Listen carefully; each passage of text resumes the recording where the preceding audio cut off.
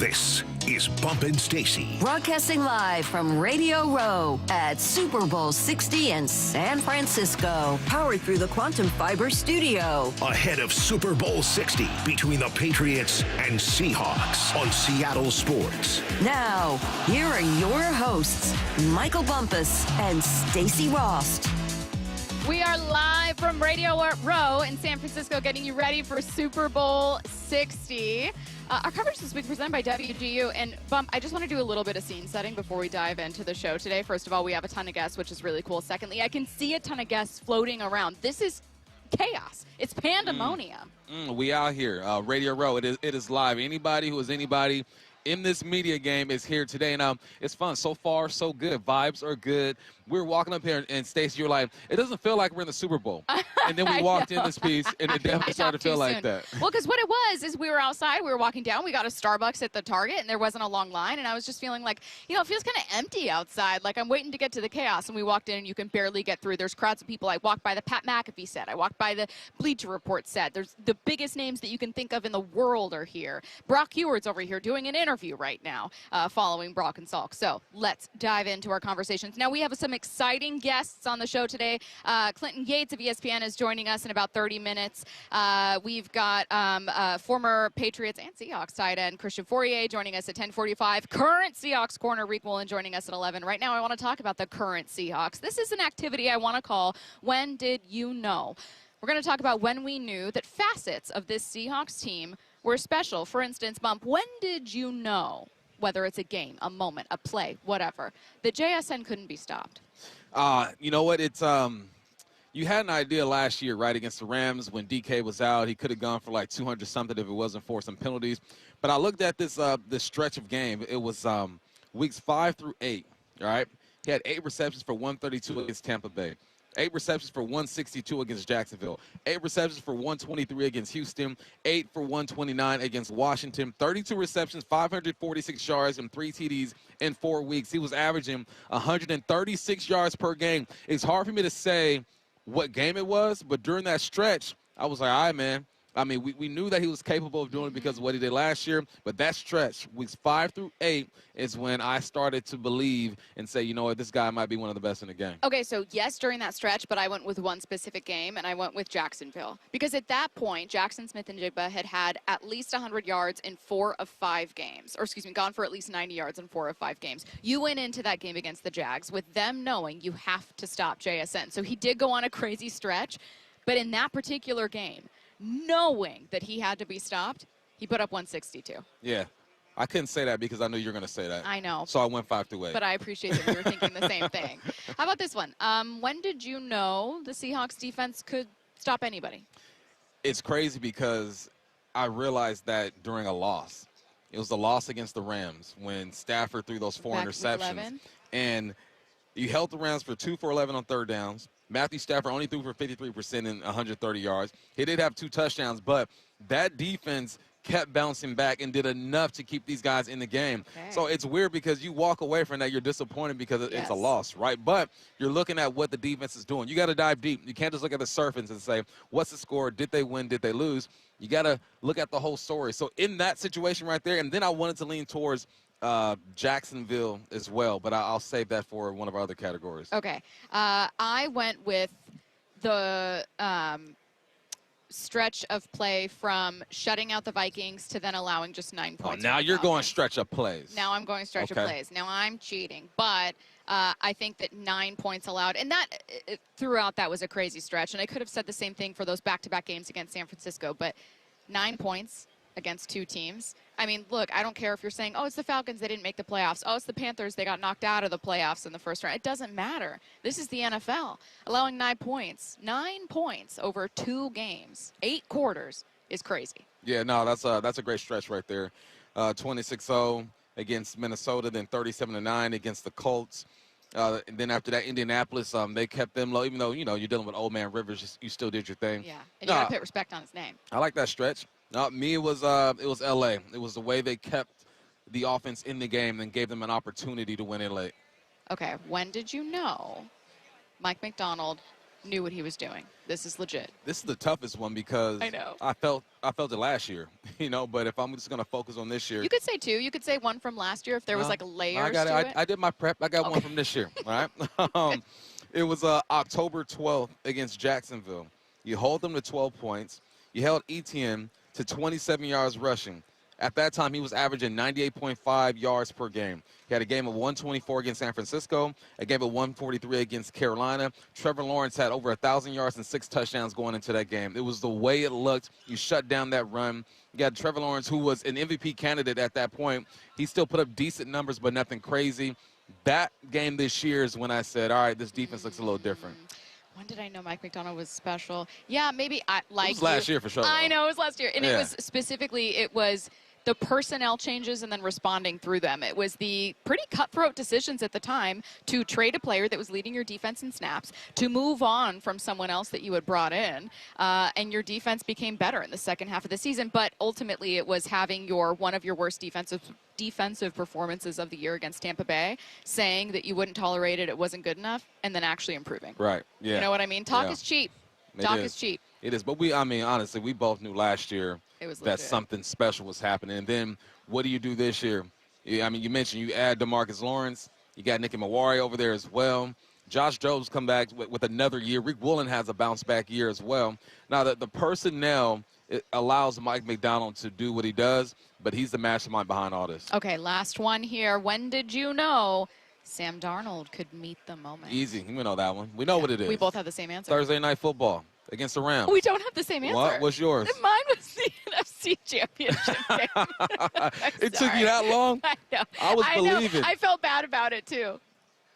I felt really bad about, waiting until that moment because I was critiquing people for, Sam's not meeting the moment. But it was that one. That's when I knew for sure. That's when I was fully confident. I thought, he's met the moment before now and people aren't giving him enough credit. But you felt it Thursday night. Yeah, Thursday night. That's all I need to see. I just needed to see him step up to the challenge, primetime football, make the throws that needed to be made. After that, I'm like, all right, I want him to have the ball in his hands at the end of the game if need be. So, I thought we'd both be Thursday Night Football. I know. I feel like a hater. Please, no one be mad at me. No one be mad at me that I was convinced that Sam could meet the moment in the most recent game that this team played. A couple weeks ago. You know what, though? I was defending Sam. I was defending Sam for meeting the moment, getting that #1 seed in Week 18, getting his first playoff win against San Francisco in the divisional round, obviously. But, man, 300 yards, when you're going toe-to-toe with Matthew Stafford, that was a different Sam Darnold. Yeah. Ted Wynn said it on with us yesterday. That was the best game he's played, so I think that would be my answer. He won that battle.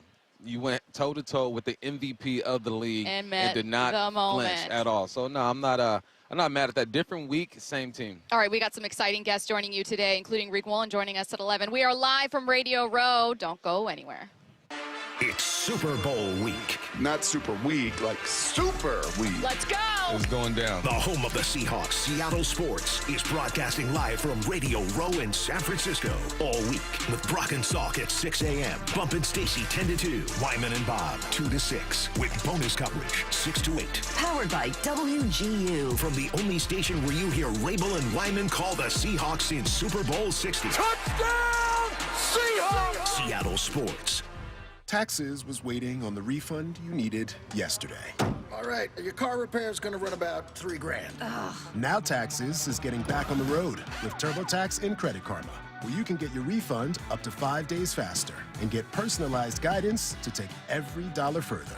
Now this is Taxes. Intuit Credit Karma with TurboTax. Deposit a federal refund into Credit Karma Money account and early submission of refund data by IRS required. Terms apply. Banking services provided by MVB Bank, Inc. Member FDIC. Credit Karma is not a bank. Get in the zone, AutoZone. Rain on game day doesn't faze Dave. He's already got his poncho. Just needs to do something about those wipers. So Dave heads to AutoZone.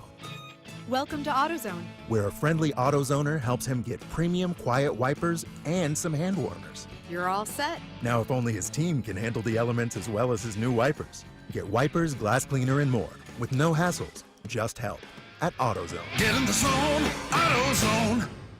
When the new year hits, every business could use a little something to stay ahead. A lift, a jump start, an edge, or perhaps a boost. Like the all-new 5-year business boost from Comcast Business. It's the certainty of a price lock for 5 years on qualifying internet bundles. Plus, you'll have the most reliable Wi-Fi with our best equipment, so your whole team can stay connected at a great rate. And to sweeten the deal, ask about a $500 prepaid card when you add 2 lines of mobile. It's the boost your business deserves. So sign up for the 5-year business boost and get a 5-year price lock on ultra-reliable Wi-Fi. Plus, ask about a $500 prepaid card. Comcast Business, powering possibilities. Ends 3/22/26. New customers only. 1-year contract required for guaranteed rate. 5-year pricing applies to monthly service charge excluding taxes and fees. Best Wi-Fi based on Open Signal Awards USA Fixed Broadband Experience Report, May 2025. You're 62 or older, lots of equity in your home, and you want to pull some cash out, but a refinance or HELOC, well, it means a bigger payment. And the cost of selling your home, it's insane. So what should you do? Hey, Brock Ewart here for Tila Mortgage. You don't need to live at a lower standard than you deserve. You really got 3 options. Number 1, sell your home. 2, get a HELOC or refinance. Or 3, get a reverse mortgage. Tila has done the analysis and believes that a reverse mortgage is the most cost-effective way for seniors to get cash out of their homes without selling and having the option of no monthly mortgage payment. Too good to be true? No. Call today and let's compare. Tila, spelled T-I-L-A, is a name you can trust for truthful, honest, and ethical advice for all your mortgage needs. Give them a call today. 206-766-8888. That's 206-766-8888 or TilaMortgage.com. Insurance and property taxes are borrower's responsibility. Tila Mortgage LLC is a mortgage broker. NMLS 2472046. P&D Tree Service, experts in local tree removal. Their team works fast to remove problem trees in your yard and neighborhood. Have you ever seen a tree removed by a crane? P&D Tree Services specializes in close-quarter tree removal to minimize impact on your landscaping. 24-hour emergency service. Any job, big or small. Safe, efficient, and fast. P&D Tree Service turns multi-day jobs into a few hours, saving you time and money. Enjoy a clean, safe, and bright yard. PNDTreeService.com. The only place to hear Steve Rabel and Dave Wyman call the Seahawks in the Super Bowl. Can you believe it? Seattle Sports on 710 and the Seattle Sports app. At Bible Law Group, we understand what it means to be local legal representation. From shopping at the Bon Marché, picking up gear at Chubby and Tubby, crying for Joey Cora, now for Cal, grabbing a burger while JP Patches clowns by. We live here and fight for you. That's why Bible Law gives local representation to those facing legal problems too big for prayers, even if you can't pronounce Squim or Puyallup. Our legal team has secured more than $40 million in settlements for our clients. We're ready to fight for you. Find us online at BibleLawGroup.com. New siding doesn't have to break the bank. We offer affordable options that add value and protection to your home. This is Justin Shirley, CEO of State Roofing and Exteriors. And while we're at it, ask about our roofing, windows, decking, and gutter services for even more savings. Call 866-ROOF-ROOF or visit stateroofing.com today to schedule your free siding inspection. State Roofing and Exteriors, held to a higher standard since 1968. State Roofing, the best roof you'll ever need. The stock market was on fire in 2025 due to AI and tech stocks. Now is the time to set a strategy for 2026. It's a good opportunity to lock in those gains and invest into a stable platform. With $8 trillion in cash sitting on the sidelines, investors are either scared or unsure where to go.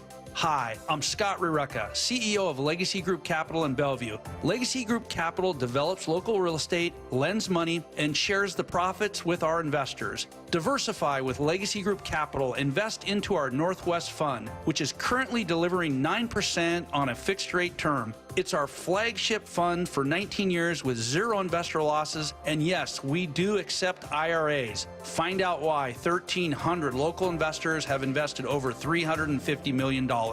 Legacy Group Capital at LegacyG.com. This is not investment advice. Investments available to accredited investors only. Details at LegacyG.com. Broadcasting live from Radio Row at Super Bowl 60 in San Francisco. This is Bumpin' Stacy. Powered through the Quantum Fiber Studio. On the only place you'll hear Steve Rabel and Dave Wyman call the game, Seattle Sports.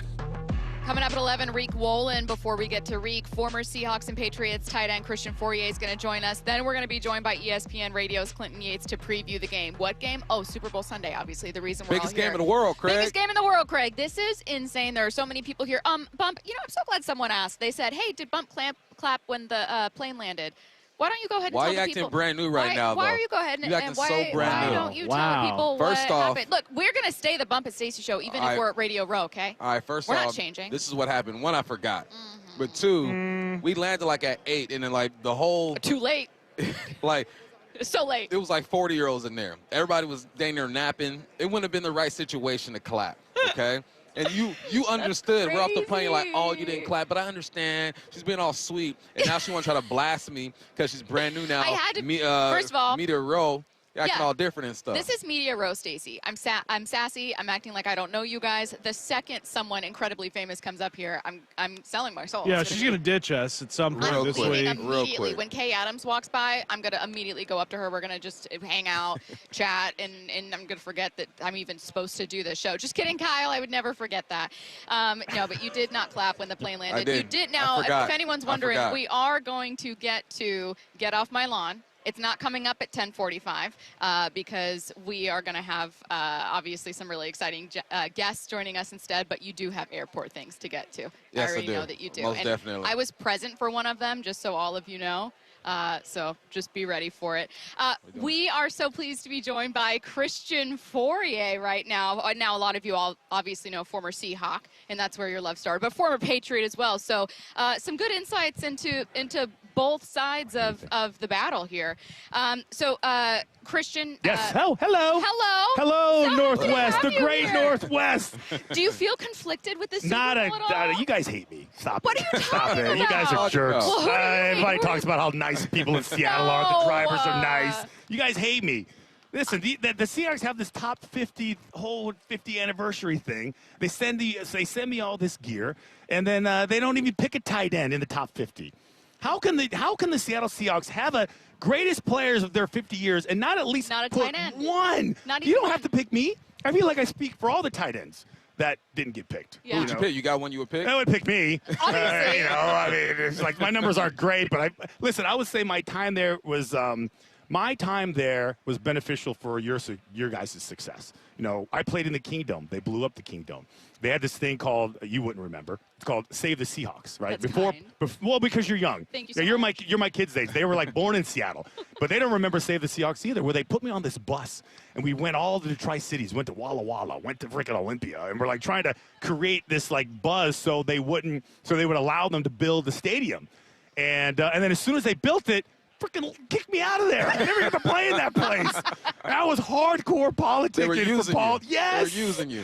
That's exactly what they did. They did. I'm like, oh my God, this sucks. And that stadium is beautiful. It's awesome. Let me come back.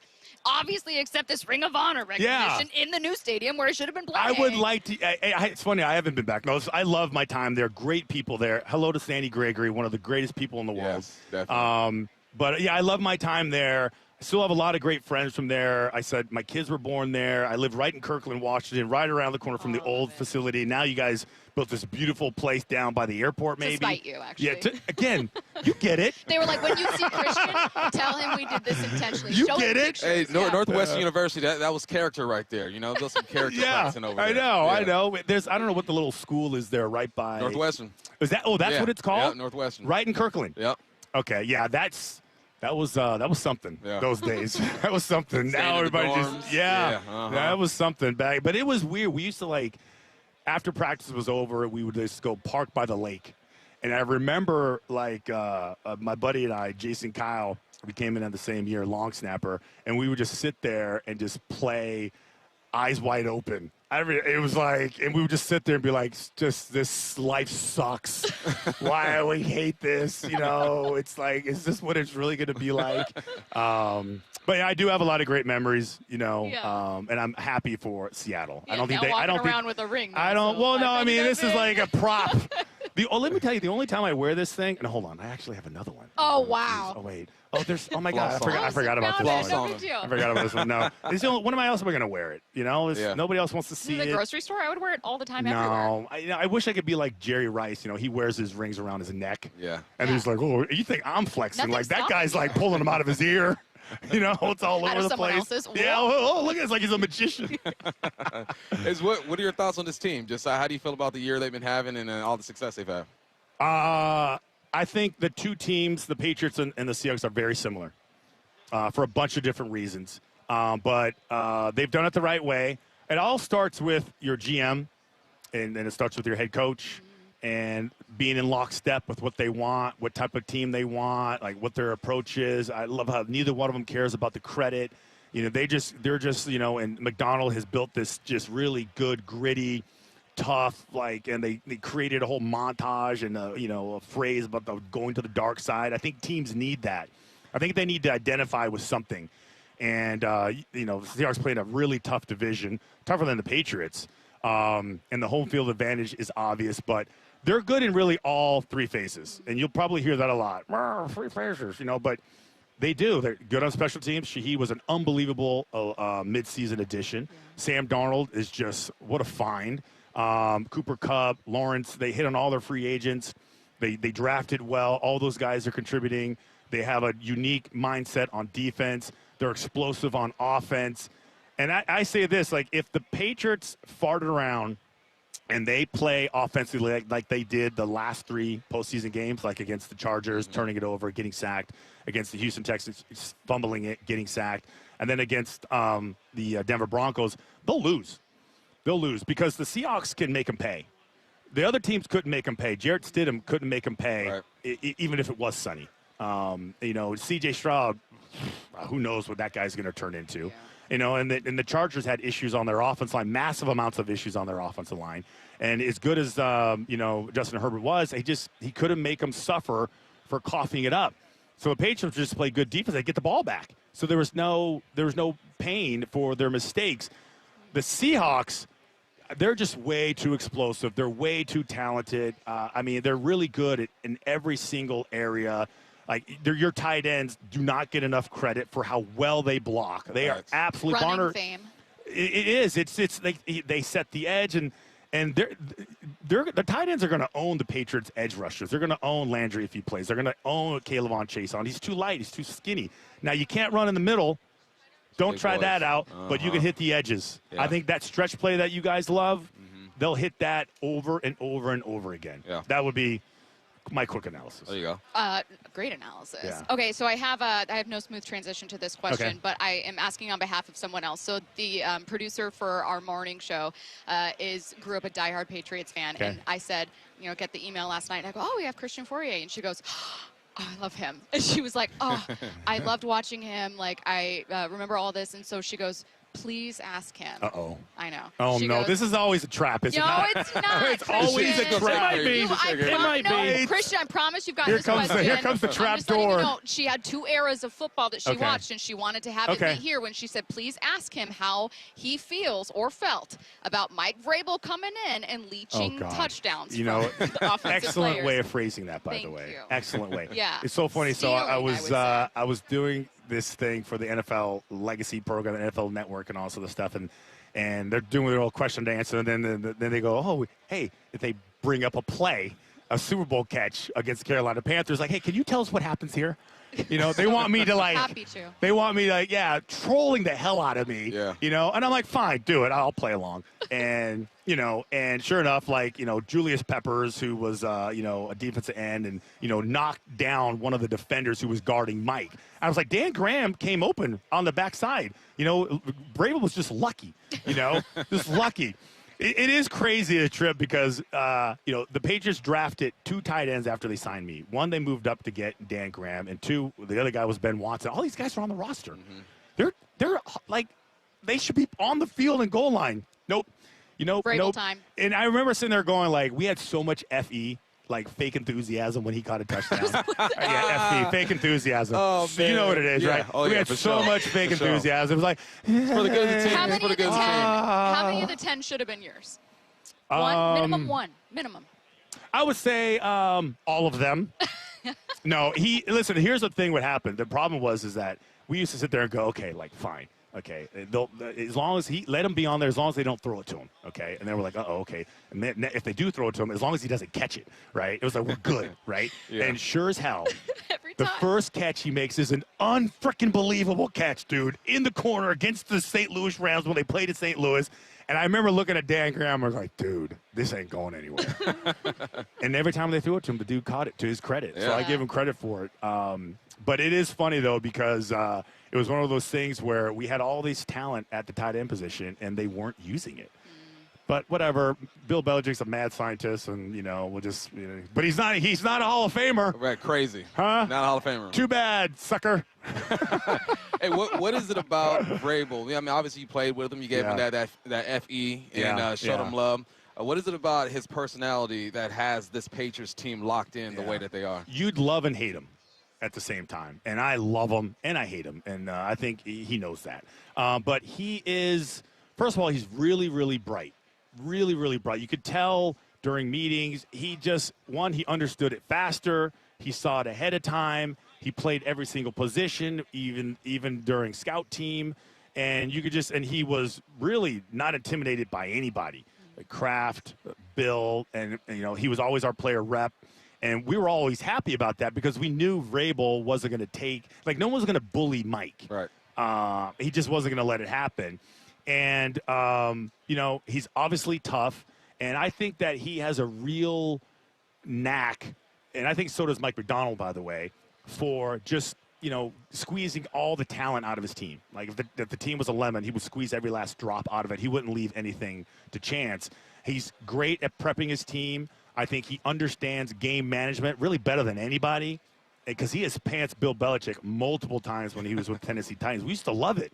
Right, because we used to love it. Like, wow, somebody's actually sticking it. Clock management moment. It was like he was like, wow, you really, because the opportunity. He did it in one of the playoff games. I forgot what it was, but you prep for all these different opportunities. If you have 100 opportunities, maybe one out of the 100 may come up, maybe, but you prep for it anyway. So I was amazed.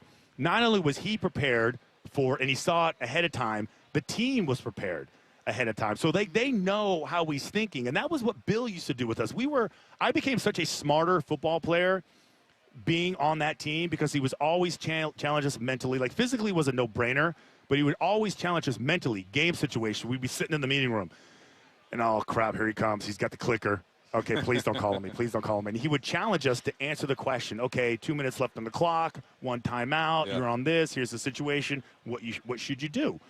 And then a lot of guys didn't know, but some guys did. Mike always knew. And then sometimes Mike would call out Bill for getting it wrong. That was really good, and that's where I would say, I'm rooting for him. Like, I think Seattle's going to win personally, but I'm rooting for Mike and the Seahawks. Yeah.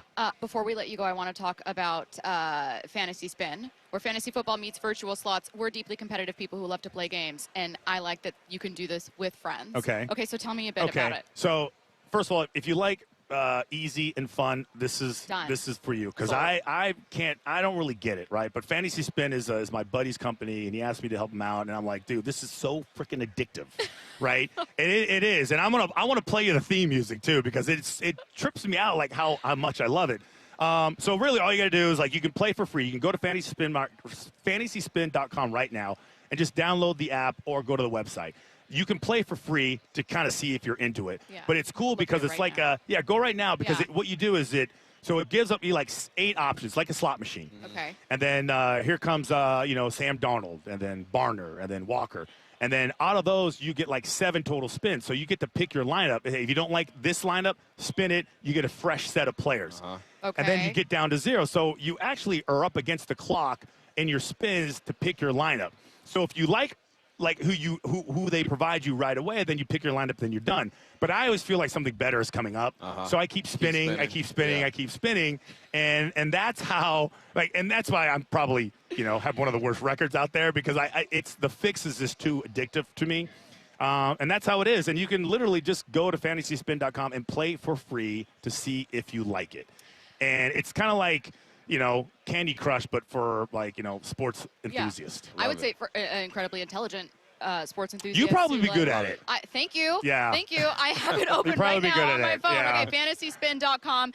Two-time Super Bowl champ Christian Fauria, kind enough to join us. Christian, thank you so much. Enjoy Thank the you. game You guys on are Sunday. awesome. I love you guys' station. Salk and Heward, all those guys are my tell 'em I said guys. hi. Tell them I said hello. We Thank will. you. We will. Thank you so much, Christian. Okay. Have a good one. All right, quickly, so that you guys know you can gear up for the big game at Simply Seattle. Shop official Seahawks playoff gear and custom Simply Seattle original designs. Shop in-store or online and enter to win a $1,000 shopping spree now at simplyseattle.com. We are going to be joined here shortly by ESPN Radio's Clinton Yates here to help us preview Super Bowl 60. We are getting you guys ready for the game.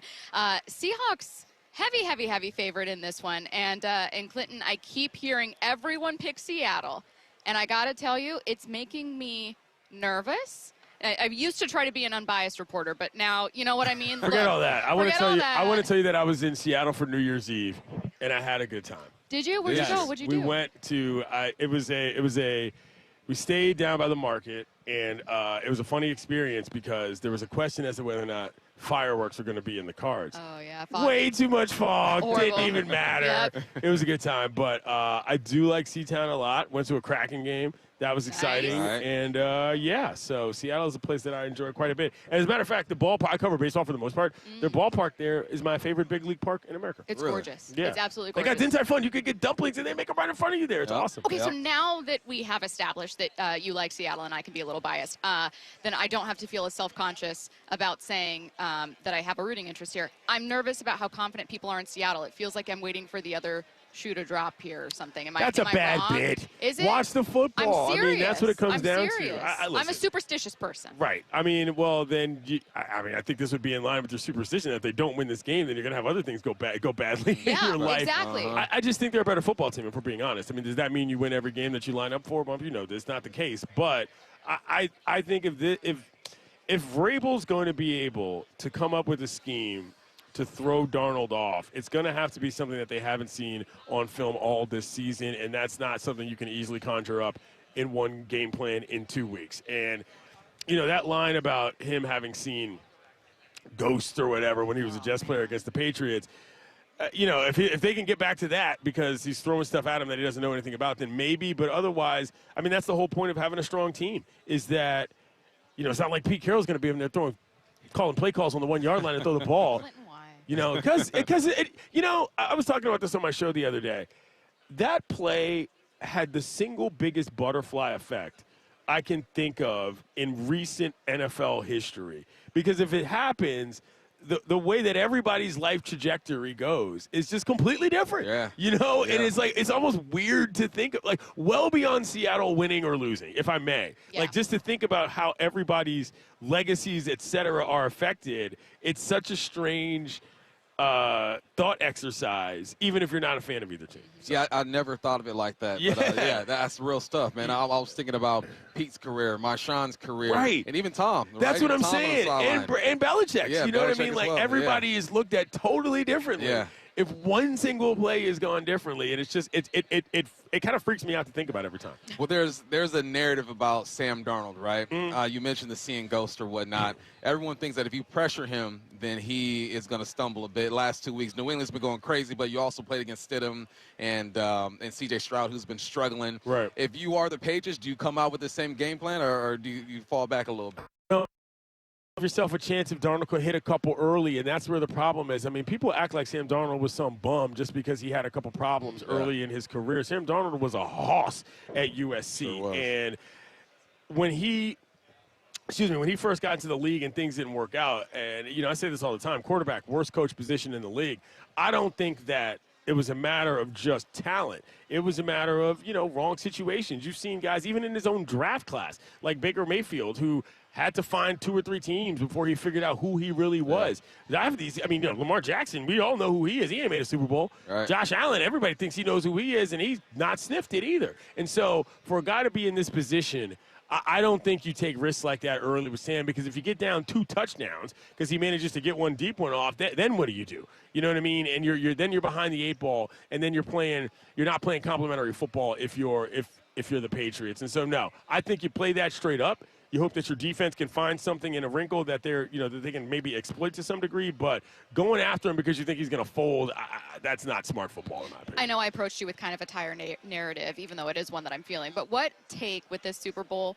You mentioned the Sam Darnold thing and seeing ghosts. What thing are you just so sick of hearing? Sick of hearing over and over and over and over. You're like, I swear to God, if I hear this one more time, it's going to explode. It's probably, can Drake May be the next Tom Brady? Because that's a ridiculous comp on all levels. I mean, for any quarterback, for any team, for the rest of our lives. What drives you most crazy about it outside of that, obviously? I mean, well, that's the thing. Brady. It's like, and Tom Brady also still, walks among us. You know what I'm saying? Like, he works for an NFL team. It's not like he's... We just saw him a week ago. Yeah, it's not like he's some... guy, you know what I mean? It's like, what are you even saying that for? Like, that was the thing that happened in a way, and he did it for 2 teams. You know what I mean? Like, that's the other thing that it's very lazy, is what I'm getting at. But Patriots fans have often a cult of personality that I think they don't realize that other people don't really care about. But this team is very likable in a way that a lot of those Belichick teams weren't. And so when you look at a guy like on the Seattle side, like McCarthy and Macdonald, these are kind of average Joes. They're not blowing you away with personality.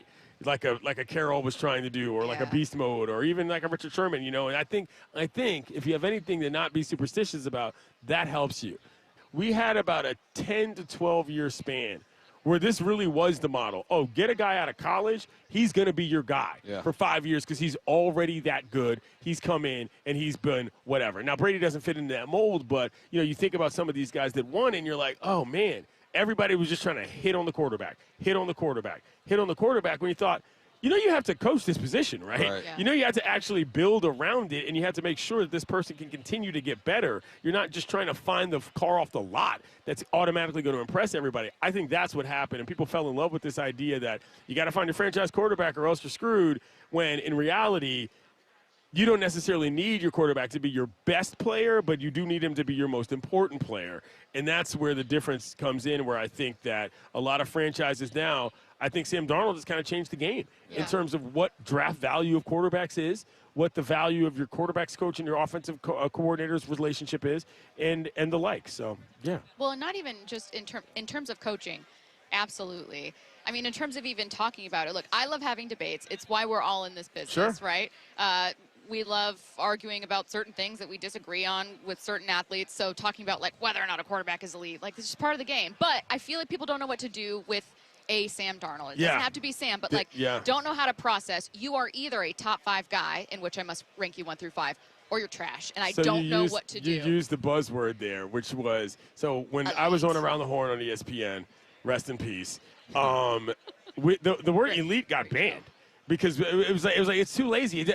Elite. What do we do? What does that mean? Yeah. What does that actually mean? Does it mean you fit some bill that we just assume you're going to be able to do something that you might not have never even done, but that's just how you are? That doesn't even make sense. And effective is more important than elite. And so that word encompasses, I think, pretty much everything about the conversation around quarterbacks that kind of soured the well, He is ESPN Radio's Clinton Yates. Check out Clinton and Friends, 7 to 9 a.m. Pacific. Kind enough to join us. Clinton, thank you so much. Thank you. I've been running my yap all day. No, we love it. Headline rewrites coming your way next on your home for the Seahawks in the Super Bowl, Seattle Sports, and the Seattle Sports app. This is what it's all about, right? We are going to the Super Bowl! The pure joy. It's a great time to be alive for Seattle fans. It's why we're 12s. Super Bowl, baby, let's go! And Sunday, when history is written in Super Bowl 60, isn't there only one voice you want to hear tell the story? The one-hander, JSN! Wherever you are on Sunday, listen to Steve Rabel call the Seahawks and Patriots in Super Bowl 60, live and free on the Seattle Sports app. Hey, you got plans for the big game Sunday. You're looking to watch it with a bunch of fans just as pumped as you are. Well, Silver Casino Resort is hosting the watch party of all watch parties this Sunday. They reserved their giant event center. It's going to be loud. It's going to be a party. If I wasn't here in the Bay right now, I would be there. Tailgate, food, vibes, all of that. Free entry. Seating is limited, so make sure you get there early.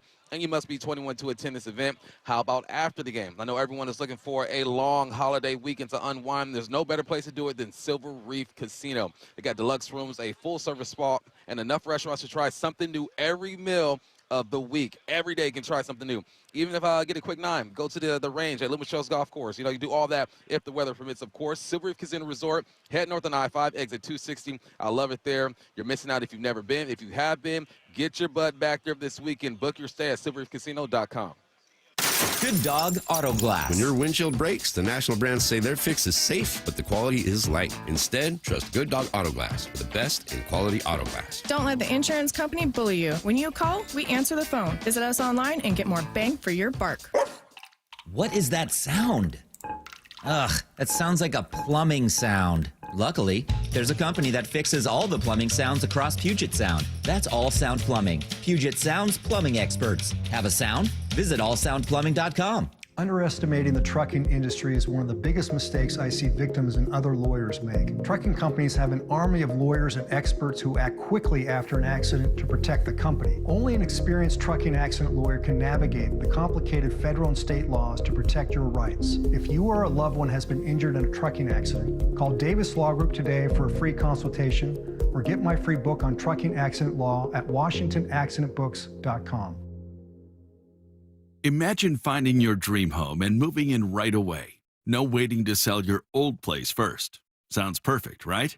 That's exactly what Orchard's Move First, Sell Later program lets you do. Buy your new home now and sell the old one later. Here's how it works.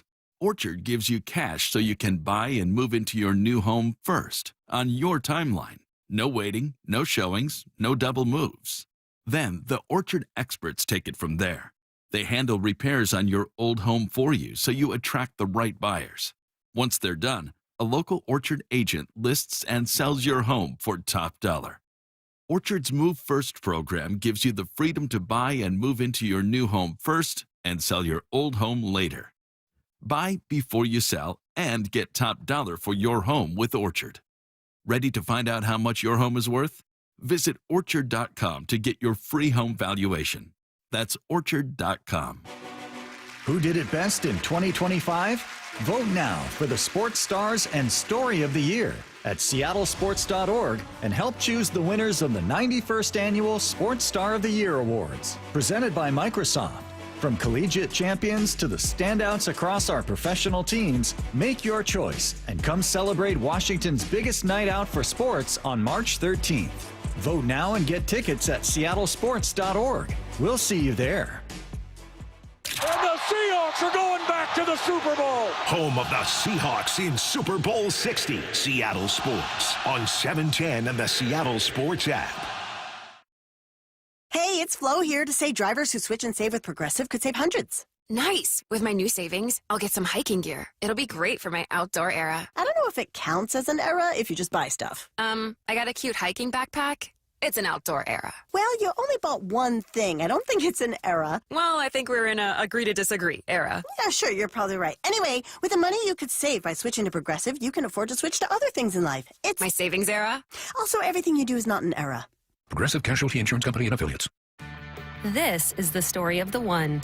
As an HVAC technician, he and his digital multimeter are in high demand. So when a noisy office HVAC turns out to be a failing blower motor, he doesn't break a sweat. With Grainger's easy-to-use website and product information, he selects the product he needs to keep everything humming right along. Call 1-800-GRAINGER, click Grainger.com, or just stop by. Grainger, for the ones who get it done. Hey, Brock Hewitt here with my buddy, Dr. Daniel Nelson from Eastside Pain and Regenerative Medicine. The stem cell therapy you did on my knee was a game changer. But Dr. Dan, people ask me all the time if you're seeing the same kind of success treating neck and back pain with stem cell therapy. Great question, Brock. As you know from your experience, we've had tremendous success treating major joints like hips, knees, and shoulders, but we've also seen excellent results treating neck and lower back pain. In fact, we're the only clinic in the Seattle area offering image-guided stem cell and PRP injection therapy specifically for neck and low back pain. How cool is that? If joint, neck, or back pain is holding you back, call Dr. Daniel Nelson at Eastside Pain and Regenerative Medicine and find out if stem cell therapy may be right for you. Dr. Dan here is the only doctor with over 30 years of experience in pain medicine techniques, including stem cell therapy. Call Dr. Daniel Nelson, MD, at 425-823-4000 or visit danielnelsonmd.com. That's 425-823-4000 or danielnelsonmd.com. Extra, extra, Headline Rewrites. We must make headlines. The real story behind the headlines in today's news. Powered by Bay Alarm Security Services. With Bump and Stacy. Headline number one, NBC is adding 49ers head coach Kyle Shanahan and linebacker Fred Warner to their pregame Super Bowl coverage on Sunday. What's the real headline? Why aren't they in the game? Now, that's a good question. Did they not want to play? You know what this reminds me of? Wait a minute. When I was in 8th grade, I didn't get a field trip slip signed in time, and I couldn't go on the field trip. Oh, no. So you had to stay back at school? I stayed back at school. That's just like Harry Potter. Yeah, I had to stay back. So, this is how these guys must feel. Didn't get that slip signed. Didn't get it signed in time. Yeah. Oh, no. I bet... NBC didn't have to pay any travel fees, though.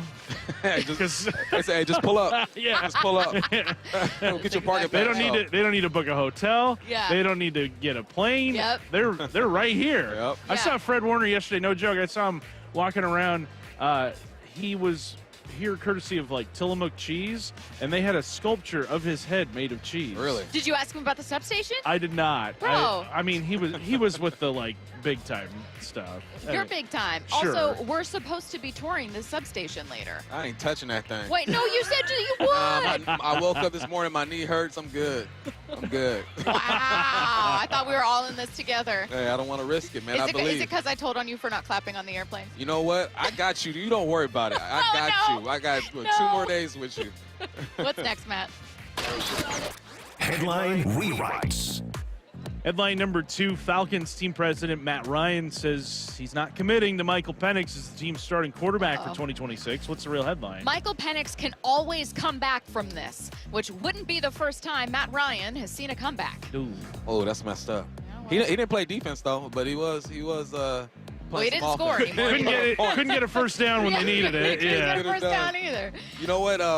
Side note, Matt Ryan, man, he's just the come up. Did TV for a couple years. Now he's president over there with the Falcons. And he sounds like he's ready for the job, but also, starting quarterbacks are a different breed, man. When you listen to him talk, he feels like he's qualified for the job. But no, they got to look for another quarterback, but it's tough, right? You're paying Kirk Cousins $100 million. You drafted Michael Penix, top 10 or something like that? 9. They're in a tough place, man. We'll see what they do. But, tough spot for them. It's really tough, too, because this is exactly why they ended up paying. Well, they paid Kirk, and then maybe they didn't expect Penix to be there, or maybe they had conflicting ideologies about who they wanted, whatever. But the talking points after getting those two, the top free agent and then a top 10 pick, was, well, this way we won't run into this problem. Uh-oh.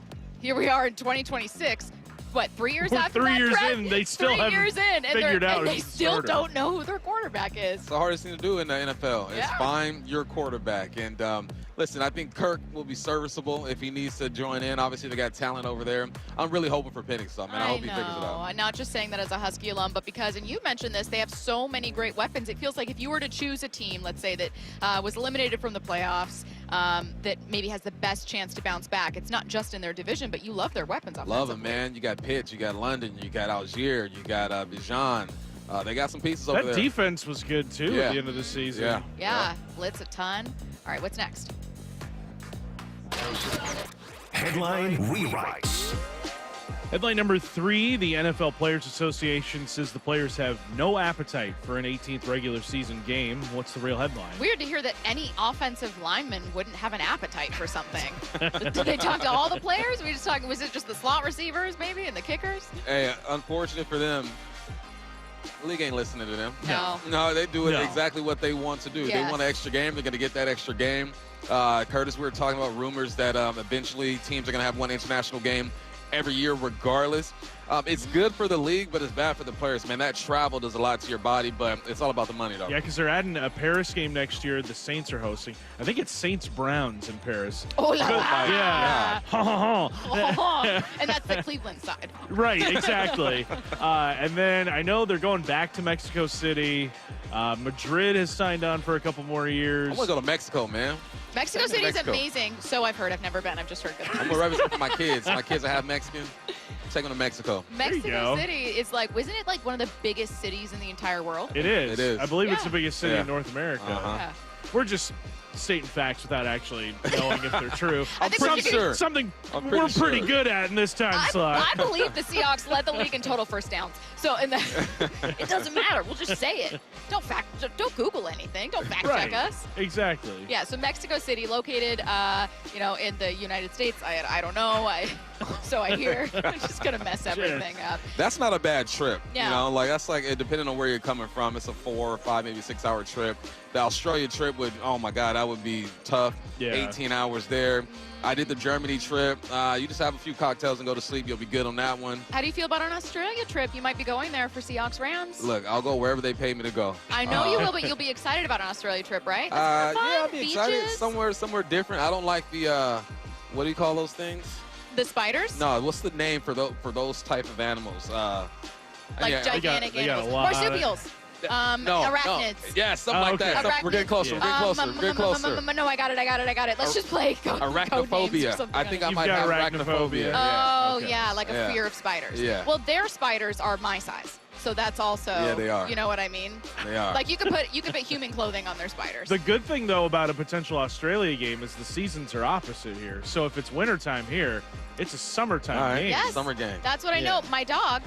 That's Lucas, right, Lucas Lukey, Oil Stadium Ross. our Australian insider. Our Australian insider, Yeah. Lukey. So my dog is from Australia. He's a greyhound, and he has his summer coat. He probably cold as heck right now. That's why everyone was making fun of me so confused. for So getting him confused. sweaters and socks. I ran into Mike Solak and his wife Heather out by the Kraken Iceplex, and I had a little sweater on him, and I told Mike like, oh, I've got like a whole closet for him. It's because he's freezing. He's freezing cold. And he's lean. He's lean. Yeah, he's lean. He's got what's it called? Brock would know this. Bump. When like the muscles, you can see the muscles. It's like striations.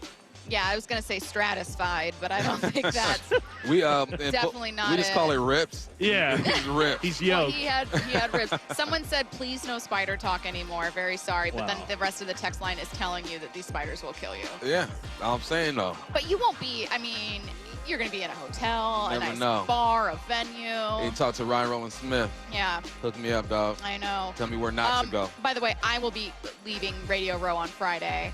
You'll be staying for the rest of the Super Bowl. Now that you know you're going to be with all of this chaos, excited? Yeah, it's cool, man. It's cool. Usually I don't like crowds of people because people are rude. They do rude things. We had somebody walk through our set earlier. Can we talk about it? Don't talk about it yet. Don't talk about it yet. Save it. Save it. Okay. 11:45. Yes, Get off my lawn. Yes, today. get off my lawn. Coming Yeah. up at 11:45. All right. Well, that's coming up at 11:45. Can't wait to hear that. We're also, I'm sure, going to have something from the airport. Yep. Yeah, I already know it. And coming up next, it's Seahawks cornerback Riq Woolen on your home for the Seahawks in the Super Bowl. Seattle Sports and the Seattle Sports app. It's Super Bowl week. Not super weak, like super weak. Let's go. It's going down. The home of the Seahawks, Seattle Sports, is broadcasting live from Radio Row in San Francisco all week with Brock and Salk at 6 a.m. Bump and Stacy 10 to 2. Wyman and Bob 2 to 6 with bonus coverage 6 to 8. Powered by WGU. From the only station where you hear Rabel and Wyman call the Seahawks in Super Bowl 60. Touchdown, Seahawks! Seattle Sports. This year's tax changes. Better not get caught snoozing. Miss one deduction, lose thousands. Not amusing. Big tax changes can mean bigger refunds at Jackson Hewitt. And right now, get $100 just to try us. Don't worry, tax filers. If money is tight, get $100 from Jackson Hewitt, so you'll sleep better at night. Limited time offer for new clients. Participating locations only. Details at jacksonhewitt.com. This message comes from Viking, committed to exploring the world in comfort. Journey through the heart of Europe on an elegant Viking longship with thoughtful service, destination-focused dining, and cultural enrichment on board and on shore. With small ships that bring travelers closer to the destination, there's more time to explore. And every Viking voyage is all-inclusive, with no children and no casinos. Discover more at Viking.com. It's the Big Game Watch Party at Emerald Queen Casino Event Center, Sunday, February 8th.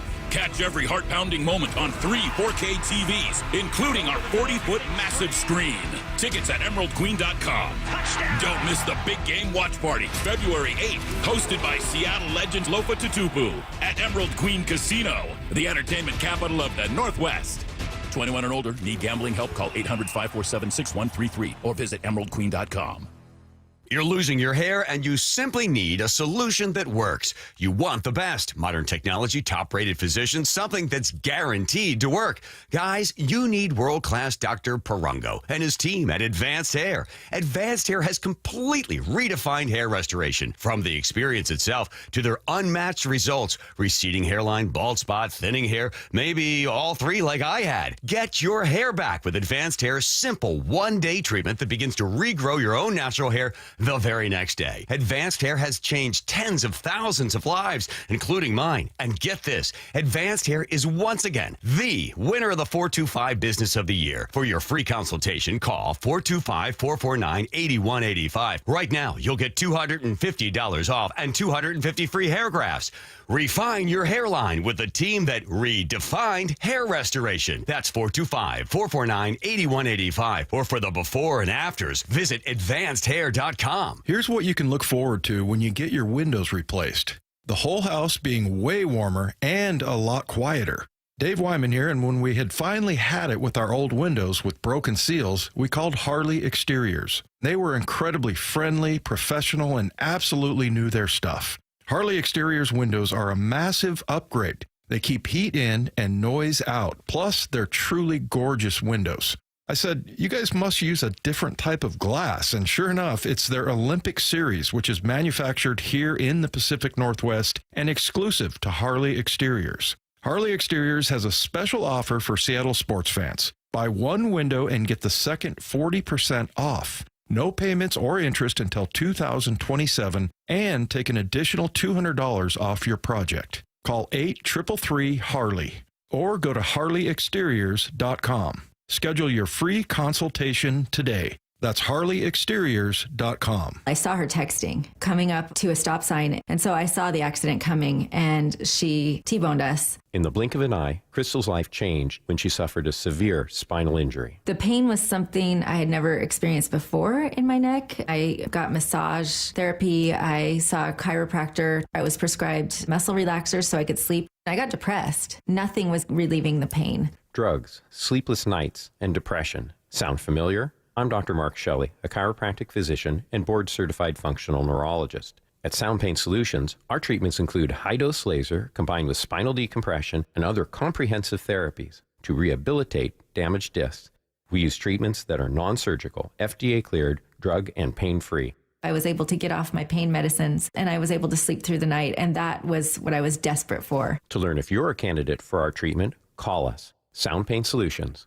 855-996-0025 or click soundpainsolutions.com. P&D Tree Service, experts in local tree removal. Their team works fast to remove problem trees in your yard and neighborhood.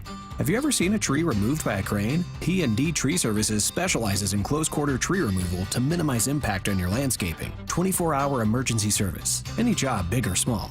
Safe, efficient, and fast. P&D Tree Service turns multi-day jobs into a few hours, saving you time and money. Enjoy a clean, safe, and bright yard.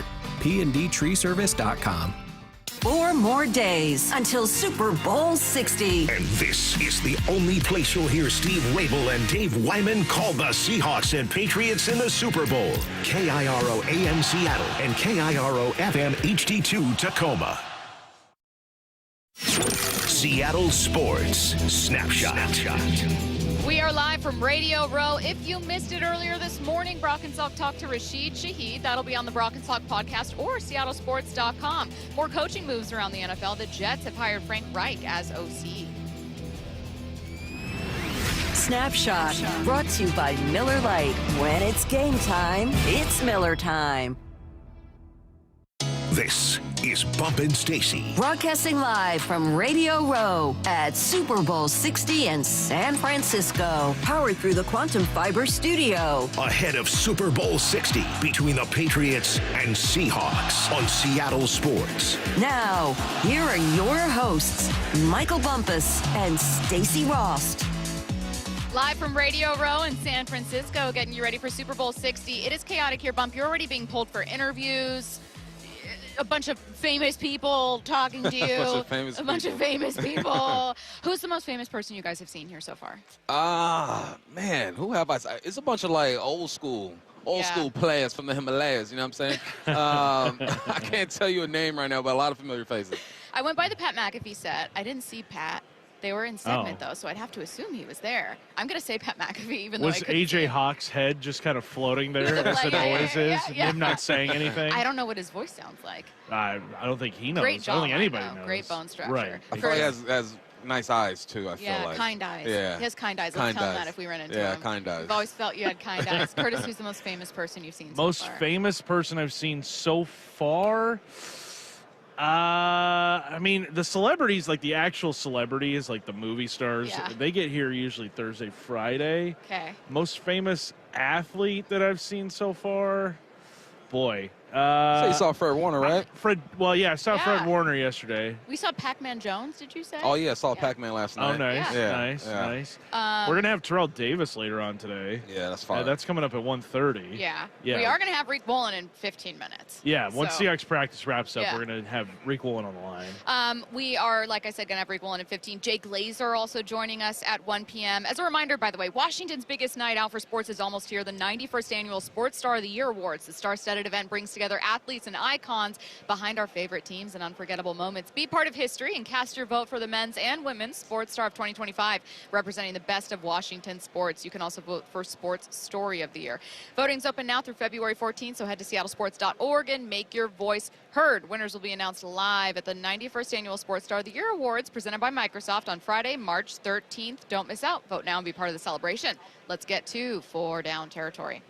This is 4 Down territory, going inside the game with former Seahawks and Coug wide receiver Michael Bumpus. First down, Bump. First impressions of Radio Row. This is an interesting place because you feel the hustle that's in here, right? People trying to grab people for interviews, old players walking around, people selling stuff. This is just it's a fun place so far, man. And like you say, you've done a few interviews. Curtis has. I have as well. It's like everyone's leeching off of each other too. Like, hey, can I grab you? Can I grab you? Can I grab you? What are your thoughts here? No, it's fun. It's a controlled chaos. And typically, I don't like crowds of people because of the rudeness. But so far, it's been okay. People seem very cordial. But there's a hustle about Media Row that I can appreciate. I can't wait to hear about the rudeness coming up on Get Off My Lawn at 11:45. You will know what Bump is talking about. Second down. What did you like from Clinton Yates? Man, I had a follow-up question for him. It's about quarterbacks being the least developed position in football, and I couldn't agree more with that statement. It's like quarterbacks are the least developed, and then offensive linemen are the hardest to find. And quarterbacks too as well. But I think there are more talented quarterbacks out there that just haven't been tapped into. And it's because guys don't have the years to really develop guys. That's why we've seen Sam Darnold bounce back, Geno bounce back, Baker Mayfield bounce back. But it's the investment. Because when you're in college, you can just be physically better than people and dominate, right? There's about 120 D1 schools. You can just be better. But are you being developed?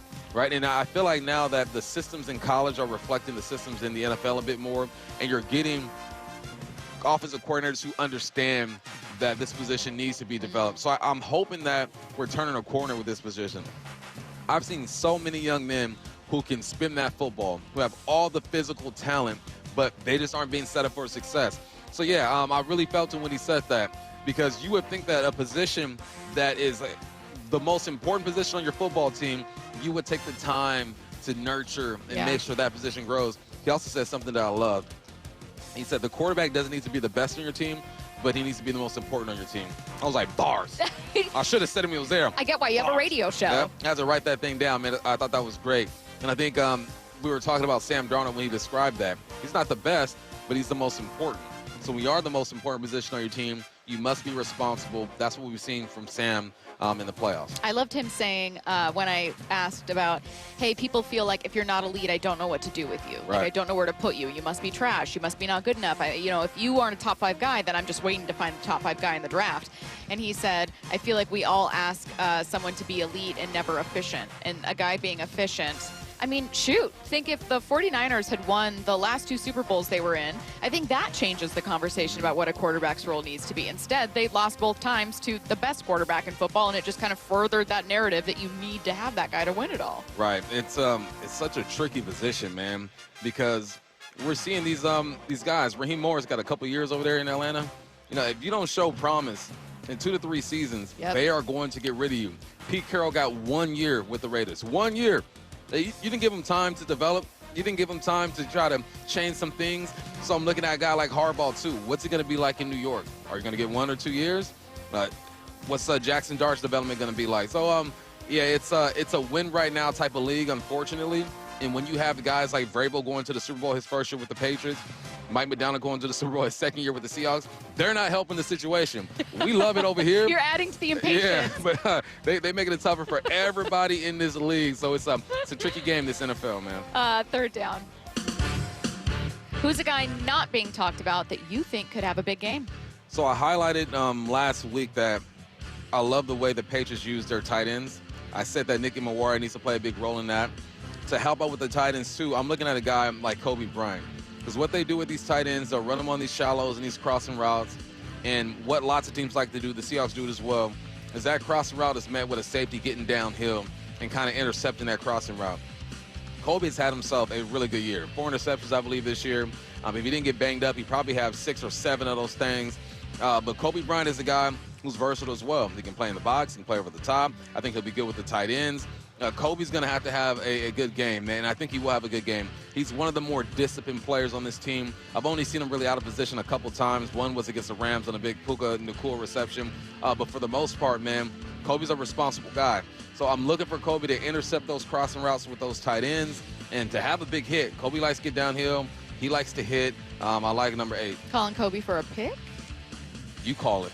Okay.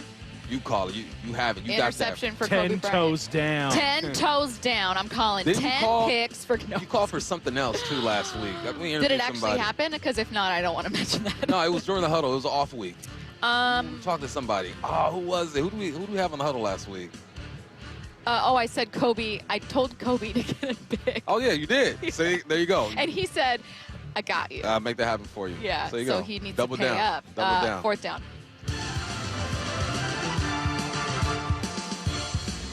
What's something the offensive line needs to be ready for? Man, so me and Stacy got to the airport pretty early yesterday. I had to check a bag. I like to get there early, sit down, eat, have me a beverage, and I was watching some film. And the stunts that this D-line does with Harold Landry, I mean, Harold does a great job of selling that, man. If he's on the left side, he'll float to the left, put his foot in the ground, bam, and try to wrap back around. Then what they do is on the right side. So if he's on the left side with the right side, they'll have their D-line and their other end kind of slant to the right. And what that does is it pulls the center of the guard and the tackle with him. So it opens up a gap in the A-gap. So he's hitting on his left foot, boom, wrapping around, getting in there. And it's just his body language really sells it. It's almost like he's running a route. It's like he's running a slant. And then he gets in there. That's going to be something to look for, man. They do it on the other side with Chase on as well.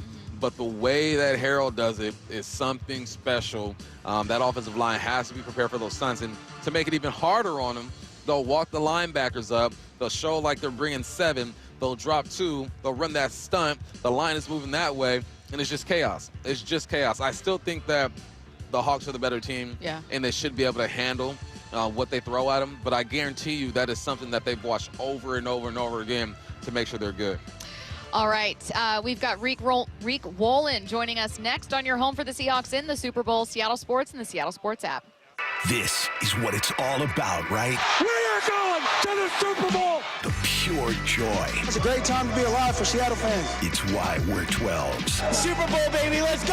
And Sunday, when history is written in Super Bowl 60, isn't there only one voice you want to hear tell the story? A one-hander, JSN! Wherever you are on Sunday, listen to Steve Rabel call the Seahawks and Patriots in Super Bowl 60, live and free on the Seattle Sports app. Tired of hearing scary radio ads about the IRS? Tax Relief Advocates is different. TRA is here to tell you that if you owe money to the IRS, whether it's $5,000 or $500,000, we have a solution. TRA can eliminate or reduce what you owe to the IRS with zero risk to you. We have over 1,000 5-star reviews on Google and an A+ with a BBB. End your tax nightmare today by visiting TRA.com or call 800-583-6681. That's 800-583-6681. Wesley Financial Group is not a law firm, and Chuck McDowell definitely not an attorney. This is Chuck. If someone talked you into buying something really silly and you want to get out of that silly little thing, my advice, get the facts. Call me and I'll send you our timeshare exit kit absolutely free. Inside, you'll learn how timeshare works and all your options for cancellation. Call Wesley now for your free exit info kit. 800-656-1551. That's 800-656-1551. Big tax changes this year could mean a bigger refund, and Jackson Hewitt knows how to get you your biggest. You'll get $100 just to try us. That won't make you filthy rich, but definitely gas plus groceries rich. And since we know all the new tax codes, you could get thousands back, which would make you low-key loaded. Or at least wealthy adjacent? Go with our trusted pros and get $100 to switch. Rest easy. Jackson Hewitt's got your taxes. Guaranteed. Limited time offer for new clients. Participating locations only. Details at jacksonhewitt.com. Welcome back to Winter Hack Radio, the place for clever hacks to survive the season. Icy driveway? Well, try spreading sand or birdseed to help with traction. Snowy puppy paws? Well, grab a whisk, brush it off, done. Catch COVID-19? Well, just get... Actually, there's no hack for COVID-19. But if you test positive, prescription medications for COVID exist. Ask your doctor if they're right for you. Visit PfizerForAll.com to learn more. Sponsored by Pfizer. It's tax time, y'all. If you want to file free, this next one's for you. Now taxes is so free. Tax-free edition only. Roughly 37% of filers qualify. Simple form 1040 returns only. Now this is tax. Love that jam. Up next, commercials. Intuit TurboTax Free Edition. See if you qualify at turbotax.com/free. No schedules except for earned income tax credit, child tax credit, student loan interest, and Schedule 1A. Get in the zone, AutoZone. Charlie's battery is struggling to start. Not ideal before the tailgate, so he goes to AutoZone. Welcome to AutoZone, where a friendly AutoZoner tests his battery for free. Looks like he needs a new one, so he gets the Duralast battery. Have fun and stay warm. And he makes it to the tailgate early enough to get his favorite spot. Free battery testing and charging. No hassles, just help. Get in the zone, AutoZone. Restrictions apply. It's the Big Game Watch Party at Emerald Queen Casino Event Center, Sunday, February 8th. Catch every heart-pounding moment on 3 4K TVs, including our 40-foot massive screen. Tickets at emeraldqueen.com. Don't miss the Big Game Watch Party, February 8th, hosted by Seattle legend Lofa Tutupu at Emerald Queen Casino, the entertainment capital of the Northwest. 21 and older, need gambling help? Call 800-547-6133 or visit emeraldqueen.com. Compassion, communication, results. That's Pendergast Law Personal Injury Lawyers. Go to pendergastlaw.com. That's pendergastlaw.com. We meet by accident, fixing every last bit, accurate auto body. If you've been in an auto accident, you have the right to take your vehicle to any repair facility. Accurate Auto Body has been family owned and operated since 1994, and they work for you, not your insurance company. Your insurance company may not love them, but you will, because We meet by accident, fixing every last bit, accurate auto body. Matt Coker here with West Coast Men's Health. In the past 5 years, we've seen thousands of men at our clinics. Most guys tell us the same story, that in their early 50s, it's not that they couldn't function, they just needed help. They started taking Viagra, and it worked great at first. But after a few years, it stopped working.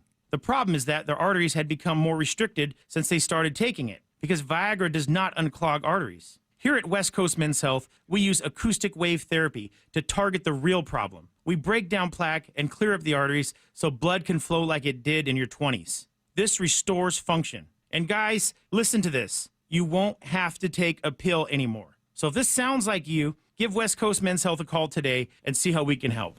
With clinics in Redmond and Tacoma, call 206-519-6541. That's 206-519-6541. 206-519-6541. Online at westcoastmenshealth.com. Hi, Chuck here at Frank Lumber The Door Store. As we turn the corner on a new year and start planning for home projects and better weather, now is the time to come in and see all we have to offer. Our bargain barn is loaded with great deals with many exterior and interior options. And if you need your order quicker, now is the time of year to take advantage of our pre-hung and popular matchup service. Come visit our showroom and bargain barn in Shoreline. And don't forget to check us out online at franklumber.com. Broadcasting live from Radio Row at Super Bowl 60. Powered through the Quantum Fiber Studio. On Seattle Sports on 710, the Seattle Sports app, and live on the Seattle Sports YouTube channel. Here are your hosts, Michael Bumpus and Stacy Rost. Joined now by Seahawks cornerback Riq Woolen on the Emerald Queen Casino Sportsbook Hotline. Riq, how's it going? Yo, what's up? How you doing? Good. I would imagine that this week has, as much as you guys want to focus on it like a normal game, not felt like it. I mean, we're out at Radio Row and it's chaotic. What's it felt like for you so far? Sure, it's been pretty chaotic too, just because, you know, we over here in a whole different location of what we used to, and we gotta, you know, have the same routine. Hey, Riq, what's practice been like? Has the tempo been a bit slower? Is it more mental, or does it feel like just a regular practice for you? Honestly, I don't know more today. You know, we got to practice a little bit later. You know, the schedule kind of altered, but I know from the practice we had the other day, it was, you know, just pretty smooth, just going over the little things, and then now today we're going to pick it up a little bit more.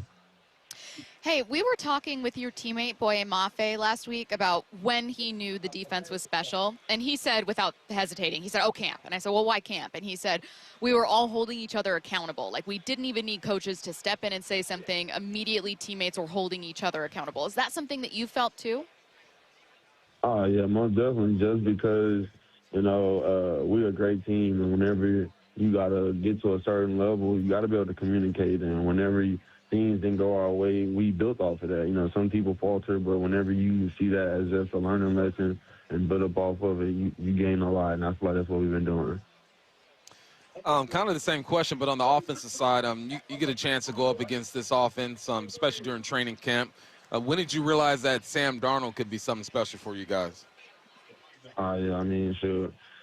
Yeah, starting in camp, man. Whenever you know you got a quarterback like that, and you get him in camp, and he's new to the team, and the way he just adjusted to fit into the culture, and as you see throughout the season, we hear it now, and it's just been an amazing addition. You know, he's a great human, and also just a great player to have on the team as a leader. Who do you find yourself maybe having some of your most important conversations with? Like, do you have like ever a one-on-one meeting with Coach Mike Macdonald? Is it a position group coach? Is it Dirty? Who do you find has been a great leader for you just as a coach this year? Honestly, you know, we got a lot of great coaches, but I mean, I feel like I just be to myself a lot. I mean, I feel like that's just the type of person I am. I mean, but at the same time, my situation is a lot different from other people, and I just, you know, went through certain things myself, because all you got at the end of the day is yourself. So I just look at myself in the mirror, and I just try to, you know, self-evaluate as much as I can so I can be a better person. But other than that, I just talk to myself and God.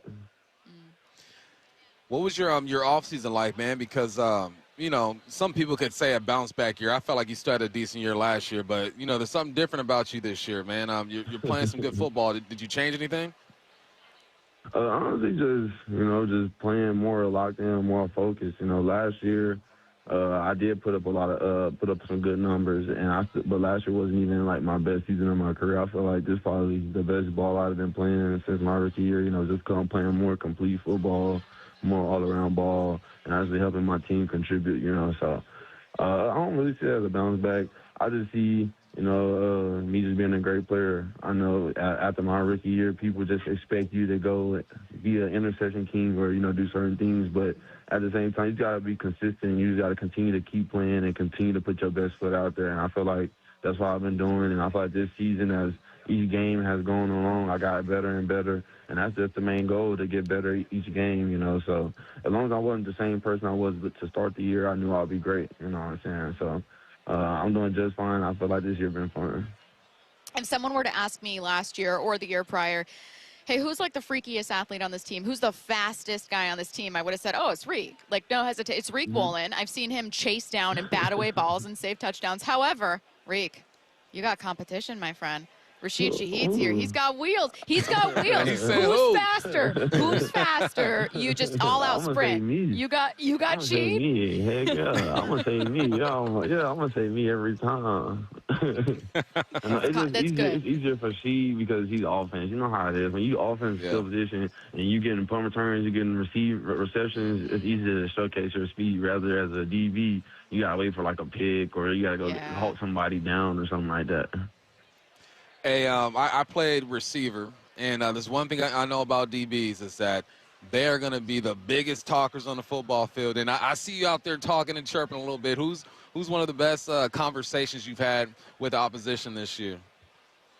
Like on the other team or like? Yeah, other team, yeah. Honestly, I really don't even chirp as much, to be honest. It was just like the recent games because it was a rivalry game and people talk trash, but other than that, I just play ball and let my game speak for real. And it's just crazy because, like, the more and more I made plays and the more I got, like, a taunting penalty or something or celebrate, people are like, oh, dang, this man Riq is playing this or something. When really I just been playing that way the whole time myself. I would get penalties and people, I think I'm just like a trash talker. But other than that, I don't talk trash. I just like to have fun and play ball with the guys. Yep. Speaking of that penalty, I really liked what your teammate said afterward. Julian Love was like, I mean, yeah, but Riq knows what he did. Like, I feel like people always have this reaction, Riq, whenever anyone does anything, right? Like, a wide receiver has a drop. DB gets a flag, and it's like, oh, get this guy out of here. And Julian was like, yeah, we need that guy. What are you talking about? Like, this is an important part of our defense. I feel like there's maybe something there that, like, we all watch and have an emotional reaction, kind of forgetting that and Mike Macdonald says it all the time, right? It's everyone is one. Like, you're one defense, and every single piece is important. And he seems to have some understanding of, like, guys are going to get flags. Like, it's just going to happen.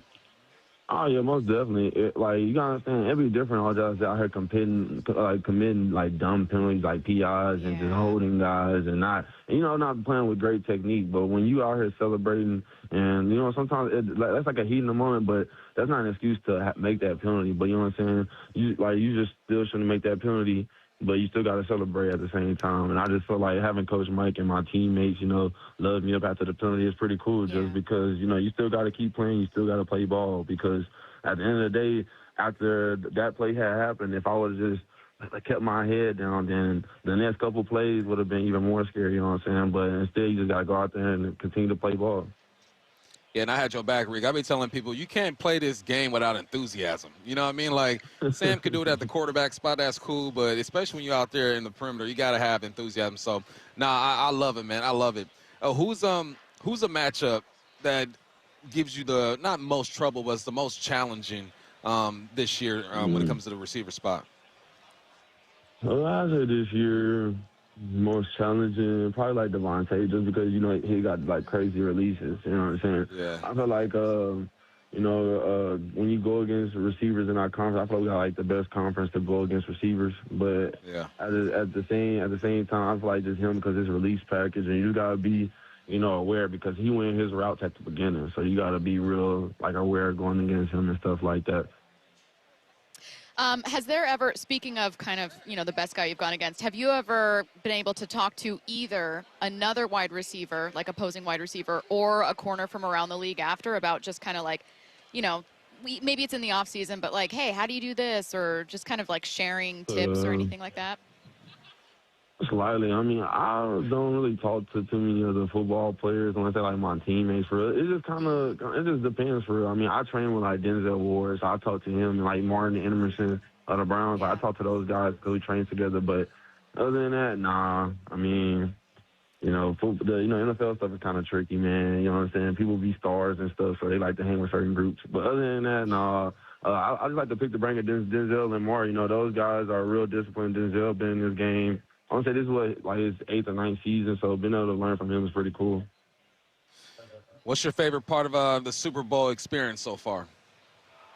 Just being able to be here and enjoy all the little things, just being able to have some sunshine. We in Seattle, and, we don't get that much sunshine around this time of year. So, enjoying the sun, good food, being able to have my family here, being with my teammates. And, when you're away from your home base and you're here with the group of guys you work with, it just makes you even tighter just because, y'all the only ones here. So it's a lot of fun being here with these guys.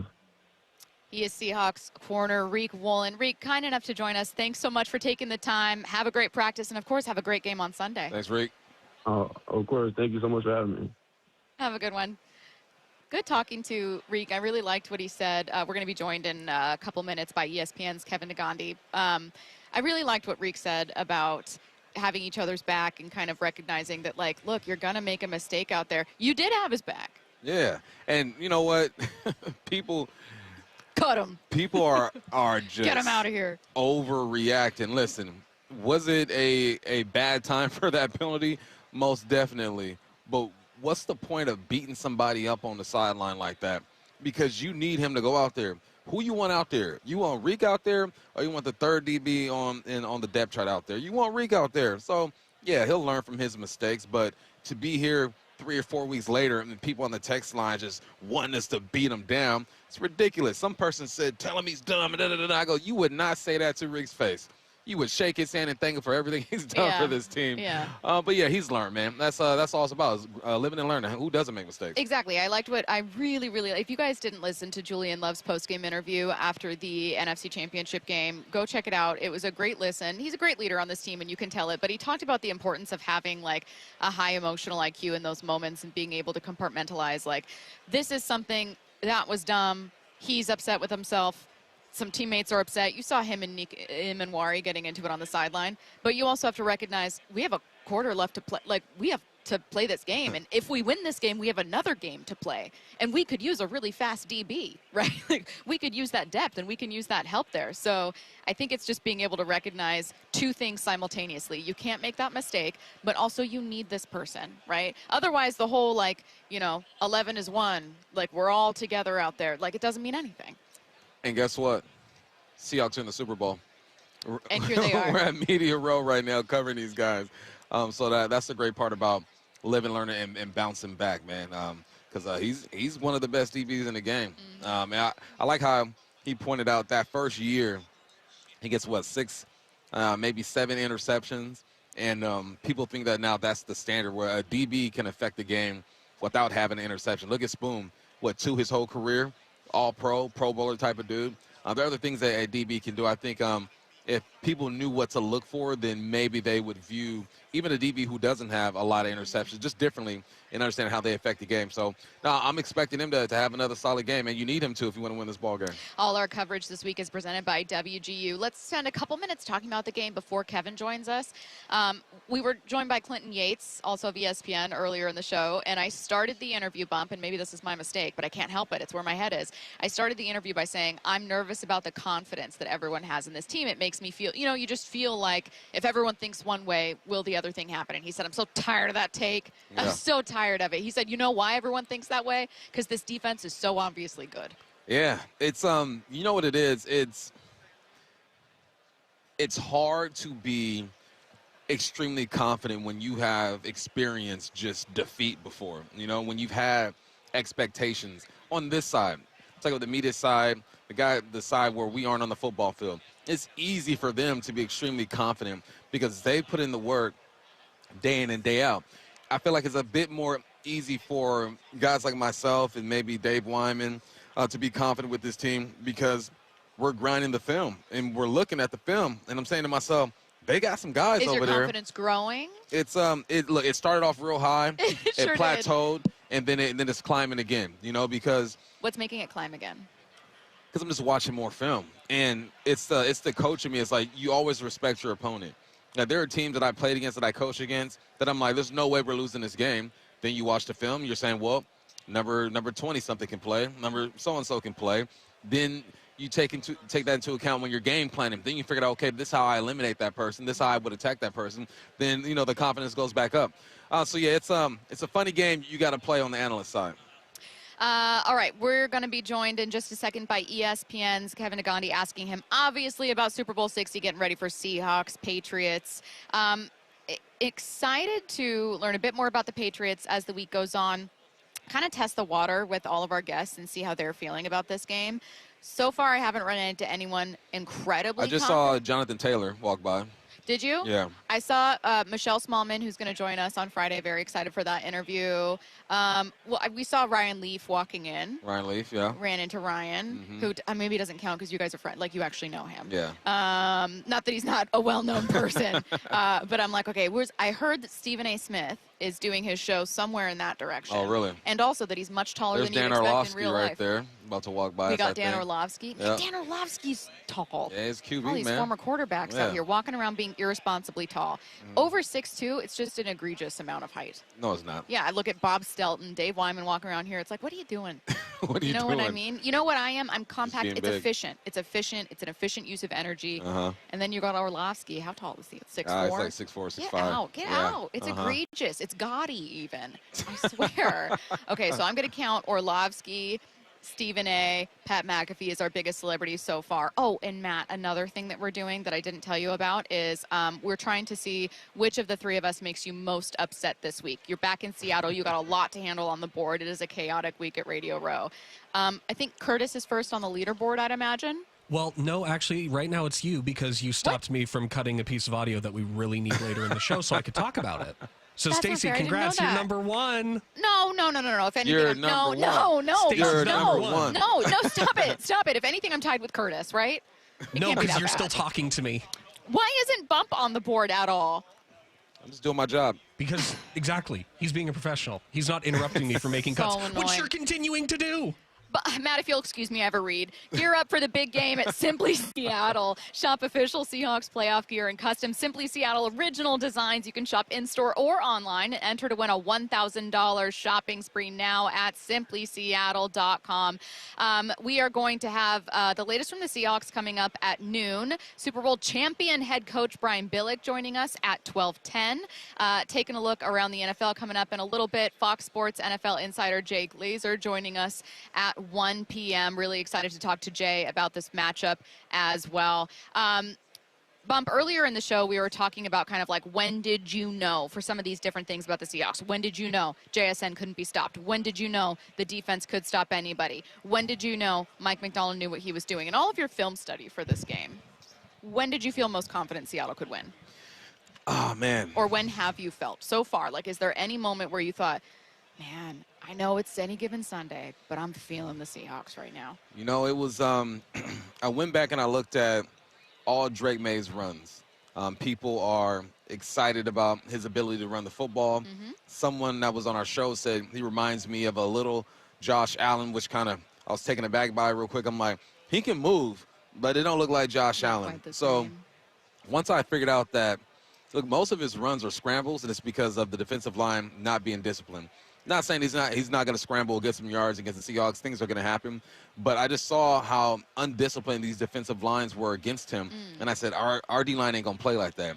And our second level is going to be better when it comes to containing and getting to where they're supposed to be.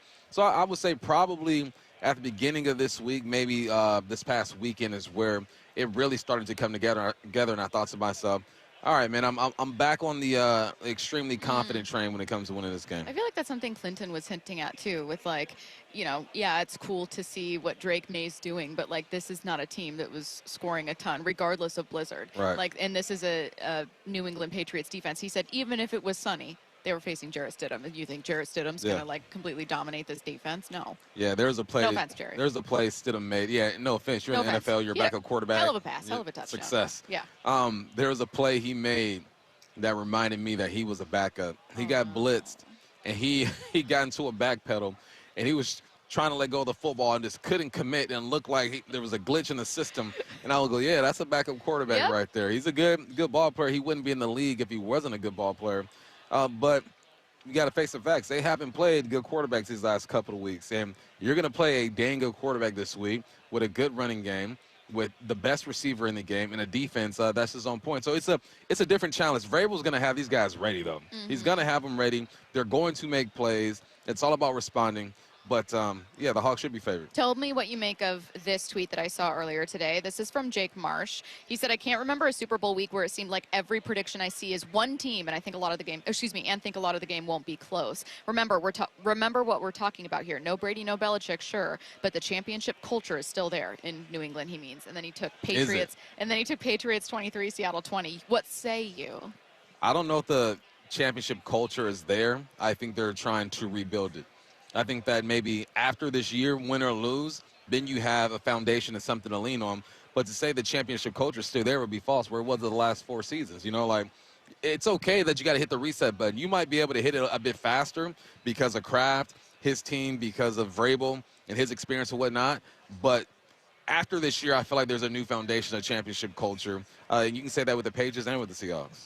I agree with you. I think that a lot of people are looking at the Patriots and just knowing, like, this is a storied franchise. It's the most rings for any NFL franchise, and assuming that maybe with obviously McDaniels being part of that story, sure. But like Curtis pointed it out earlier, this is Vrabel's first Super Bowl. I mean, he's got a lot of experience.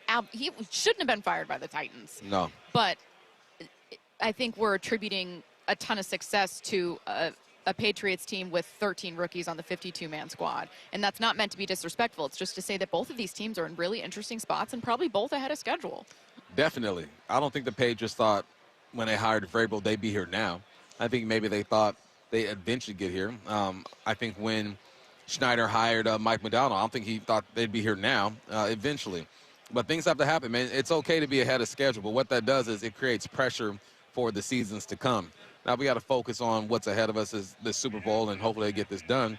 But there's no denying that both organizations are ahead of schedule, and what that does is it creates expectations that probably aren't realistic for the next season. Like to go to back-to-back Super Bowls is extremely difficult. We've seen the Chiefs do it as of late, but it's just hard to do. So be in this moment, stay here and enjoy it. All right, well, Bump, I know that we're trying to be in a good uplifting mood here, but you got 3 things grinding your gears for Get Off My Lawn, so let's get to it now. What you got for us first to start? I'm a man. I'm 40.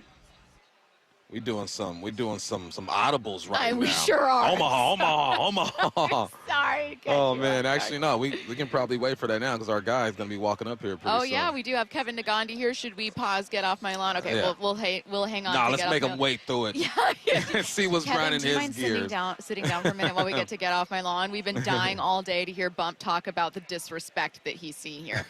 I know what you're going to get to, and I still can't wait to get to it. Okay, so we'll do Get Off My Lawn coming up later at 10:45, and we're going to be joined by ESPN's Kevin Negandhi here live instead to have us preview Super Bowl 60. And we got a lot of questions about the Seahawks. If you guys have 1 or 2 questions about the Patriots, a listener earlier said, hey, please, can we get some questions about New England?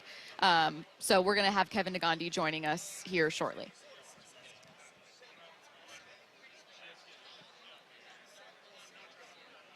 That's next. It's Super Bowl week. Not super week, like super week. Let's go!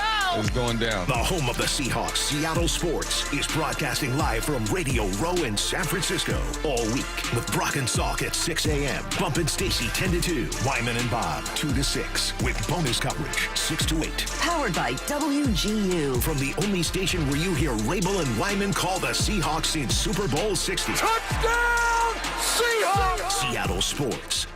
Hey, Brock Hewitt here with my buddy, Dr. Daniel Nelson from Eastside Pain and Regenerative Medicine. The stem cell therapy you did on my knee was a game changer.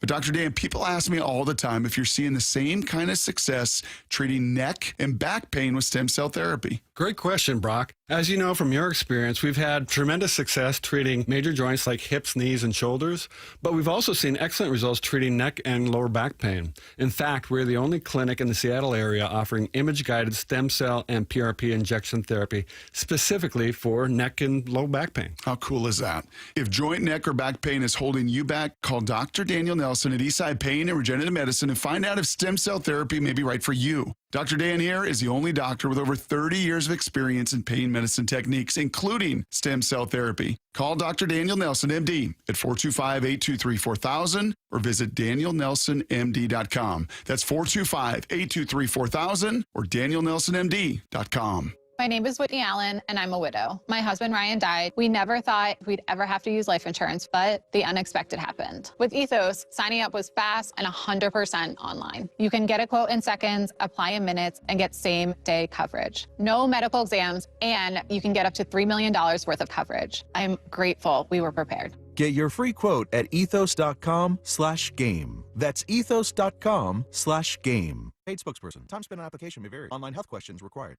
From 30 for 30 Podcasts.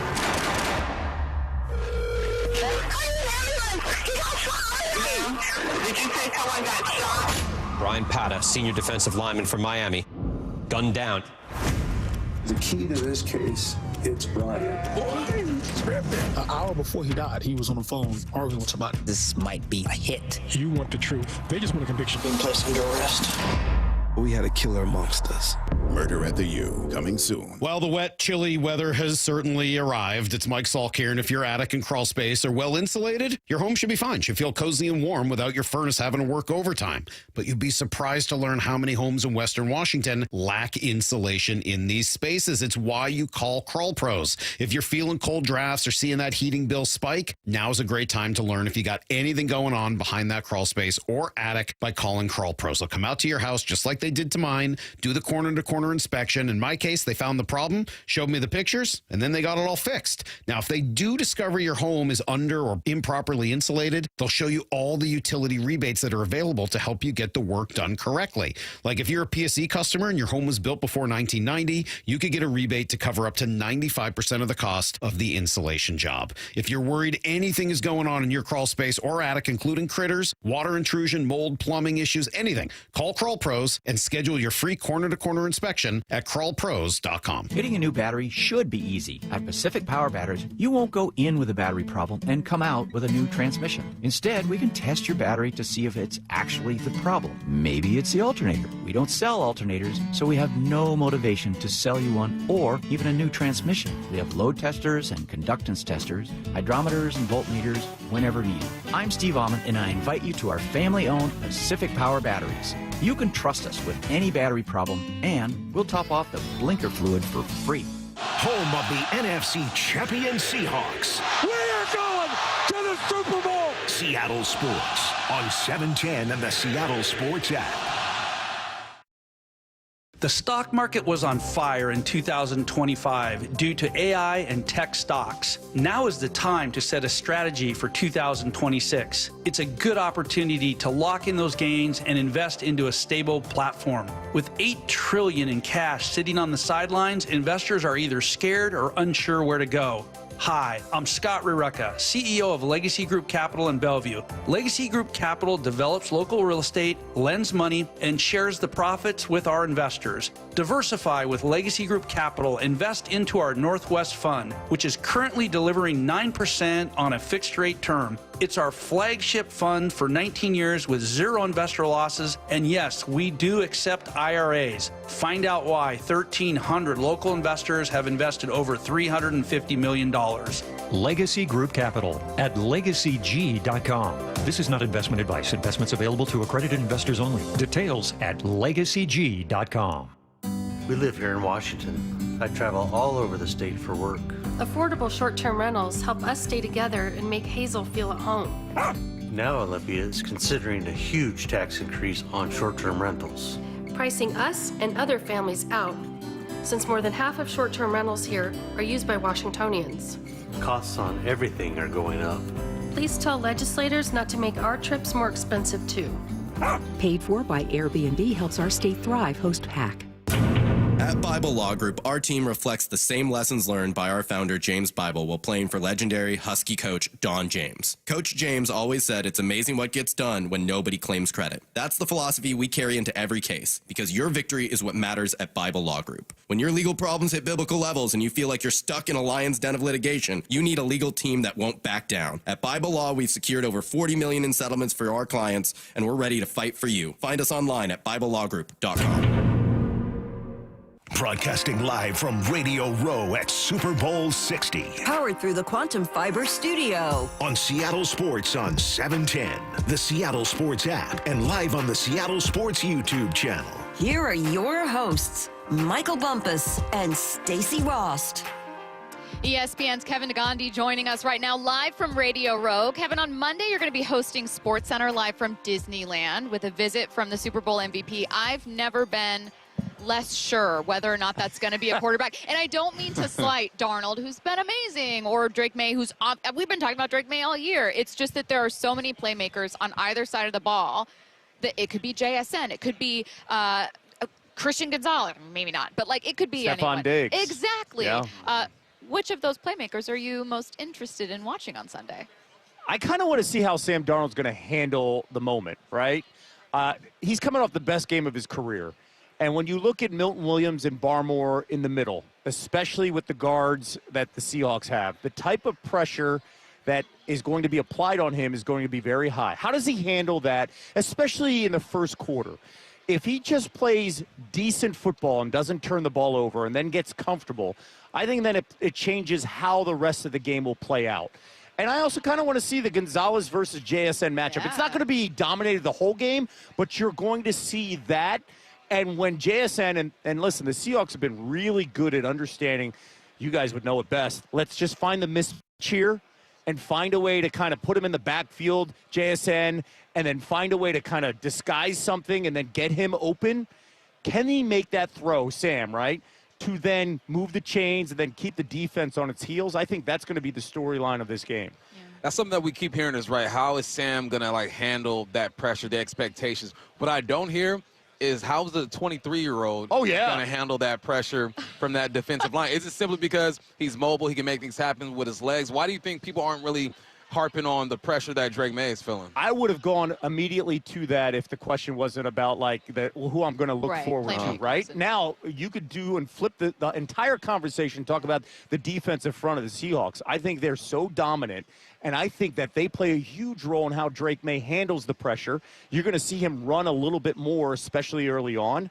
And then if you could apply that pressure consistently with those 3 to 4 guys, Williams, Murphy, and Lawrence, I mean, they're a nightmare. Yeah. And honestly, I think they're a huge strength that you guys have that you have to continue to push and capitalize, especially when you have Campbell there as a rookie and what he's had to deal with so far in the playoffs. I think that you guys can maximize that. To me, this game will come down to which quarterback has the ball and can protect the football and doesn't have a turnover or potentially a pick six or a red zone turnover, right? And then special teams. And to be honest with you, I give the Seahawks an edge in this, across the board. I know that New England, people have talked about them being ahead of schedule, and why wouldn't you? They could have had a #1 overall pick. They were a horrible team last year, and credit to everything they've done. It's been fun to watch. If Seattle wasn't playing them, you'd be like, what a story. However, I think because Mike Macdonald inherited a 9-10 win team that just wasn't a contender but was pretty competitive, I think maybe people aren't realizing they might be ahead of schedule and that they've kind of made that leap too. What kind of season were you expecting from Seattle Well, this year? listen, you guys said, all right, we're going to send Geno out, right? And there was a lot of people looking him in the side eye. You're going to give Sam a 3-year contract after what we saw in Minnesota? Yeah. So there was a little bit, and of course, let's not forget the DK Metcalf, and what are we going to get from JSN? Is he going to move over from slot and then be the star wide receiver? And he has. He's figured it out. This is a credit to the entire coaching staff. And I think you guys are way ahead of schedule to where you guys were, especially when you trade your starting quarterback and your #1 wide receiver. And now you're in the Super Bowl and you were the 1 seed, right? So to me, the two conversations I find interesting is everybody looks at who the Patriots have played. They didn't play a lot of people, a lot of good teams, but they found a way to win, right? And then look who the Seahawks have had to go through in their division alone. Battle-tested, especially those 2 Rams games, right? You go through so much, and it prepares you for this moment.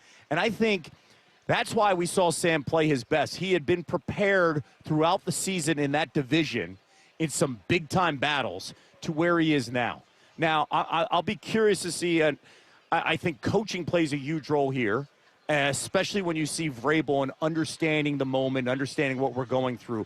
Milton Williams plays a huge role because he's been in this moment as a Super Bowl, 2 sacks last year, a Super Bowl star, right? But the Patriots don't have anybody else that understands what's it like to play in a game like this. And you need somebody like that, especially with a 23-year-old quarterback.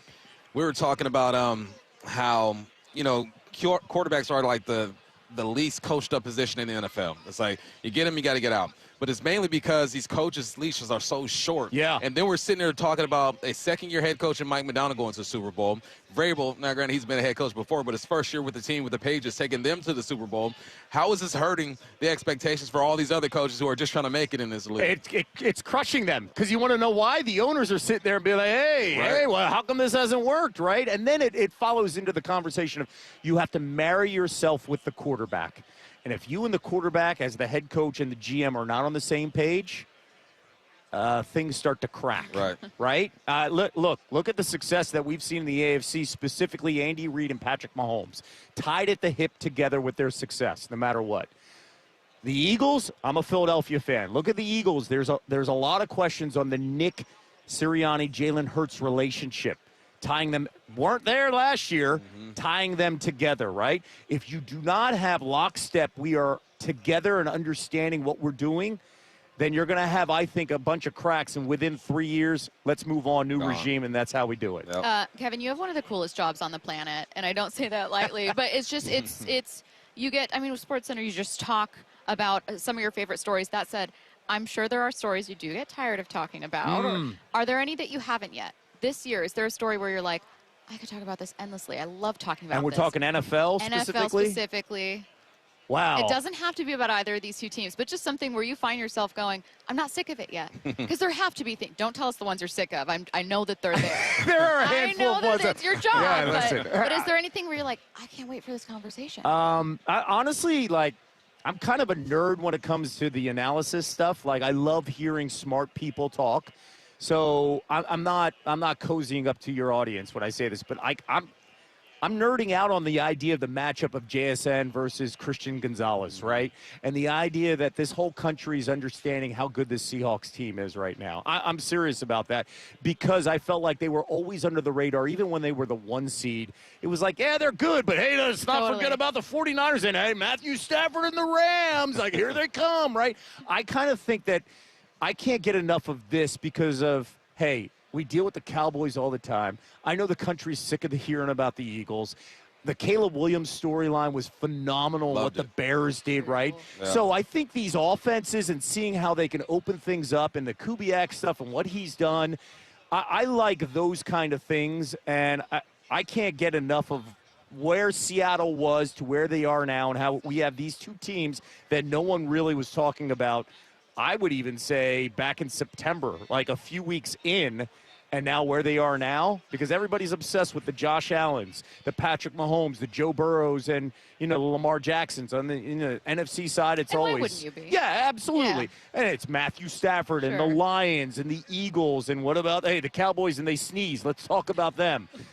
It's just nice to have some new blood here when we talk about the Seahawks potentially now, if they could win the way they're built, hey, can they come back and what can they do? That was going to be my question, just how the Seahawks are built. You have a quarterback that isn't a top 5 guy, but he's perfect for this team. Last year, you got Jalen Hurts, who isn't a top 5 guy, but he's perfect for that team. Does this give other organizations hope? Look, you don't have to go and get, well, Sam was a top 5 pick at one time, but, you can go and get a guy that, someone gave up on and just build the right team around him and have success. To your point, it's the Darnold conversation that can you get a guy that has actually failed and then rebuild them, right? That's, to me, the theme, right?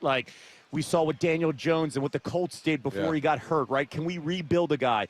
Are guys going to get second chances? Like Malik Willis, right? Second-round pick, right? And can he get a second chance after going to a phenomenal outfit with the Packers and then learning? That's what Darnold did. He went to multiple stops behind great offenses and great offensive minds, started to learn, built off of that. That, to me, is the storyline. Yeah. Can you find a quarterback that didn't make it one place and rebuild them somewhere else? Shoot, Geno was the guy. Yeah. That was a storyline for the previous 2 years, right? Can you rebuild a guy and just take a flyer, doesn't cost a lot, and let's see what happens. Next year is going to be Mac Jones. See, that's a perfect example. Yep. And then what team's going to overpay in the offseason for Mac Jones? Because they see this. They connect the dots, not realizing that you got to marry with the right team, the right setting, the right experience, and the right coach. Yeah. You actually just answered. I was going to say, well, what's the other kind of hidden part of that conversation? Like, I don't think you have to have a perfect team. The Seahawks aren't a perfect team. They're a very good team. They're very complete. But you don't have to have a perfect team. But I would imagine the other part of that equation is you have to have a good defense. Like, name me a quarterback that has won a Super Bowl with an objectively bad defense. Yes, and built by one storyline, a defensive front. Yeah. And that is something that you've seen with the Eagles during this run in 2 Super Bowls the last 4 years. Their defensive front, dominant. Seahawks defensive front, dominant. Ravens could have made a heck of a lot of noise, could not get over how bad that defensive front was. Yeah. If you don't have a dominant defensive front, you cannot have a building block to putting together a playoff team that's going to go far. Kevin, again, hosting SportsCenter live from Disneyland on Monday with a visit from the Super Bowl MVP. Now, we'll be watching anyways, just as we do every single day, but I'm hoping, fingers crossed, knock on wood, I'm sure for our audience, that it will be a Seattle Seahawk there with you. Kevin, thank you so much for taking the time, man. We appreciate it. You've got a busy day. Enjoy the week. We've been dying to hear from Mike Macdonald live from Seahawks practice in San Jose. That's coming up next on your home for the Seahawks in the Super Bowl, Seattle Sports, and the Seattle Sports app. This is what it's all about, right? We are going to the Super Bowl! The pure joy. It's a great time to be alive for Seattle fans. It's why we're 12s. Super Bowl, baby, let's go! And Sunday, when history is written in Super Bowl 60, isn't there only one voice you want to hear tell the story? A one-hander, JSN! Wherever you are on Sunday, listen to Steve Rabel call the Seahawks and Patriots in Super Bowl 60, live and free on the Seattle Sports app. Here's what you can look forward to when you get your windows replaced. The whole house being way warmer and a lot quieter. Dave Wyman here, and when we had finally had it with our old windows with broken seals, we called Harley Exteriors. They were incredibly friendly, professional, and absolutely knew their stuff. Harley Exteriors windows are a massive upgrade. They keep heat in and noise out. Plus, they're truly gorgeous windows. I said, you guys must use a different type of glass, and sure enough, it's their Olympic Series, which is manufactured here in the Pacific Northwest and exclusive to Harley Exteriors. Harley Exteriors has a special offer for Seattle sports fans. Buy one window and get the second 40% off. No payments or interest until 2027, and take an additional $200 off your project. Call 833-HARLEY or go to harleyexteriors.com. Schedule your free consultation today. That's harleyexteriors.com. Olympic Hot Tub celebrates Seattle's star team with a massive blue and green savings blitz. Champion-level wellness at winning savings on saltwater hot tubs, swim spas, saunas, and cold plunges through Sunday. Go to olympichottub.com. Better you, better life. Go Seattle. I had pain. I had numbness in my feet. That pain and that numbness just got worse and worse and worse as time went on. This is Greg describing life with neuropathy. I went to 5 podiatrists, tried different treatments, tried different orthotics, tried different shoes, had cortisone shots in the tops and the bottoms of my feet. Saw a neurologist. All my medical doctors said, can't help you. Live with the pain. You're not going to be able to sleep. This is your life. And then I just gave up until I found Sound Pain Solutions. I'm Dr. Mark Shelley, a chiropractic physician and board-certified functional neurologist at Sound Pain Solutions. Our neuropathy treatments can rehabilitate damaged nerves. We use FDA-cleared, non-surgical, drug, and pain-free procedures that help neuropathy sufferers like Greg find relief. I feel better. I mean, just feeling better is huge. If you experience numbness, shooting or burning pains, or loss of balance, call us. Sound Pain Solutions. 855-996-0025 or click soundpainsolutions.com. Get ready, because it's here. The first huge public online auction of the year from James G. Murphy Company, February 5th through 10 a.m. Thursday, February the 12th. We're stacked and packed with a vast assortment of heavy construction equipment, trucks, trailers, and more, like 17 excavators, 6 dozers, including a 2012 John Deere 700K XLT, 4 wheel loaders, a grader, a 2021 Kenworth T270 propane delivery truck, a 2023 Volvo Auto Transporter, 6 Peterbilt 567 tractors, 6 dump trucks, forklifts, boom lifts, loaders, graders, and utility trucks. But wait, there's more. Like over 100 unused gas-powered excavators, flatbed trucks, and on and on. We are on fire with gear. Preview all items Tuesday and Wednesday, February 10th and 11th at our location in Marysville. Do not miss the first huge public online auction of the new year.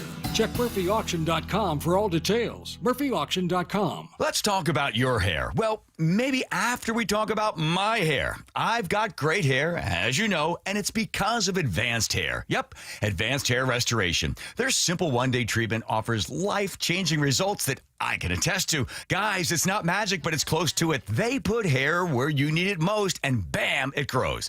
It's actual science. Advanced Hair has top-rated physicians, modern technology, and best of all, you get your very own natural hair that begins to regrow the very next day. It's even guaranteed to grow for life. So schedule your free consultation now at 425-449-8185. Mention Curly to qualify for $250 off and 250 free hair grafts. It's a limited time offer. Advanced Hair, the winner of the 425 Business of the Year, and the team that gave me my hair back. More importantly, they'll do the same for you, guaranteed. 425-449-8185 or advancedhair.com.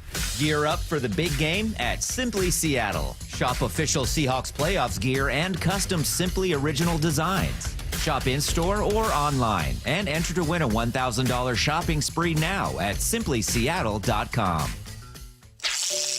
Experience a luxury resort, breathtaking wildlife, spectacular wilderness, and amazing fishing at Queen Charlotte Lodge in northern British Columbia. King salmon runs are at their peak in May and June, and halibut and lingcod are always plentiful. Check out how easy it is to visit QCL at fishqcl.com. That's fishqcl.com. Queen Charlotte Lodge. Experience fishing first class. And remember, our dollar's worth $1.35 north of the border.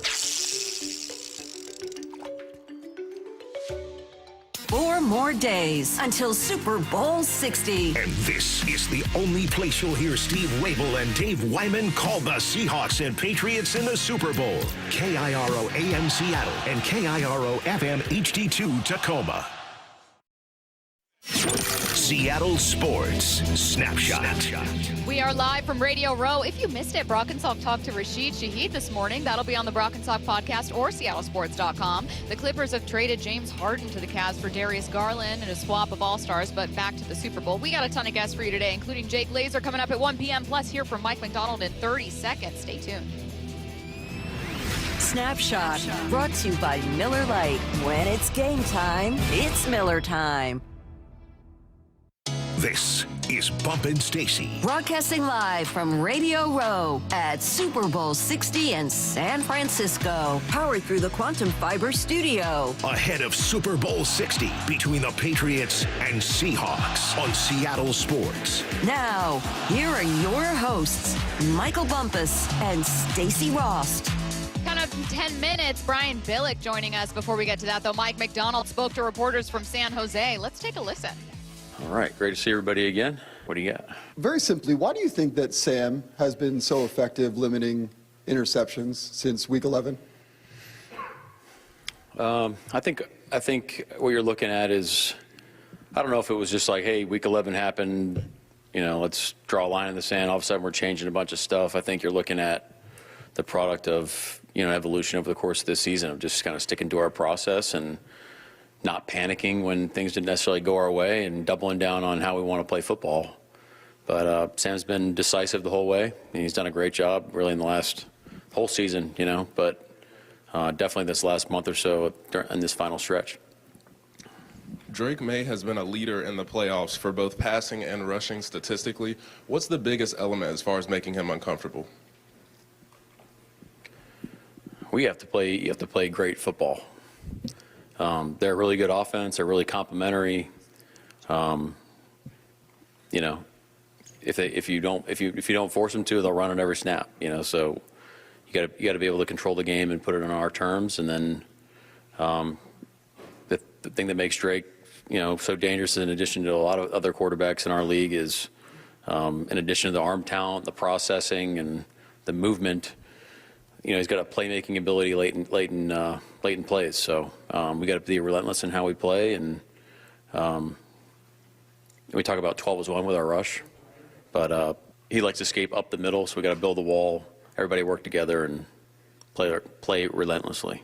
In Week 16, in that Thursday night game against the Rams, to win overtime, you elected to play defense first, and that worked out. In this postseason tournament, we've seen 2 ball-first teams win. Has that changed you and your staff's thinking at all in the least bit? You know, we have our philosophy on how we want to handle overtime. There's some variables that change from game to game, and so we kind of leave that breathing room for us on how we want to go into game and what we're going to elect to do, and it could change in game on what we want to do for overtime. Mike, what is it about Sam's mental makeup that he's able, whether early in his career or even in games when he might be struggling, that he's able to withstand that adversity and bounce back and finish strong, keep fighting? Yeah, Sam's just been so resilient. I mean, I feel like I'm giving you guys terrible answers because I'm giving you the same answer every time, but that's really what it is. It's just he's so steadfast in his approach. I think he's confident in who he is. I think he understands that how much his team believes in him and has his back. So just keep firing away, man. You know, keep being you. Go to the next play.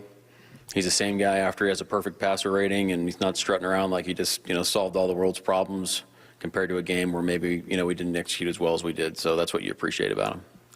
Mike, right here in front of you. Thanks. People talk a lot about culture in NFL teams. What is the tone that you try to set in your building, and how do you see players latch onto that and reflect that? We use the term like, hey, this is how we roll, and we say we want to be loose and focused. So everything kind of falls out, you know, from that kind of feeling that you want to have in our building, and a lot of that has come from the spirit of our team and our organization from throughout the whole history of the Seahawks, especially from when Pete was there, and that's something that Jody and John felt strongly about. They wanted to carry over into you know, our team, and I think that's really cool. You know, our spirit is kind of unique to us, and you know, it's evolved and changed since we took over, but it's still, you know, rooted in the foundation of the Seahawks that a lot of people are familiar with. So it's something we're really proud of. Mike, right here. When you were at Michigan, you referenced the Teddy Roosevelt famous line, speak softly and carry a big stick with your players. Did you use that at all here in Seattle? And whether you did or not, do you feel like this team embodies the spirit of that quote, and why or why not? Well, I haven't used that with our team here, but I mean, that's a quote obviously that resonates with me, and obviously not the most outspoken guy of all time, but you know, you want your team's tape to really do the talking, and I think our guys have done a great job of that. We've been really poised in these games, and our guys, like, you know, they talk some smack every once in a while, as they should, and keeps it fun, you know. Like, I think the thing that I'm like proud of is if you just, I mean, I just left our defensive team meeting, or even our team meeting. You know, it's not like this where I'm just like lecturing on a thing and you guys are just listening. I mean, it's interactive. There's music playing. It's a lot of great energy, a lot of positivity. You know, guys are talking crap, and we're making it's just, but it's loose and focused to, you know, to the question earlier. But then when it's time to work, there's a standard that we want to uphold, and there's different ways to kind of get that done on a daily basis. Sometimes it manifests itself a little bit differently, but I think if you watch our tape, I think that's pretty consistent with what President Roosevelt said. Congrats, Coach. Last time out, Seahawks Patriots in the Super Bowl, it was a heartbreaking loss for the organization. Although there's no currently active rostered players that played in that previous Super Bowl matchup, do you think there's still kind of a mentality around the team, around the training facility, to kind of avenge that game for the sake of the organization? No. We haven't talked about it once. And it's not due to a lack of respect for our teams and our history and what we've done in the past, but we're really focused on this game. Like, you know, it's funny, it's like a meme now, but when we say it's about us, it really is. You got to back that up with your actions, and that's how we live it every day. And right now we're focused on how well we can go get ready to go play this game. Coach, in front of you here on your left. One more on Sam. We've heard you and a lot of the teammates say this season he's got some stuff about him, stuff being the word there. Yeah. You know, how much, when you got a guy like that, especially at that position, how much can the rest of the team really rally behind that? And we've certainly seen that kind of manifest itself, but how much can that really help your team rally behind this guy? Well, I think that just means that he's a real guy. He's got real emotions. He's got a real competitive spirit. There's things that piss him off, you know, especially if things don't really go his way. You know, we've had some great competitive battles in practice. So our training camp is, as I'm listening to your question, those are the things I'm thinking about. And frankly, that's probably when he plays some of his best football. So he's just real, you know. It's just that's who he is. If he was a loud, outspoken guy, that's who he was, and our guys would rally about him. But I think the most important thing is he's just who he is every day. Hi, Mike. When you were considering signing DeMarcus Lawrence last year, what do you remember about the context that Adden was able to provide having worked with him, and how have you seen that bear out, particularly with the way he's able to defend against the run? It was a no-brainer. I mean, just from AD being with us the whole season, understanding how we operated, what type of people we want in our building, and really our play style, we really felt like that could help take our defense to the next level. And, man, it's paid incredible dividends, and I feel like DeMarcus would tell you this, but I feel like we're getting his best version of himself and the best version of his game as well. So it's been a win-win. Hello, Ines Sainz from TV Azteca. You make the best game plan for the playoffs. Now, what is the biggest challenge to make the game plan for against the Patriots? I think the biggest challenge is we have too much time. You know, yesterday was a dark day, just kind of going in and out of rabbit holes, and but I think the important part is like how well we can streamline it for our guys. Make sure we're always in our wheelhouse about what we execute, what we do well. And when you have extra time, that's hard because, you know, we're trying to find solutions and trying to find answers for our guys. But sometimes you just got to shut up and let the guys go play. Coach, right here, Bucciaroccelli for La Perrada. The last 5 games you've played, you've had 4 divisional matchups, and you've played 2 teams twice in the last 5 games. Do you think it's a bigger challenge for you to get back to planning for a team that you haven't played all season after weeks where the game plan has been so focused on teams you know so much? All right, we are joined right now by Super Bowl champion head coach Brian Billick, live from Radio Row. Coach, how's it going? Doing great. Oh, exciting to be back at Radio Row, and it's always amazing. People need to come see this. Just the sheer energy all around this game. Yeah. It's crazy. Oh, really? Is it really? It's my first time. Wow. You're one of the most famous people I've met in person. Well, you wait a little longer. You'll catch up. Trust me. Ocho Cinco walked by. It's crazy. This is chaotic. This is overwhelming. There's a lot happening. It's fun. It's great though. Great energy, and it's amazing how this the game has evolved and the interest and it's fun to be a part of. You coach one of the best defenses I've ever seen with my own eyes, and now we get to look at these Seahawks, man. What do you think about them? Phenomenal. Doing a great job. Coach Macdonald's done a great. I'm most intrigued about this matchup, to watch Josh McDaniel and the things that they're doing. That chess match that's going to go on between he and Mike and the job that they've done. I love that it's these 2 teams in the game. I always look at the championship game and say, okay, what do we read from the league? As a league, from the 2 teams that are the best teams in the championship game. And some of the, you know, beside the fact that we got Ohio State versus Michigan, I'm Ohio State, I live in Columbus, Ohio, so I'm OHIO'd up, you know, but the fact that you have 2 defensive coaches as head coaches, which is rare. Both teams are built the same way. We play great defense, run the ball. They get great play out of their quarterback. It's not dominant play. It's not the Patrick Mahomes, Josh Allen, Lamar Jackson type, but great quarterback play as it complements the total team. And it's fun to see. Do you feel like that's typically overlooked? You mentioned, you know, 2 defensive head coaches, which is rare, and that's just a fact. But also 2 defenses. Seattle's has not been overlooked by any means, but New England sometimes is. Do you feel like in general with these Super Bowl teams, yours is an incredibly famous example, that an excellent defense can be overlooked. Yours was not overlooked, but sure, in this case. But it's a different time. When Yeah. we won our championship, ours and then Tampa Bay's the next year, and then New England's, we were a league that was in flux between the great fading quarterback play of the Montanas, the Elways, that group, and had not yet come into the Mannings, the Breezes, the Aaron Rodgers. So there was a 3-year where our quarterbacks, however solid, Trent Dilfer, Brad Johnson in Tampa Bay, a rookie, Tom Brady, you could win with great defense. You didn't need a presence at quarterback, not dominant or Hall of Fame, but just a good. Now we are so deep in great quarterback play, you can be that great defense, run the ball, but you've got to have competent quarterback play that clearly exemplified by the two guys who've played brilliantly, but these teams aren't quarterback driven the way, Mahomes and Josh Allen and the like. And the fact that these are the two teams in the Super Bowl, I think is a good thing. Coach, you mentioned that it's rare that a defensive coach makes it to the Super Bowl. Why do you think that is? Is it just management and ownership wanting just to lean on the young offensive guy? Yeah, I think because that's the trend we're in. Right. They all want the young defense or offensive brilliant. Anybody that's had lunch with Sean McVay is the head coaching candidate. Because they want that offensive presence. They want that, you got to nurture, you got to pick the quarterback, you got to train the quarterback we have. That's the way we're going to win a championship. So I think defensive coaches are overlooked in that regard. And so the fact that we're sitting here at a championship game, that it is two defensive background coaches that are the head coaches, I think is telling.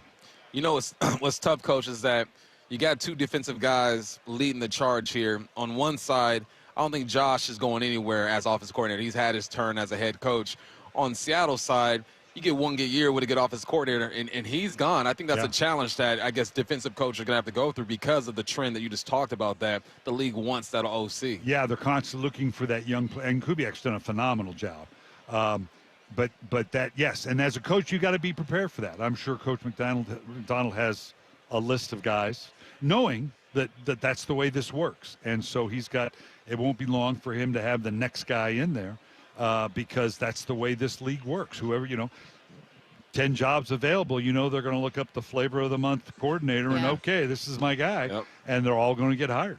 You know what I've always wondered? I've never been a professional football player, Coach. But so my job has always been in media, and I feel like there's this natural, almost like you have to go into it with a critical lens and then be convinced.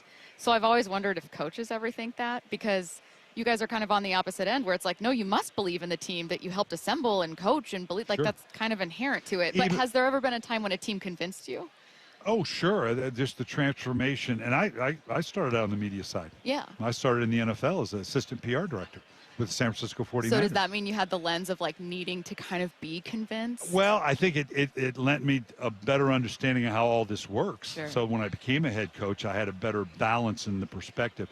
But to remind you, in our championship year, we had this phenomenal defense, a average offense, but I was an offensive guy. And I believed in my heart that in order for us to win a Super Bowl, you had to do certain things offensively to be that good. And it wasn't until we got through the middle of the season that I realized just how great that defense was, and that, you know what, if we run the ball, don't turn it over, with this defense, we can win a championship.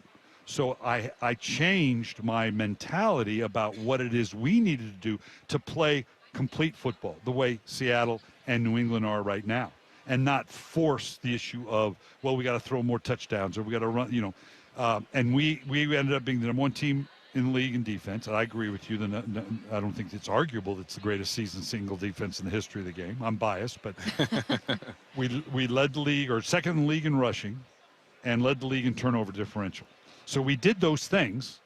We weren't necessarily generating out of big yards, and we weren't ranked high, and we didn't throw the ball around a whole lot. But we did those fundamental things that was good enough to win a championship at a time when you could. And that's what these two teams have done. Was there a point when you remember realizing, okay, maybe I don't need to win in the way that I've always thought you need to? I'll tell you, people forget back then, there was a period we lost 4 out of 5 games. Mm-hmm. and we went a month without scoring a touchdown. Yeah. And so the Wolves were at the door, and people, you're an idiot and whatever. That team stuck together. Veteran leadership we had, and when we came out of it and started, and I realized, okay, we got to do this a little bit differently if we're going to win. But we're playing San Diego Chargers. They were in San Diego at the time. And if we win the game, we go to the playoffs. Now, this is an organization that hadn't been in the playoffs since, its inception. Hadn't had a winning season since its inception. And we're one game away from going to the playoffs. And we're in pretty good control of the game. And we're driving down the field, and we're on the 20, and we got to hit lead, and there's timeout. So Trent comes over, and I'm thinking, okay, look, we're going to run this stack route. Well, let's run this into thing. He goes, Coach, if we run the ball, kick a field goal, we win the game. Let's do that. Now, and this was coming. Trent Dilfer was at a point in his career where he needed to do more. Yeah. He needed to have the touch, but Trent got it and understood, no, this is all we have to do to win. And it was like, damn, you're right. And that was sobering for me to recognize and from that point on, it was very much never losing sight of what it is we needed to win. It was that keep it simple format there. Sure. Huh? Last one I got for you. You mentioned that people need to see this, right? Media row, everything that's going on. You mentioned that you were in PR for a while. And a lot of things that happen at the end of the season when coaches are on the hot seat is pressure from the media. How much of that is real? Do owners really listen to the media and let them decide? They say they don't, but they're lying bastards. They are. They all are. They listen to every word of it, and it bothers them. And it's not so much that, it's just everywhere you go. Their friends, their wives, they go pick up the line. It's someone, why don't you get rid of this guy? Why don't you? And so it is very real, and you have to learn that you have to coexist. Right. Coaches will hold it at arm's length and say, no, I don't listen to it. You can't. You have to embrace and understand this is a part of it. This is the business side of it, and you better manage it or it's going to manage you. And eventually knowing at some point, yeah, they're going to get you. I mean, it's like Bum Phillips said years ago, is there's two types of coaches, them that have been fired and them that are going to get fired. That's the business side, and you better understand that, embrace it, and manage it, or it'll manage you. Coach, I've got two questions for you completely unrelated to this game to end our interview. The second, we want to ask you about X-Tech. Yeah. Before we get to that, we're going to have kind of a fun segment coming up next. You will not be a part of it. You have many things to do today. But Bump finds himself lamenting, complaining about, being angry about just things, pet peeves. And they're always at the airport. I have to ask you, it could be related to football, it could not. You're just your single biggest pet peeve where you're like, oh, man, I'm going to yell at clouds about this one. It drives me crazy. It's football related. Okay. If I watch a game and it's 3rd and 1 or less, and they're in the gun, I go ballistic. It's like, are you kidding me? I feel you. You talk about keep it simple. I have less than a yard to go, so I'm going to snap the ball 5 yards deep. To decide what I'm going to do. Now, I get the mentality of them, whatever. That drives me ballistic. Even to the point where my wife, if she's there and we're watching a game, that comes up and she just, oh, nope, I'm leaving. She gets up and goes to the kitchen because she knows I'm about to go off on a rant. I love it. All right, now I want to ask you to tell us a bit about X-Tech. Yeah, I'm very proud. I've been with X-Tech from the beginning. It's been 14 years. And you got to remember, this was at a time when the mantra was all about how do we take the head out of the game for safety of the players. Well, naturally, if you're going to do that, then shoulder pads become all that much more important. And very proud of the fact that we were on the cutting edge of the technology, like you see about on everything now, in the way the players train and the way they view film and everything about it, AI. We were at the forefront of changing the way. I mean, I grew up, I was a coach. I didn't know what pads my players had. The big guys had big pads and little guys had little pads. Right. That's all I knew about shoulder pads because they were what they were. But now with the advance in technology, X-Tech pads, we're the number one team and number one pad in pro and all of college football. I'm so thrilled we're finding our way down to the youth pad now. I have a 14-year-old and 10-year-old grandson. that frankly I would not let them play if it weren't for X-Tech pads and the protection I know that they're getting.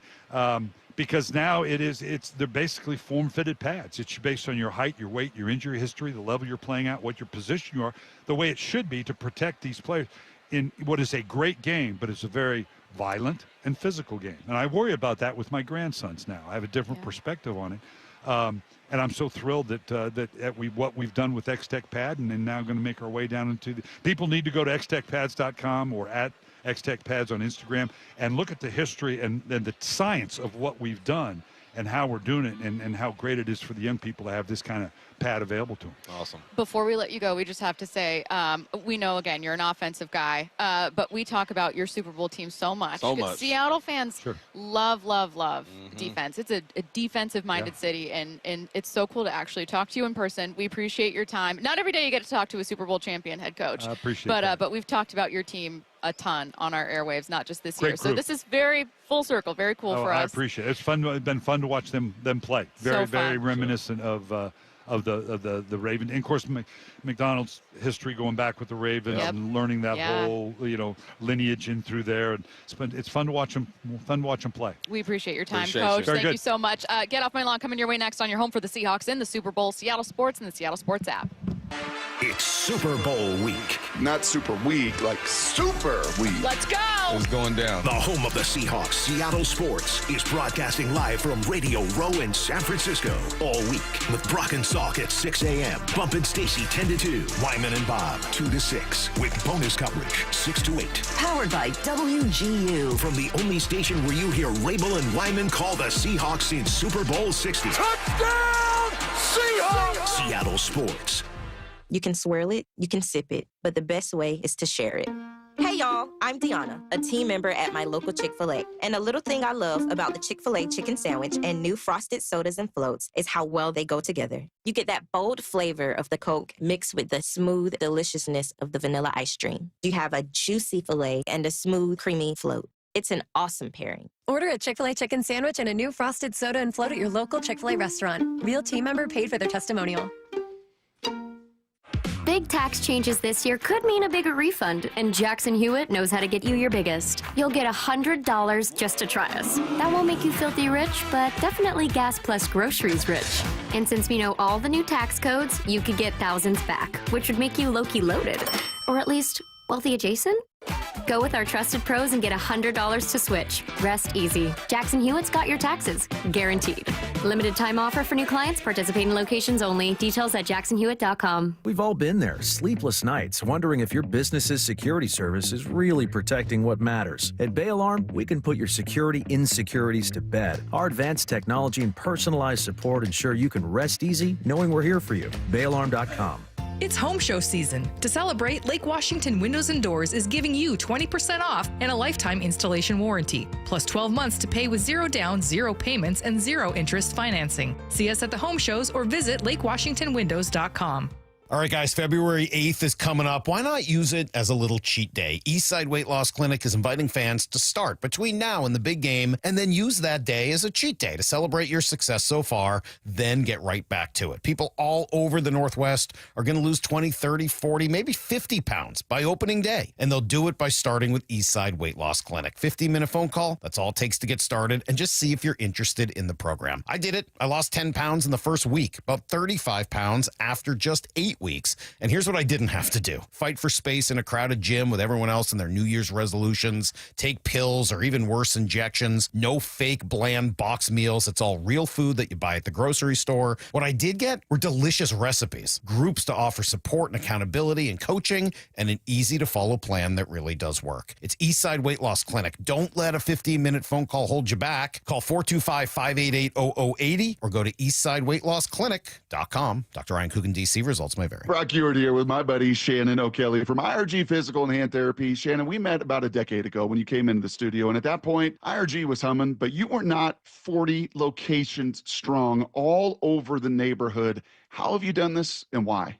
Number one, Brock, great people. Our strength here at IRG is our people. Secondly, we are a company that has a culture of giving back and taking care of our patients, taking care of our team, and thirdly, taking care of our community. We want to be your family, physical therapist. More importantly, we want to be your family's neighborhood physical therapist. We want you to come in, have a great experience, and get better and get out there and be pain-free and function. Taking care of your friends, taking care of your neighbors, taking care of your community, and taking care of Western Washington. With over 40 locations now, that's exactly what IRG Physical and Hand Therapy is doing. Find them in person, find them online at irgpt.com. That's irgpt.com. The only place to hear Steve Rabel and Dave Wyman call the Seahawks in the Super Bowl. Can you believe it? Seattle Sports on 710 and the Seattle Sports app. If you've been in a wreck or a fender bender, you have the right to take your vehicle to any repair facility, not just where your insurance company tells you to go. Accurate Auto Body has been family owned and operated since 1994, and they work for you, not your insurance company. With over 25 years of auto repair work, they'll exceed your expectations. we meet by accident, fixing every last dent. Accurate Auto Body. At Accurate Auto Body, all their work is performed by certified technicians, only using OEM parts to guarantee the safety of you and your family. For the best in auto body collision repair and customer service, give them a call at 425-883-2450 or AccurateAutoBodyWA.com. Your insurance company may not love them, but you will, because we meet by accident, fixing every last dent. Accurate Auto Body. Hey, Brock Hewitt here for my friends at People Come First, or PCF Construction Group. Are you tired of grilling in the cold and rain every winter? Well, with a patio cover, heater, and fireplace from PCF, you can enjoy your outdoor deck or patio all year long, staying warm and dry, even in the cold winter.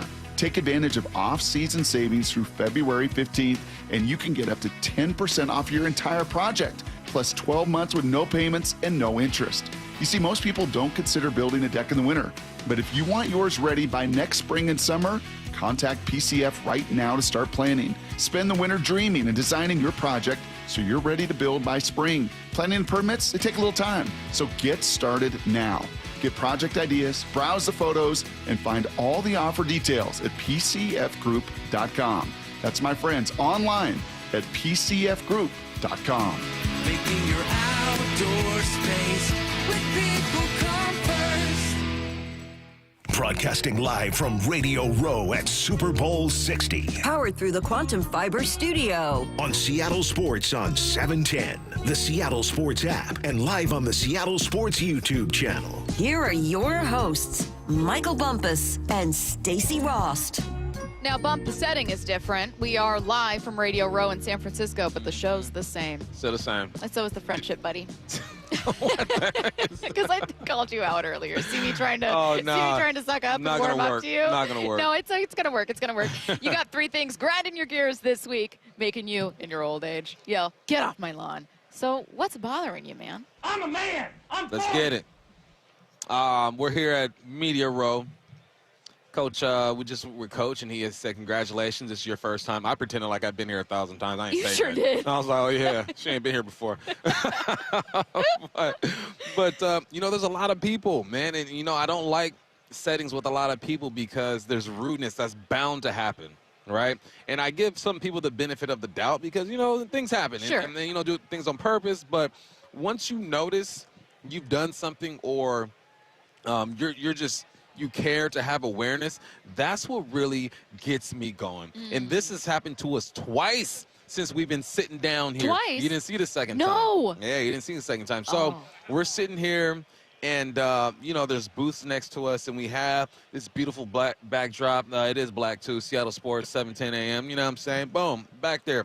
And there's a space back there to where you could walk through. But we got something called cameras up. All right. So if you were aware, if you were courteous, if you cared about anything, you would check to see if there's any cameras before you walk through someone's booth. 2 people walked through our dang booth, and I gave them the dad look. Oof. I gave you better put that down. Hurts. I gave them the dad look. Brenna's here. She gave them the mom look. Curtis gave him the dad look. I was looking at the sky. Stacy's just not aware. She's the one walking through the mall, looking at her phone, not worried about anything. I'm sorry about that. I've gotten lost already once But today. I'm just like, come on now. There's a lot of people. You're going to be streaming make sure you know what the heck's going on before you walk through my dang booth. The next person that does that, I'm going to lean back. And he's going to run into me. There you go. I'm going to lean Trap back. Like, and then the whole video stream can see. Right there. Honestly, we should. Yeah. I'll move back too, and we'll trap them right in the middle. I'm going to stretch too. Stop walking behind my dang backdrop. When did the second one happen? I saw the first one. While we were talking to Coach. The first one happened. Let's see if he's talking to Coach. The first one happened when it was someone where it's like, you guys all looked at him like, what are you, bro, we're live right now. Yeah, it was like, it was right off the top of the show. Yeah, he didn't look back. Oh, I'm so sorry. It was just kind of like a, maybe whatever. Yeah, I think there might be a way to rewind our YouTube stream And if you you're can watching find on him. YouTube, Yeah. and you can find it in the first segment of the show. And you can see all of us turning our head at once. Yeah. I missed the second, though. Second one. He's wearing that. He was wearing black and red. I'll find him. Black and red. I'll find him. So stop walking, man. Be courteous, man. It's media day, media row. It's hectic out here. Be courteous, man. People are working here. I'm trying to feed my kids. I think that gives us immunity to walk through the set of the person who did it the first time, because I know where they're located. But here's the problem. Yeah. There's no outlet for that set, so you walk Right. through, and then you'd have to. That's hit right. a wall. You're in a corner. You're trapped. You're gonna need. And to now you turn got to around. walk back. So Now you it's did weird. it twice. Now it's Now weird. we're the alpha. That's right. I'm gonna grab my phone Stop and act it. like I can't see it. Just stand No. there and just be like, act like I'm on my phone. No, we're not. What's next? All right. I'm a man. I'm 40. Next one, man. I'm from the city, right? I'm from the city. Now I live in the country. I've never really been fond of animals, though. If you're not a dog, a domesticated animal, I'm not really rocking with you. We were walking over here. knew it. These pigeons are aggressive. They fly low.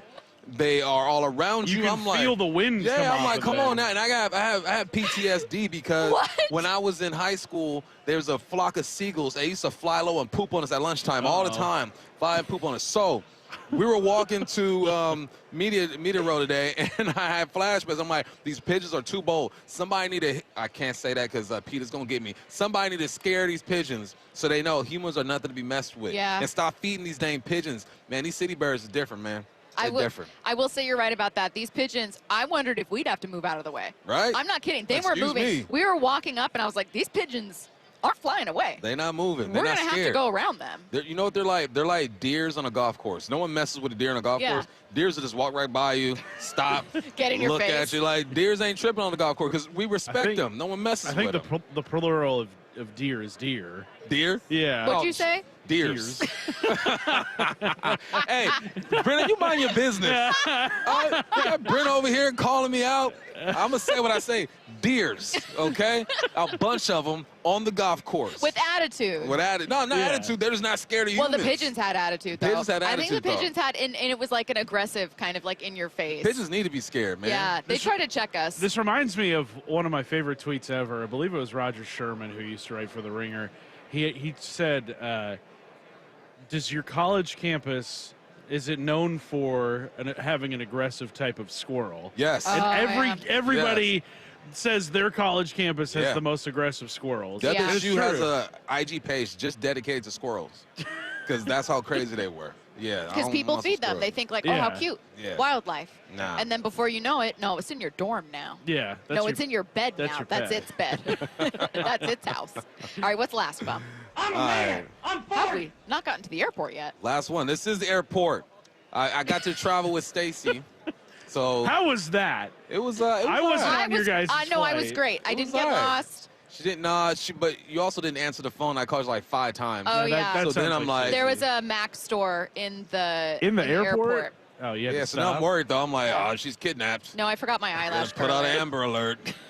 Oh, Mac the cosmetic. I thought you were talking about like an Apple store. No, I was talking to the woman working at the Mac counter. She was wonderful. There are some with Apple stores though. Yeah. I think there might be one in Seattle actually. Yeah. No, I was buying an eyelash curler. But no, you did all right. You just keep your phone on. Yeah. So I can contact you. It really, I probably Alright. did look like a little kid walking through. Yeah. I had an oversized jacket.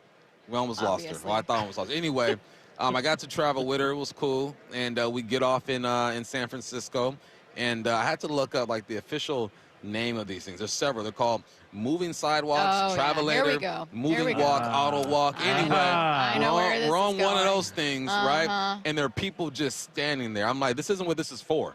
This is to move faster to the next destination. So I told Stacy, I go, watch this. I'm applying pressure. Okay, and I'm like 20 yards away from them, but they're going to feel me walking. You must keep the etiquette of the moving sidewalk, the travelator, the moving walk, the auto walk. Keep it pushing or move to the right side. And they felt me, and they kept it pushing. I told Stacy, that's travel dominance right there. That is how you travel dominance. Move. Get out the way. Anyone needs just confirmation that this happened. We got on the moving sidewalk. I thought it was where you took a break from walking. So I don't blame these people at all. I thought it was like, are you tired from pushing your luggage? Let the floor move you for you. I thought that's what it was. But we get on, and Bump immediately like just starts walking, and I'm thinking, no, I don't want to push these people forward. And he did, and then he applied pressure, and then they started moving forward. And then Bump was like, I've righted the universe. Like, this is the way things should be. People are following the airport rules now. Exactly. It's not time for breaks. You want to take a break? Step off the travelator, all right, and go sit on one of those benches on the side. It's moving you. It's to get to destinations faster. You know why? Because people are late for things at the airport all the time. More efficiently, because you can. Maybe they should have one side of it for the people that just want to relax. If you are going to stay. You get on the right side and let it pass on the left. But they were doubled up. They take it off both lanes. All right. Pick a lane. All right. I'm shocked that's the only thing that you had from the airport. What? It was a pretty easy. Well, it was easy. It was an easy flight, quick flight, no delay. On a Tuesday. Nothing crazy. It's easy on Tuesdays. Catch me on a Saturday. Yeah. The only thing I was going to say is now, and I'm sorry to offend any pilots out there. I really, really am. Wow. But one thing that would have been mine, not to get off my lawn, but it makes me a little nervous. One of the more noble professions. Truly, it makes I don't know anybody who's against pilots. A cool, objectively cool profession. I'm not against pilots. You're not going to make me look like this person, but I did say that I get a little uncomfortable sometimes when the pilot's a little too, like a joker too. Oh, yeah. Don't be a joker. Yeah. Just get me to where I want to go. Here, we go. And I'm like, no. I hate it. No. I hate it when the flight attendants pretend like you're on a flight to Chicago and they're like, and we're now landing in Puerto Vallarta. Yeah. It's like, no. Don't joke, man. That's not where I want to Take go. your job right seriously. now. Yeah. I need to know that your head is in the game because I'm a nervous flyer. So when you're like, are you ready? I'm like, oh, no. All of our coverage this week is presented by WGU. Coming up next, Fred Warner with K-Adam saying the Seahawks don't have a weakness. That's next on your home for the Seahawks in the Super Bowl, Seattle Sports and the Seattle Sports app. This is what it's all about, right? We are going to the Super Bowl. The pure joy. It's a great time to be alive for Seattle fans. It's why we're 12s. Super Bowl, baby, let's go. And Sunday, when history is written in Super Bowl 60, isn't there only one voice you want to hear tell the story? A one-hander, JSN. Wherever you are on Sunday, listen to Steve Rabel call the Seahawks and Patriots in Super Bowl 60, live and free on the Seattle Sports app. This President's Day, Pure Talk is honoring Jackson and Lincoln by offering unlimited talk, text, and plenty of data for just $25 a month. Meanwhile, Big Wireless is honoring Benjamin Franklin by charging families hundreds of dollars for the same 5G service. What's up with that? Ben Franklin wasn't even a president. When you switch to Pure Talk, you'll be in business with an American wireless company that supports our vets in a big way and keeps all their customer service in this country. That's important. And you'll be on the same towers the big carriers use, so you'll get the same 5G service without the inflated price. So hang on to your Benjamins and switch to Pure Talk for a Jackson and a Lincoln. No contract, no hidden fees. Dial pound 250, say Mike Rowe, and you'll get 50% off your first month when you switch. That's pound 250, Mike Rowe, for an American wireless company that is truly unprecedented. Pure Talk. Gear up for the big game at Simply Seattle. Shop official Seahawks playoffs gear and custom Simply original designs. Shop in-store or online and enter to win a $1,000 shopping spree now at simplyseattle.com.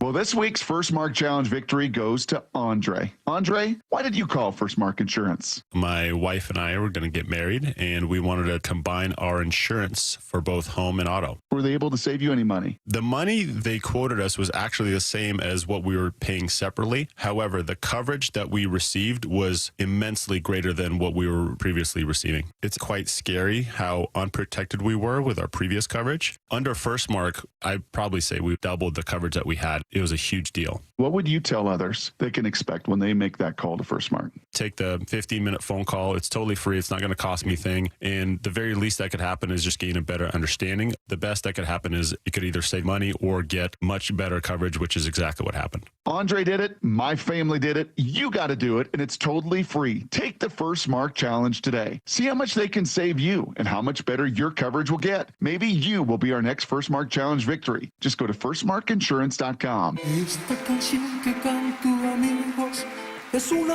Experience the iconic Mexican music group Bronco at Muckleshoot Casino Resort, Saturday, February 28th at 8 p.m. They've sold more than 20 million albums and performed for audiences all over the world. Now Bronco is bringing their modern take on regional Mexican sound live to Muckleshoot Casino Resort.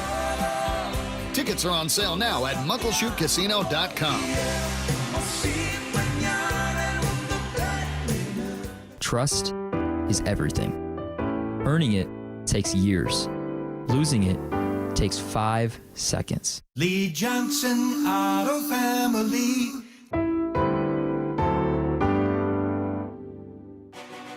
Who did it best in 2025? Vote now for the Sports Stars and Story of the Year at seattlesports.org and help choose the winners of the 91st Annual Sports Star of the Year Awards, presented by Microsoft. From collegiate champions to the standouts across our professional teams, make your choice and come celebrate Washington's biggest night out for sports on March 13th. Vote now and get tickets at seattlesports.org. We'll see you there. And the Seahawks are going back to the Super Bowl. Home of the Seahawks in Super Bowl 60. Seattle Sports on 710 and the Seattle Sports app. This is for all you guys on Viagra. ED pills are no longer needed. The brutal side effects like 4-hour headaches, blurred vision, and that flush feeling can all be put behind you with our treatment. Here at West Coast Men's Health, we have a better approach to ED. Acoustic wave therapy creates blood flow circulation by safely removing the plaque in your arteries and restoring function naturally. Guys, let me be clear. Pills will never fix your problem. Our equipment is the latest technology, and our medical staff is the best in the industry. So give West Coast Men's Health a call today. Speak with our clinic manager. Ask him any question you like, how it works, the science behind it, and even the cost. If you suffer from ED or Peyronie's disease, give West Coast Men's Health a call today. It's not just about better health. It's about a better life. With clinics in Redmond and Tacoma, call 206-519-6541. That's 206-519-6541. Online at westcoastmenshealth.com. Hi, this is Nancy Penrose, owner of Big Trees in Snohomish. Here at Big Trees, we are honored to have performed work for our local professional sports teams, local colleges, numerous commercial sites, and dozens of cities, including Seattle, Tacoma, and Bellevue. While we certainly serve homeowners, Big Trees helps business owners too. Reach out to the experts at bigtreesupply.com.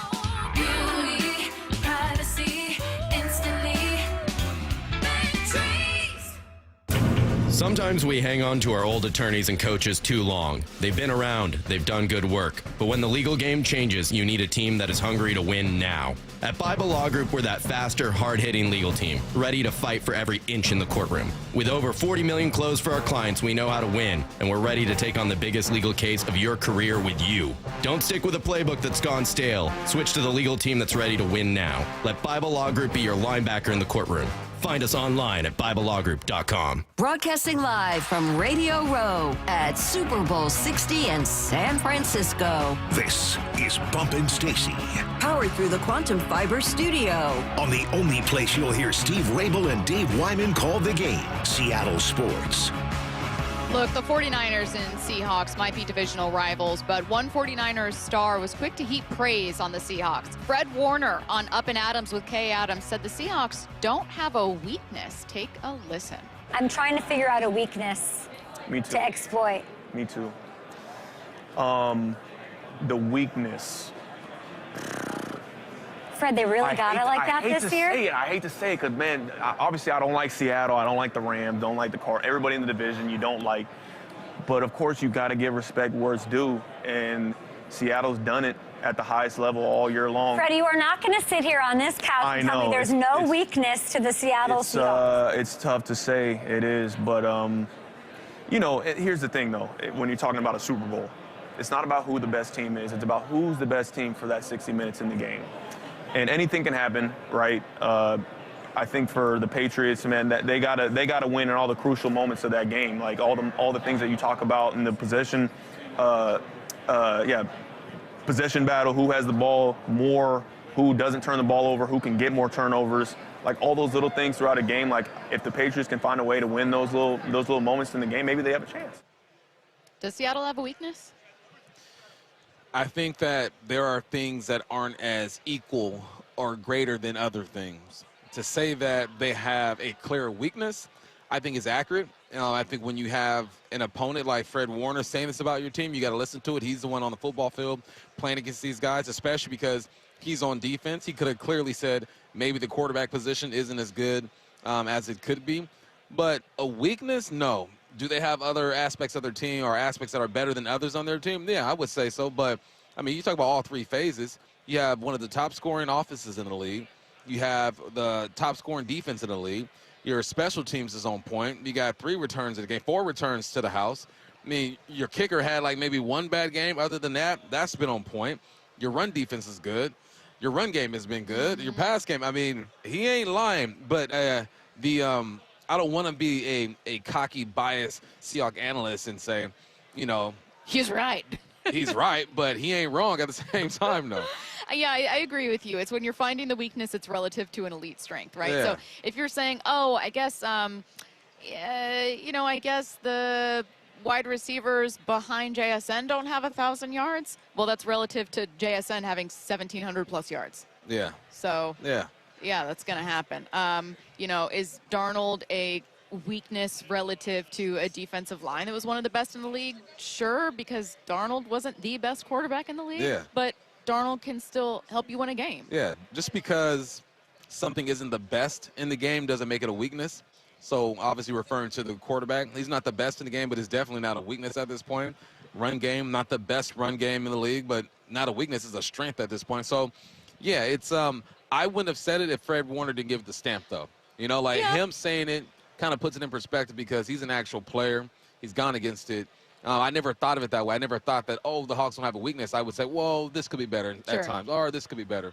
But no, it's a well-rounded team. Well, I would imagine then that he's being asked because the Patriots and their fans are going to wonder, well, how do you exploit this team? What do you do? How do you beat the Seahawks? So if you're the Patriots and you're sitting here looking at this Seahawks team, which is very complete and very good, how do you beat the Seahawks? If you're the Patriots, what are they probably looking at? It's same old football stuff. Force turnovers. Be good on third down. Like when you're playing against a team that doesn't have a clear weakness, you have to look at just the fundamentals of the game. We're just talking to Coach, and he was saying, look, we ran the football, we won the turnover battle, and we didn't give up points. I was like, all right, if you're able to do those things at a high level, your chances of winning the game are going to go up. And time of possession. You know, obviously you want to possess the football, so don't have opportunities to score. So, their job, the Patriots, objective number 1 is to force turnovers by Sam. We know that when he turns the football over, there's opportunity. He turned the football over the most in the NFL at the quarterback position. So, of course, you want to lean into that. But even there are games where he's turned it over 2 times, and he still won that ball game. That has to be their main objective, though. What was the Patriots' most obvious weakness to you on film? It's crazy. Their offensive line gets a lot of love, and I don't see them that way. I don't see them that way. Also looking at their wideouts, they have guys who can push it down the field. I think collectively, they probably have a better group of wide receivers, but our one is better than their first 3. So it balances out right there. So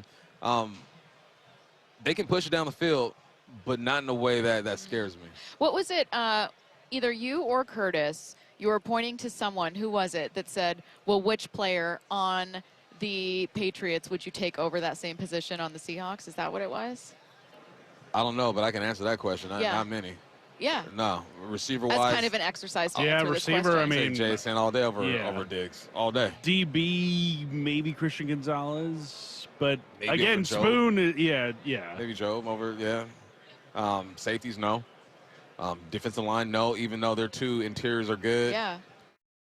Quarterback, we can fight about it, That might be a tussle there because Drake's ceiling is high, but I don't see any. I always think that's a good exercise to try to answer that question, too, of okay, which team are you favoring and why? It's okay, well, inherent to what Fred said, any given Sunday is true.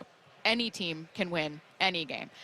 However, some teams are likelier to win that game because of the strengths of that roster. And when you're looking at these two rosters, there are not many Patriots, if any, that you would take over a Seahawks player at the same position. No, I don't see any. Yeah, no. I don't see any. Even coach, I'll still take our coach over. And Vrabel's a hell of a coach. Well, yeah, because, I mean, Macdonald, he's a legit schemer. Vrabel is more of the CEO type head coach. I mean, yeah, he comes from the defensive side of the ball, but he's got Josh McDaniels calling plays on offense. And, I think Macdonald is very much he's got his hands on everything on that side of the ball.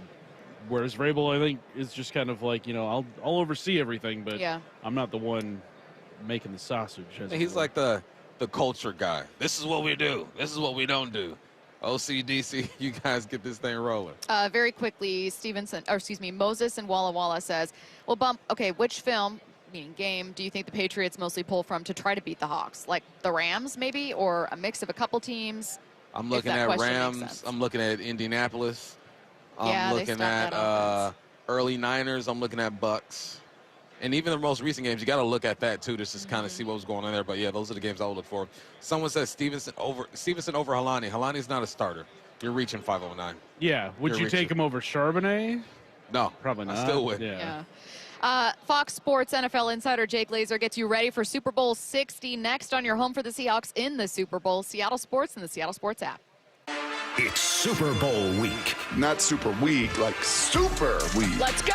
It's going down. The home of the Seahawks, Seattle Sports, is broadcasting live from Radio Row in San Francisco all week with Brock and Salk at 6 a.m. Bump and Stacy 10 to 2. Wyman and Bob 2 to 6 with bonus coverage 6 to 8. Powered by WGU. From the only station where you hear Rabel and Wyman call the Seahawks in Super Bowl 60. Touchdown, Seahawks! Seattle Sports.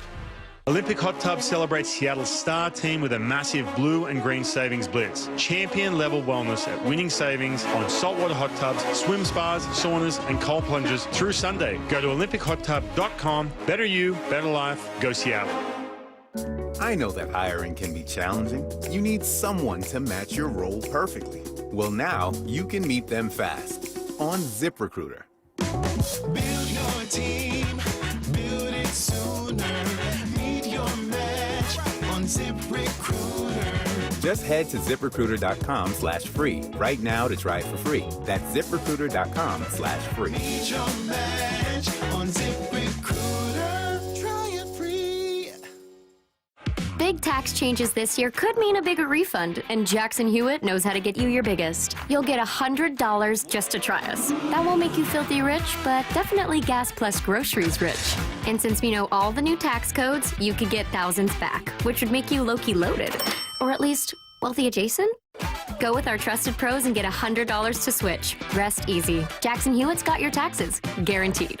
Limited time offer for new clients. Participating locations only. Details at jacksonhewitt.com. Hi, Flo here to say that Progressive knows that life can change quickly, so it's good to have flexible coverage. Oh, like when I have to take my ex off my policy. Oh, sorry. But yes, we can do that. And can you send them a message and tell them that they have trust issues that they need to work on? We don't really get in the middle of these conflicts. Also, can you let him know that I was faking interest in his band and it's probably time to grow up? I'm not going to do it. Just know that with Progressive, you can easily make changes to your auto insurance because we know life changes. Also, I'm staying in touch with his mom because she's absolutely lovely. Bad idea. Progressive Casualty Insurance Company and Affiliates. Get in the zone, AutoZone. Rain on game day doesn't faze Dave. He's already got his poncho. Just needs to do something about those wipers. So Dave heads to AutoZone. Welcome to AutoZone, where a friendly AutoZoner helps him get premium quiet wipers and some hand warmers. You're all set. Now, if only his team can handle the elements as well as his new wipers. Get wipers, glass cleaner, and more with no hassles, just help at AutoZone. Get in the zone, AutoZone. P&D Tree Service, your local experts in tree removal. 24-hour emergency service. Fast, efficient, and safe removal of trees from your yard or neighborhood. Ever seen a tree removed by a crane? Enjoy a safe and clean yard. PNDTreeservice.com. We live here in Washington. I travel all over the state for work. Affordable short-term rentals help us stay together and make Hazel feel at home. Now Olympia is considering a huge tax increase on short-term rentals. Pricing us and other families out. since more than half of short-term rentals here are used by Washingtonians. Costs on everything are going up. Please tell legislators not to make our trips more expensive, too. Paid for by Airbnb helps our state thrive. Host Hack. Imagine finding your dream home and moving in right away. No waiting to sell your old place first. Sounds perfect, right? That's exactly what Orchard's Move First, Sell Later program lets you do. Buy your new home now and sell the old one later. Here's how it works. Orchard gives you cash so you can buy and move into your new home first on your timeline. No waiting, no showings, no double moves. Then the Orchard experts take it from there. They handle repairs on your old home for you so you attract the right buyers. Once they're done, a local Orchard agent lists and sells your home for top dollar. Orchard's Move First program gives you the freedom to buy and move into your new home first and sell your old home later. Buy before you sell and get top dollar for your home with Orchard. Ready to find out how much your home is worth? Visit Orchard.com to get your free home valuation. That's Orchard.com. Jewelry Graham. Hi, I'm Brian, your friend and jeweler at Shane Company. Here to remind you that Valentine's Day is Saturday, February the 14th. It's the most romantic day of the year to give and get fine jewelry. We have expertly crafted gifts for every type of sweetheart, any style, any budget. Get creative and design a custom necklace with meaningful charms, including 14-karat gold letters, engravable hearts, and birthstones. For the one, we'll help you propose with a dream engagement ring. Come see our wide selection of hand-picked natural and lab-grown diamonds in all shapes and sizes, in stock and ready to compare side by side. At Shane Company, love is always in the air with our all-inclusive free lifetime warranty, everyday competitive prices, and no-pressure shopping experience. Come see us in store or at shaneco.com because a friend wants you to win Valentine's Day. Shane Company, your friend and jeweler. 4 more days until Super Bowl 60. And this is the only place you'll hear Steve Rabel and Dave Wyman call the Seahawks and Patriots in the Super Bowl. KIRO AM Seattle and KIRO FM HD2 Tacoma. Seattle Sports Snapshot. We are live from Radio Row. If you missed it, Brock and Salk talked to Rashid Shaheed this morning. That's going to be up on the Brock and Salk podcast or on seattlesports.com. Also earlier this morning in non-Super Bowl news, the Clippers traded James Harden to the Cavs for Darius Garland in a swap of All-Stars.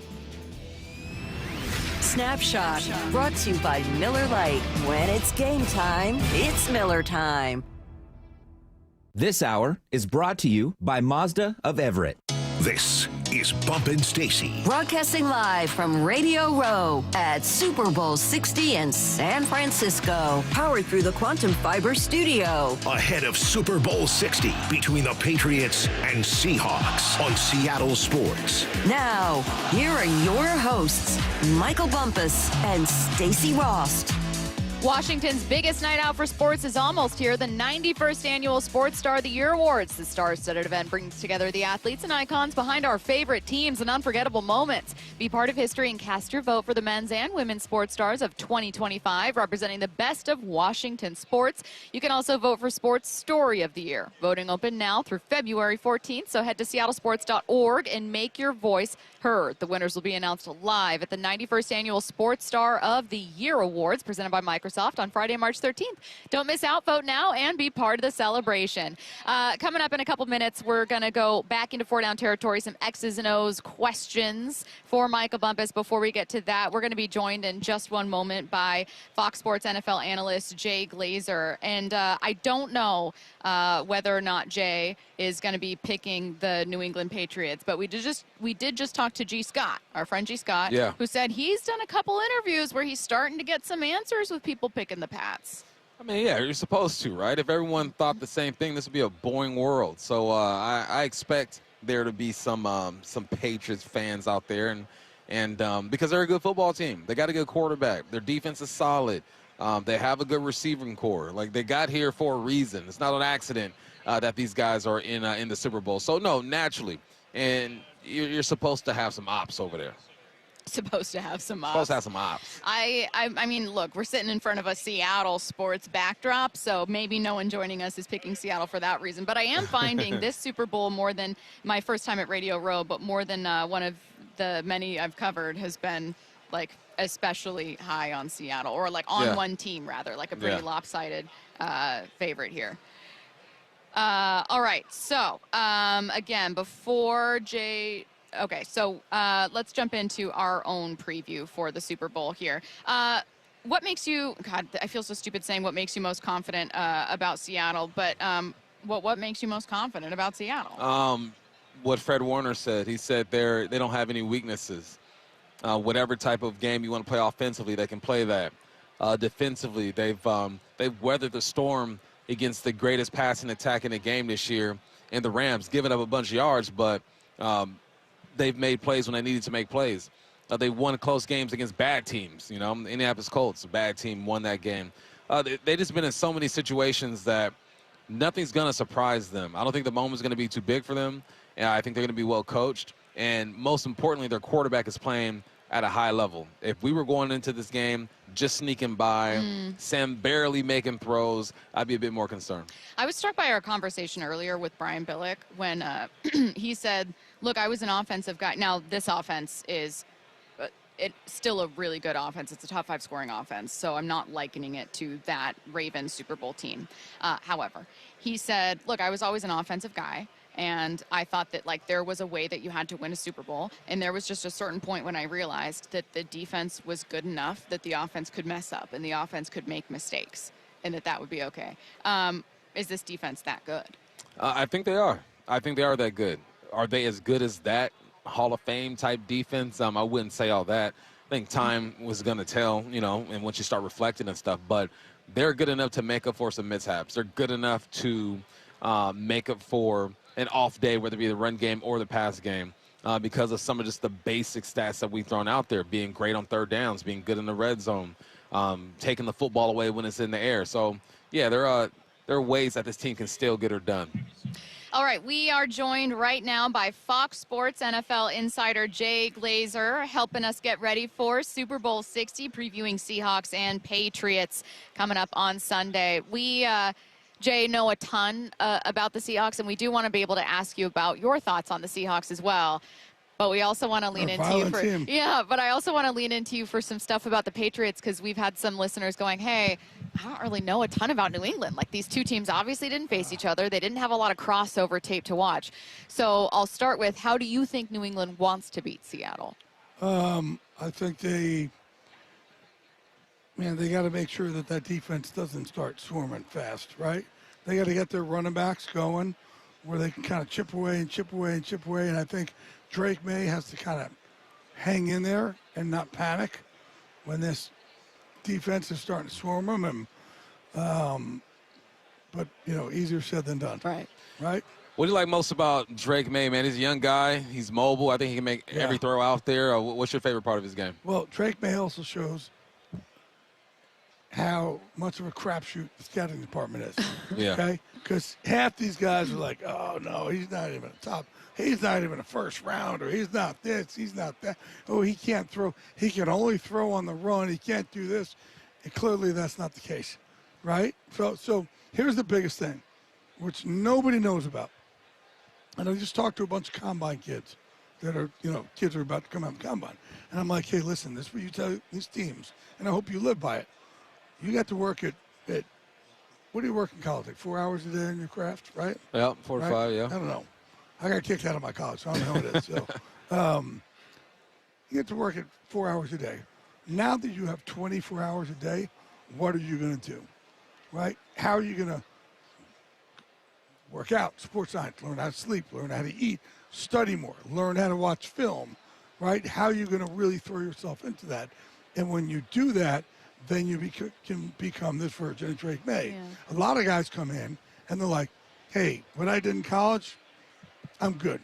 That's going to get me here. And those guys never make it. So to see a guy like Drake do that is great, yeah. When you joined us, you looked, maybe I'm reading into it, just the look on your face, you looked ready to talk about the Seahawks defense. And I want to know what you like watching about them. I love violence. I mean, there I you live in a go. world of violence in my other sport, so it's like, yeah. It makes sense. And I just think, but I think listen, John Schneider, man, this dude's the best. I've been friends with him since '97, never changed, but he knows how to build these different cultures, and he did it with the Legion of Boom. That's a culture. Now he's doing it with this team. That's a culture.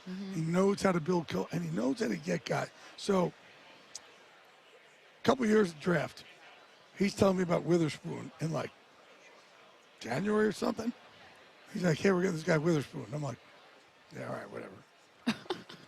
And he never came off it, right? And I remember calling Lovie Smith about him because I was his coach in Illinois. He's like, oh, my God. He's like, yeah, let me talk to Schneider about him. He is unreal. And I said, this Schneider is set on him. And then this year, he literally was like, in like February, he's like, oh, this guy Gray Zabel. And I'm like, who? He's like, oh, Gray Zabel. He's like, oh, and then, man, I love this guy, Imanori. This, okay, and then Arroyo. And he's like, this is like March. Like, he's just different. Yeah. His eye is different. He sees things differently. But the number one thing, he doesn't just go for talent. He goes for, I want a culture. Who's going to fit our culture, right? But what also I love about him is he's like, all right, Russell Wilson, you want to go? No problem. See ya. Okay, we'll bring in Gino. Hey, Gino, you want to go? No problem. We're bringing Sam Darnold. Like, he doesn't get held hostage by anybody. Yeah. Ever. Yeah. Right? It's just like, he's crazy. I don't know. He's just different. He's different. Next time he tells you in January who they want to draft, can you tell us? Maybe. Drop a dime. I guess not. Unbelievable. Yeah. It's unreal. It's your though. friend. Yeah. No, yeah. He's It's got unreal. amazing But also, eye. I'm thinking like, all right, he's just, we're drunk. He's not going to say this. And he's real. Everyone thought they'd take Jalen Carter. Like, every single person in that Witherspoon draft. We had, I think, Witherspoon's college coach, and he was like, cameras were trained on Jalen, thinking he'd go at 5. And then I know he and Howie Roseman had to talk about it, and Howie was trying to trade up to make sure they weren't going to do it. And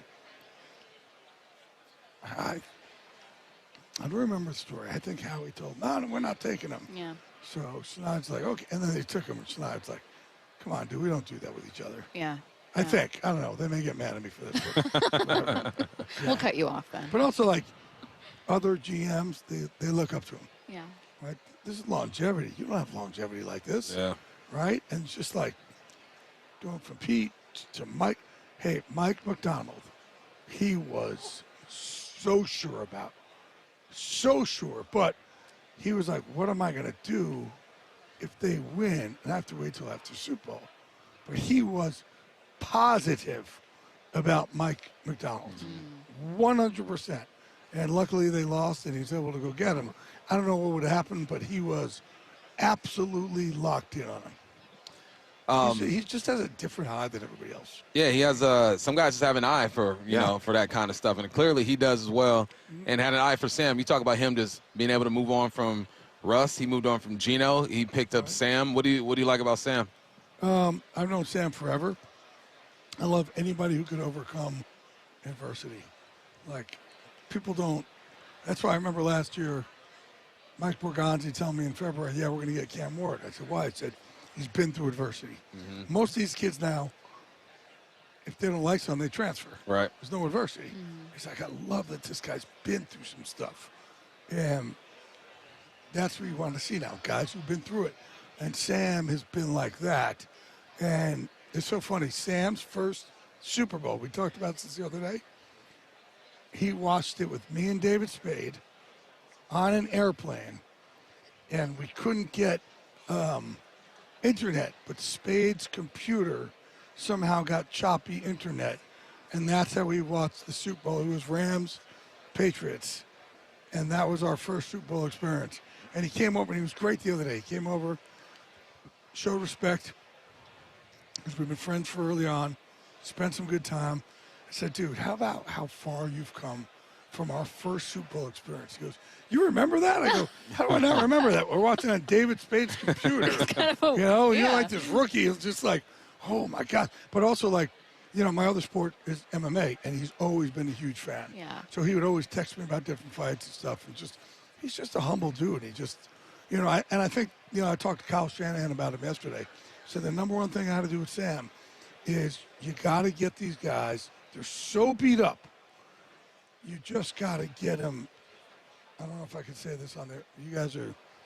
Can we curse on there? Can we not? No. You can use a creative replacement. We had to get him his blank sack back.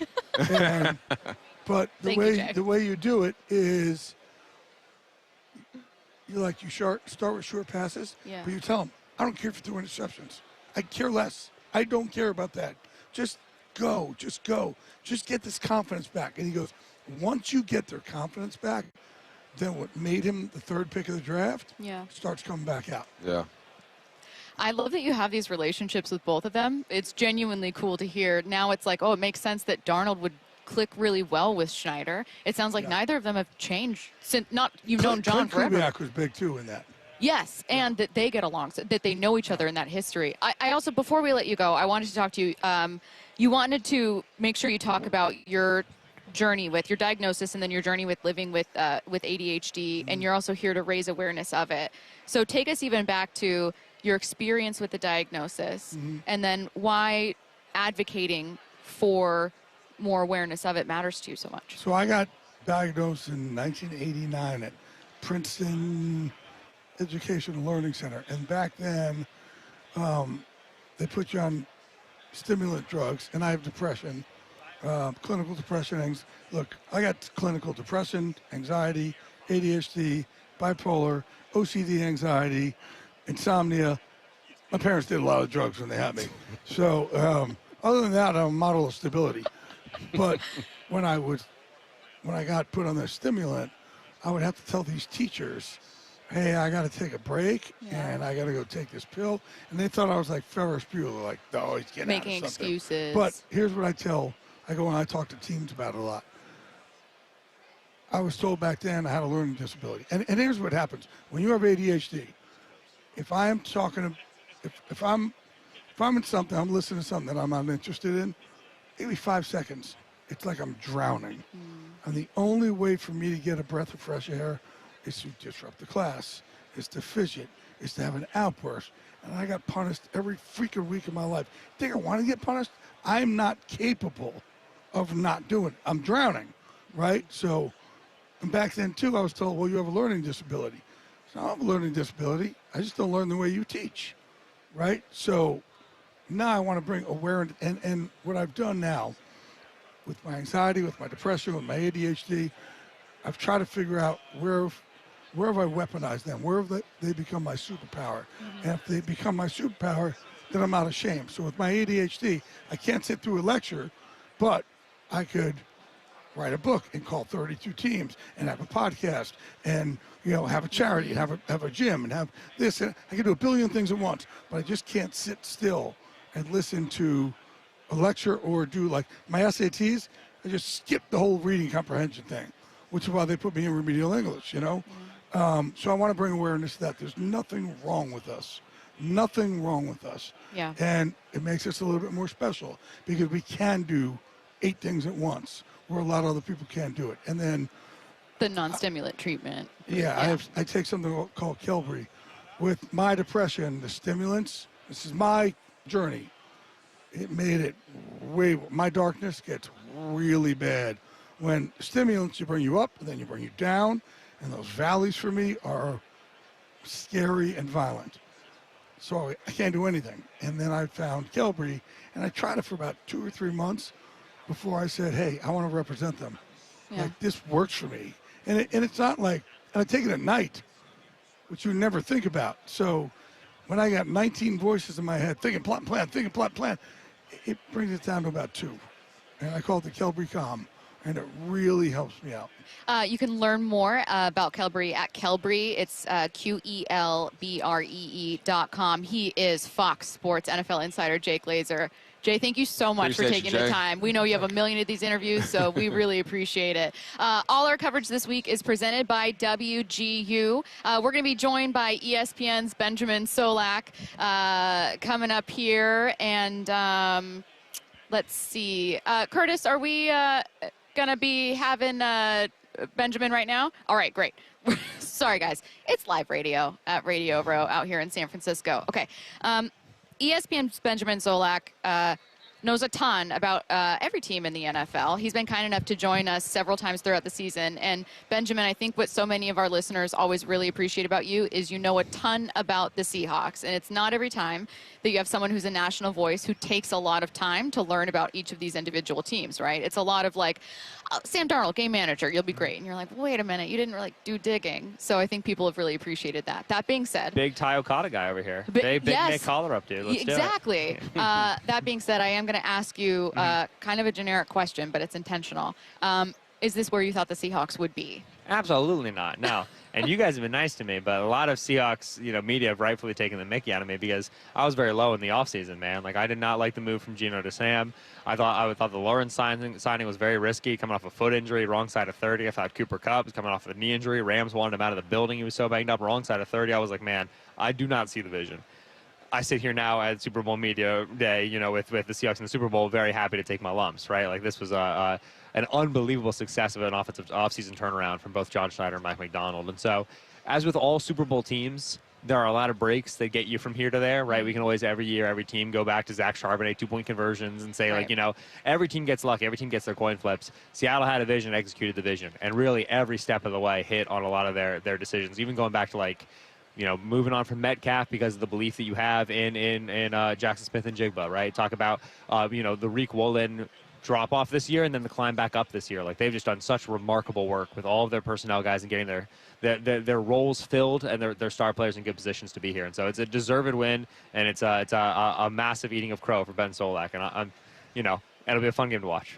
What were your thoughts on the Patriots before the season, and are they aligned with where they are now? It's great because there's an ESPN roundtable piece after free agency where we all got asked, like, okay, best offseason, worst offseason, and I had the Seahawks as the worst, but I had the Patriots as the best. All so right. 50-50, all right? Go. I didn't know that. And now, when I talked about that, usually what we see is bad teams who spend a ton of money in free agency see a big leap in their floor. They go from being 4-13 to 9-8, right? And the Patriots spent $364 million in free agency. Typically, like, Milton Williams, Robert Spillane, Stephon Diggs, Garrett Bradbury, Morgan Moses. We're just going to fill the coffers with league average talent. We're not going to be as embarrassing, and then we can develop from there. The ceiling is defined by, okay, what are our star players going to do? And namely, what's our quarterback going to do? And so while I loved the offseason, I said, this is a good step to being a year away, right? And then, you draft a star receiver and you go get a star pass rusher. Instead, it turns out for the Patriots, they spent $364 million and not a dollar of it went wrong, right? I mean, like, every single signing from Milton Williams to, like, $1 million on Jalen Hawkins, who's played 1,000 snaps for him. Like,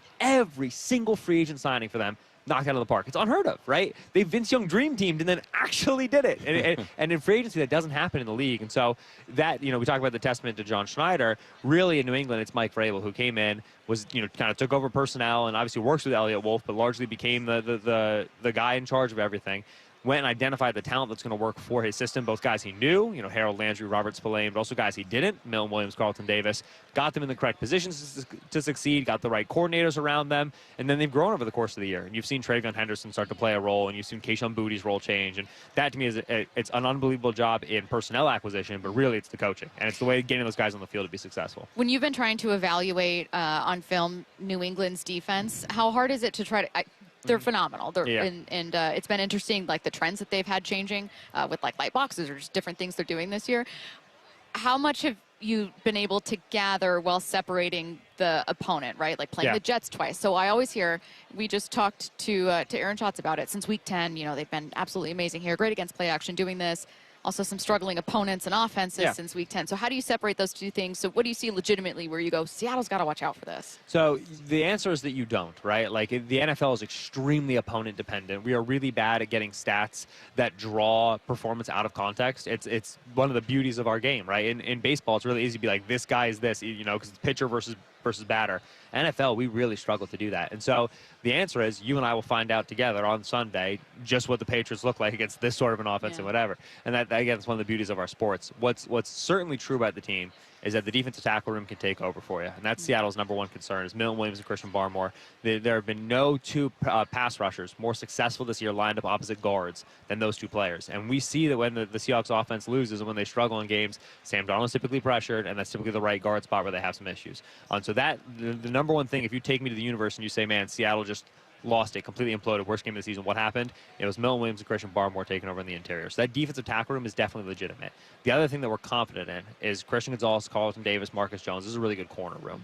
Now, they don't run nearly as much man coverage as people think, as you might expect from their hires that they made. They run a lot more quarters and they'll pass routes off. So it's a big game of chicken right now between Mike Vrabel, Zach Kerr, and that defensive staff versus Clint Kubiak and that offensive staff in terms of how they're going to play Smith and Jigba. There was a moment in the middle of the season where they started traveling Christian Gonzalez a lot more, right? They traveled him with T. Higgins and Drake London and Mika Igbukwe. They did it for like 3 or 4 weeks. It went great, and then they just stopped doing it. And to me, that's a sign of we have this in our bag. We don't want to be this as a team, but we can do it if we need to. So you should expect to see some, not all, Gonzalez traveling with JSN, some, not all, double teams and brackets on JSN. And it's going to be who throws what pitches when against what formations and what looks. And that's where it's going to be Clint versus Vrabel, Kerr, and that defensive staff. And to me, a matchup that will decide the game is how they use Gonzalez against JSN, how much success he finds in isolation, and then what scheme stuff do they do to also take him away. Speaking of Gonzalez, what's his strength? When you watch his film, what do you like about him, and how do you think he matches up against JSN and his style? Yeah, so Gonzalez is one of our top corners in the league in terms of height, weight, speed, right? And so when we talk about having the length and the strength to give JSN problems at the line of scrimmage, but then also the speed such that if JSN beats you off the line, you can recover. There's like 3 or 4 dudes that can do it, and Gonzalez is one of them. Very, very, very big deal. The Patriots do not like to play with half safeties, right? And a lot of the teams that have been successful against JSN, think about that first Rams game with Emmanuel Forbes, the Vikings game, right, with Isaiah Rodgers, even with the Panthers a little bit with Mike Jackson. They would take a long corner, they'd get up on the line of scrimmage on him, reroute him, but they would cloud a safety on top. Right, and they would say, don't worry, if you get beat deep, you're fine. We've got somebody up there to help you, right? The Patriots do not do that. They just trust Gonzalez to run with the guy. And so we're talking about one of the few corners that has the height, weight, speed to run with JSN. Now, Gonzalez does not like to press up on you. Gonzalez would much rather be up on the line of scrimmage and just mirror you. He's a very patient, very controlled player. JSN, if you want to play JSN and put no hands on him, be my guest. You will lose. You will lose. You will lose. You will lose. So he has to be more aggressive. He has to be willing to play more physical. And he's done that against bigger receivers. He played Drake London that way, but he typically doesn't like to do it. Carlton Davis is the one who likes to be more hands to the line of scrimmage. So I think you're going to see third downs, you're going to see Gonzalez in just true man coverage. And they're going to say, hey, play one-on-one, best on best, win us the game, brother. I think on a lot of base downs, you're going to see Davis with a deep half safety. And they're going to ask Davis, hey, shove him, be aggressive, move him off his line, ruin the timing. And if you get toasted down the field, don't worry, we put a deep half safety there. So Gonzalez is a pretty good matchup for JSN, but he must be willing to be more physical in the first 5 yards. If he plays the patient style he wants to play, he might get a few good reps, but then JSN's going to cook him. When you look at basic the box scores, you can see obviously the rushing yards for Seattle for Ken Walker increase over the last several weeks, but what are you actually seeing X's and O's wise with the run game? I love Kenneth Walker so much, man. I really do. That's why I asked. And he, you know, the ball speaks to Kenneth Walker in tongues, and it demands to be taken outside. There are 4 or 5 plays a game where I'm like, man, okay, I get why the coaching staff likes to rotate the backs, whatever. But when Kenneth Walker, when he sees it and he reacts to it fast, like he is just lightning in a bottle. And so you've seen that be successful. You've seen them, you know, as Elijah Arroyo has missed time, their multiple tight end sets have become a little bit more oriented on blocking, right, and on that running game. You've seen also, I think, part of the Shaheed trade is, hey, we're going to be able to get to more 11 personnel, more gun and more spread to make running the football easier. Because before the Shaheed trade, we're all condensed sets, we're all under center, so we can get base defense and we can pass, but this is hurting our running game. And so they wanted to have a secondary mode where we can lighten you, get lighter bodies on the field, and then use Kenneth Walker both as a runner, and we've seen his receiving go up as well, because you have lighter bodies on the field, we're going to throw our screens and get our athletic alignment on the move. So there's been schematic changes, there's been personnel adjustments. In general, though, Kenneth is hot when he's hot, and he's cold when he's cold, right? And there were times this year where, you know, he seemed to be catching it, and then there was a couple Charbonnet drives, and I know it's been a big discourse for Seattle for a long time, but no Charbonnet in the playoffs, and even before he got hurt, man, Kenneth's just seeing it. And when Kenneth is on, he's so good. I'm hoping we get that against the Patriots too. I am too. Like a quick 15 seconds before we let you go. I know that you're doing a million interviews at Radio Row, but is there anything in particular that you want listeners who are looking to hear more to check out, like a podcast you have upcoming or anything like that? So Amina Kimes show featuring Lenny is the ESPN podcast that I'm on, and then all my digital video stuff is on NFL on ESPN YouTube. Yes, that's what it's called. I know where I work. Don't worry about it. So that's all my stuff. He's ESPN's Benjamin Solak, kind enough to join us for a preview here of Super Bowl 60. Coming up at 1:45, Sounders legend Kasey Keller helps us preview the game and choose his favorite. I wonder who he's going to pick. That's coming up on your home for the Seahawks in the Super Bowl, Seattle Sports and the Seattle Sports app. This is what it's all about, right? We are going to the Super Bowl. The pure joy. It's a great time to be alive for Seattle fans. It's why we're 12s. Super Bowl, baby, let's go! And Sunday, when history is written in Super Bowl 60, isn't there only one voice you want to hear tell the story? A one-hander, JSN. Wherever you are on Sunday, listen to Steve Rabel call the Seahawks and Patriots in Super Bowl 60, live and free on the Seattle Sports app. 1-877 Cards for Kids. KARS Cards for Kids. Ready to get rid of that old car? Donate it to Cars for Kids. Call 1-877 Cars for Kids to reach a friendly live agent. Donation's super easy, and your car can be picked up as soon as tomorrow. Call us now, 1-877 Cars for Kids. 1-877 Cars for Kids. Donate your car today. Did you know you can donate real estate too? Old windows cost you money and security. Lake Washington Windows and Doors installs energy-efficient, high-security windows that lower your bills and increase protection. With leak armor installation and lifetime warranties, you're protected for life. Choose LakeWashingtonWindows.com today. Michael is in his 70s, and he was dealing with an injury. I had tears in my rotator cuff. Just the discomfort of going about everyday life. Day-to-day things were not comfortable or almost impossible, but just being inactive was troubling. He was in a great deal of pain. I started trying to learn how to brush my teeth with my left hand, and you can't do it.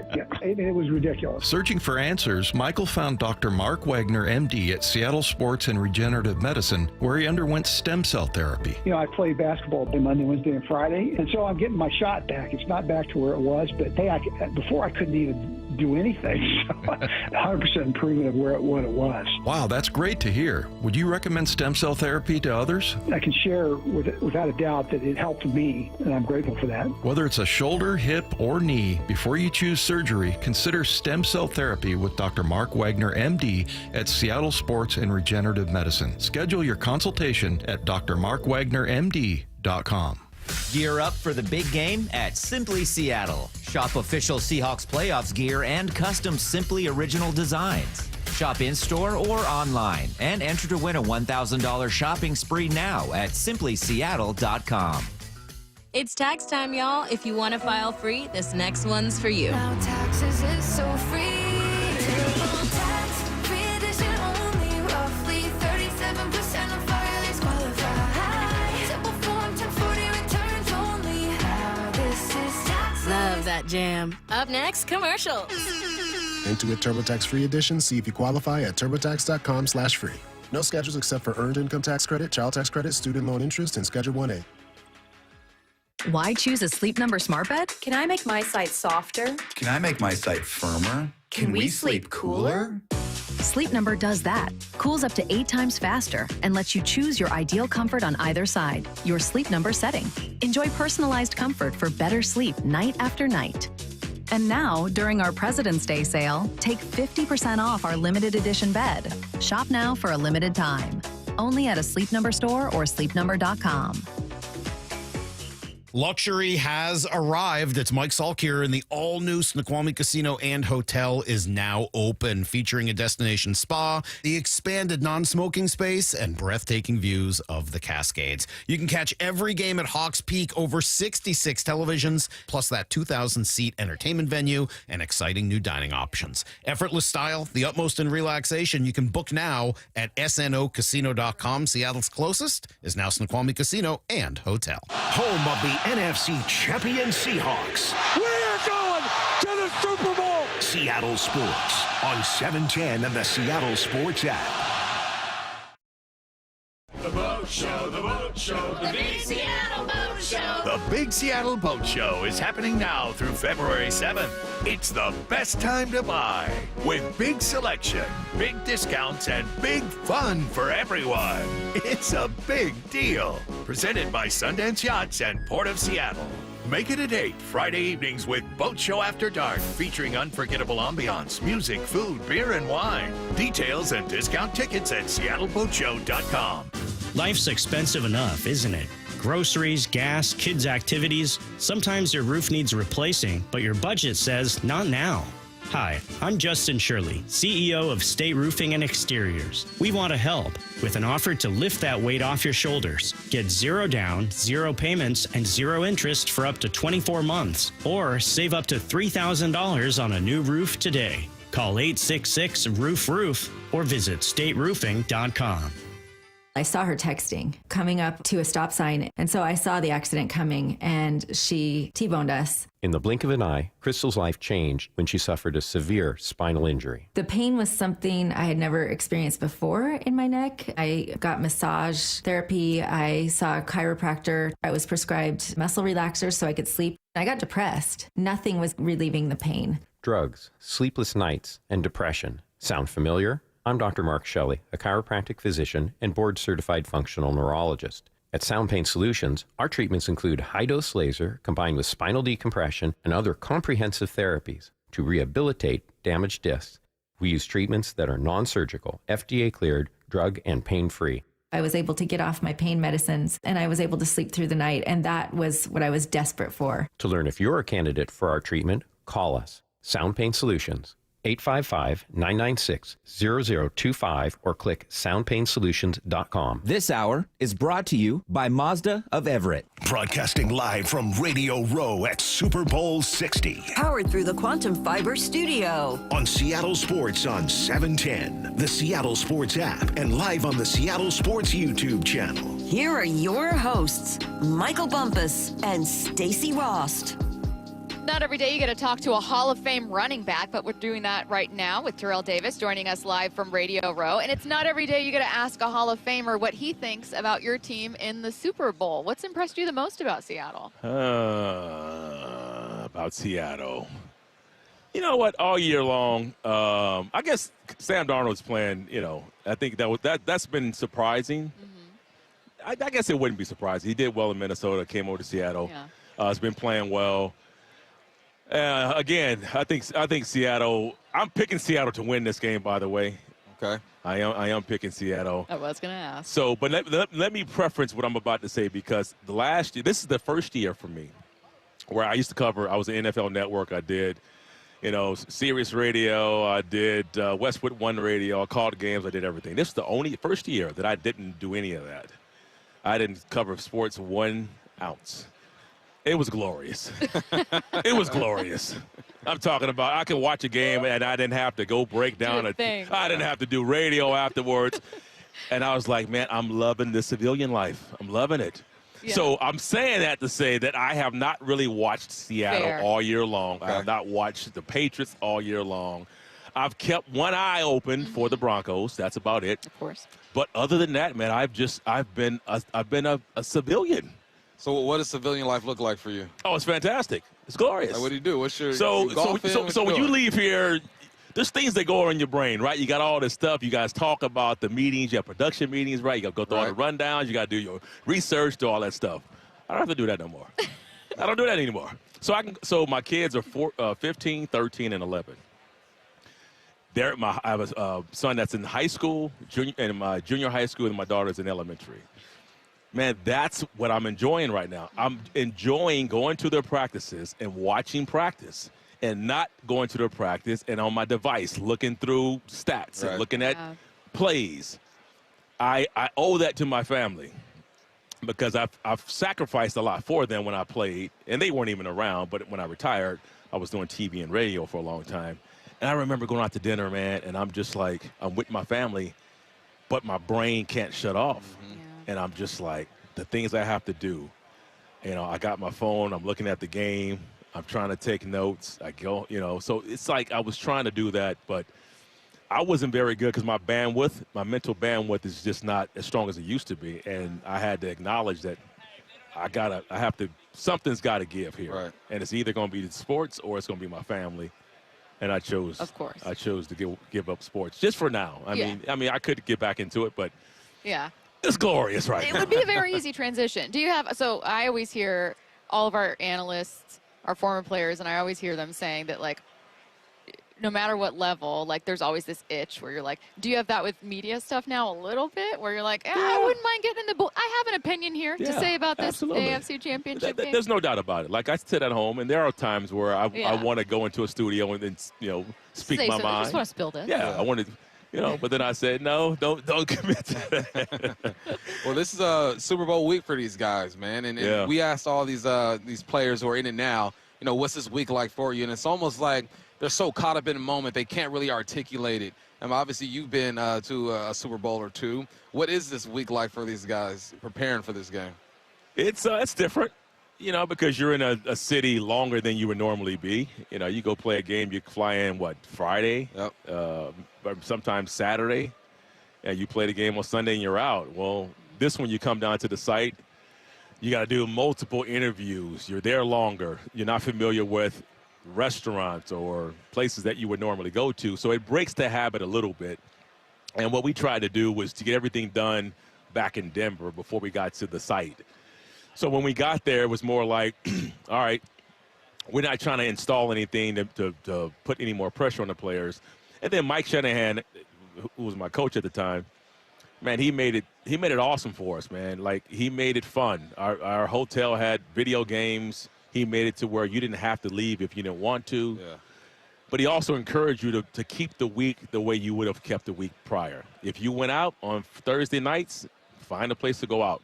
Like, you know, that was what was really cool. It wasn't like he was trying to keep us confined and not mention the Super Bowl. Like, we knew we were down there for business. We knew that. But we also knew that, man, if you charge the battery too much or you get charged too early, the results could be you not playing well. Right. So we didn't want to focus too early on the game. And I tried to keep every game the best I could in my career as the same. Yeah. Like, my level of effort wasn't going to be any different in a preseason game or a Super Bowl. That was just me. Yep. I played 100 miles a minute, and when I was in the game, man, I tried to play as well as I can play. And so when I got into the Super Bowl, I didn't feel like I had to go ratchet anything up. I never felt like, all right, TD, all right, it's the Super Bowl. Now you got to give me more. If my teammate ever told me, hey, man, it's a Super Bowl, now I gotta play harder. Well, what the hell were you doing for 18 weeks? What were you doing the weeks before this? That would scare me more Yeah. if somebody said that now they got to start playing. This is so unrelated to, it's like a tiny, tiny fraction of that kind of pressure, but I was just immediately thinking of a professor I had in college my freshman year, who goes, who turned in a 4.0, and you're trying to be humble? And he goes, why would you ever give me a paper that wasn't a 4.0? And I was like, see, I don't have that player mentality. I was trying to just, you know, not your best. I wanted Set the standard. Yeah, exactly. Obviously, you're incredibly familiar with the Shanahan-Kubiak system. Now, we've seen it here. Clint Kubiak, obviously, is as OC. What do you love most about it? And I'm asking with, like, I don't know the X's and O's. Like, I leave it to Bump. So if you were to speak to someone who's like, look, I didn't play Madden or whatever, but tell me just what works with it. What do you love about it? What did you appreciate? Well, I know that, like, the version that they're running now is a lot different than what we ran. How? So we ran basically a base offense, and our passing game and our running game looked the same. And so we ran the concepts out of that. We were heavy on play action. And so we were able to kind of keep teams off balance, and we would always have an answer built into the play. You know, so there was always an outlet. There was always a check down. There was always, if this doesn't happen, you can always go there. Yeah. And so that was our answer to everything. And if we really wanted to, it was like, okay, the numbers are there, let's run it. So, and there's a little bit of that in Seattle, but routes now, when I watch games and I see some of these guys running routes, I don't even know what these routes are. Like, there was a route tree that I grew up on. It's a different route tree now. I don't know what this route tree is. And so, you're looking at the game and they're like, oh yeah, what I don't know what he ran. Yeah. Like, he ended up over there. He ended up like he ran a corner, but I don't know how he got there. I don't know how the hell he got there. No more 0 through 9. No, gone. So it's different, and the evolution of the game. And, like, Mike Shanahan was the king. And so, with Kyle and Clint and Kubiak, like, the evolution is starting to spread out more. And that's what we're seeing. But they're bright minds. They're really fun to watch. They're creative play callers. And that's never going to change. Yeah. I wanted to make sure we asked you about this. It's very important to you to talk about TD, not touchdowns, but tardive dyskinesia. Yeah. Have you heard of tardive dyskinesia? I hadn't. No. All right. So so I'm here to raise awareness for we call it the other TD, and it's called tardive dyskinesia, and it's a chronic movement disorder caused by, taking certain, prescription mental health medications, and what it's doing is that it creates this repetitive or uncontrollable movement in your face, your hands, your feet, your torso. And, although I don't have TD, man, I'm a big proponent of health. And just trying to make sure people, if you're out there experiencing anything like that, man, please visit theothertd.com or talk to your healthcare professional. Because when I was going through my own mental health struggles and conditions, man, I remember them, using medication as one of the treatment options that I had available to me. And so I can imagine if you're taking these medications and you're having this sort of side effects of where your body is, shaking and trembling, I can imagine how scary that can be. So if you are experiencing that, man, please go to theothertd.com. Again, that's theothertd.com. And he is Hall of Fame running back Terrell Davis. Kind enough to join us. Thank you so much, sir. Sounders legend Kasey Keller joins us next on your home for the Seahawks in the Super Bowl, Seattle Sports and the Seattle Sports app. This is what it's all about, right? We are going to the Super Bowl. The pure joy. It's a great time to be alive for Seattle fans. It's why we're 12s. Super Bowl, baby, let's go. And Sunday, when history is written in Super Bowl 60, isn't there only one voice you want to hear tell the story? A one-hander, JSN. Wherever you are on Sunday, listen to Steve Rabel call the Seahawks and Patriots in Super Bowl 60, live and free on the Seattle Sports app. Do you have a car sitting around collecting dust? Well, turn that car into cash at Wayscar Ford in Auburn with their vehicle profit sharing program. Here's what makes it different than anywhere else. Not only will they purchase your vehicle today and pay you right up front, but it gets better because once they resell your old car, they share 50% of their profit with you. I caught up with my friend Mark Clymer from Wayscar Ford in Auburn.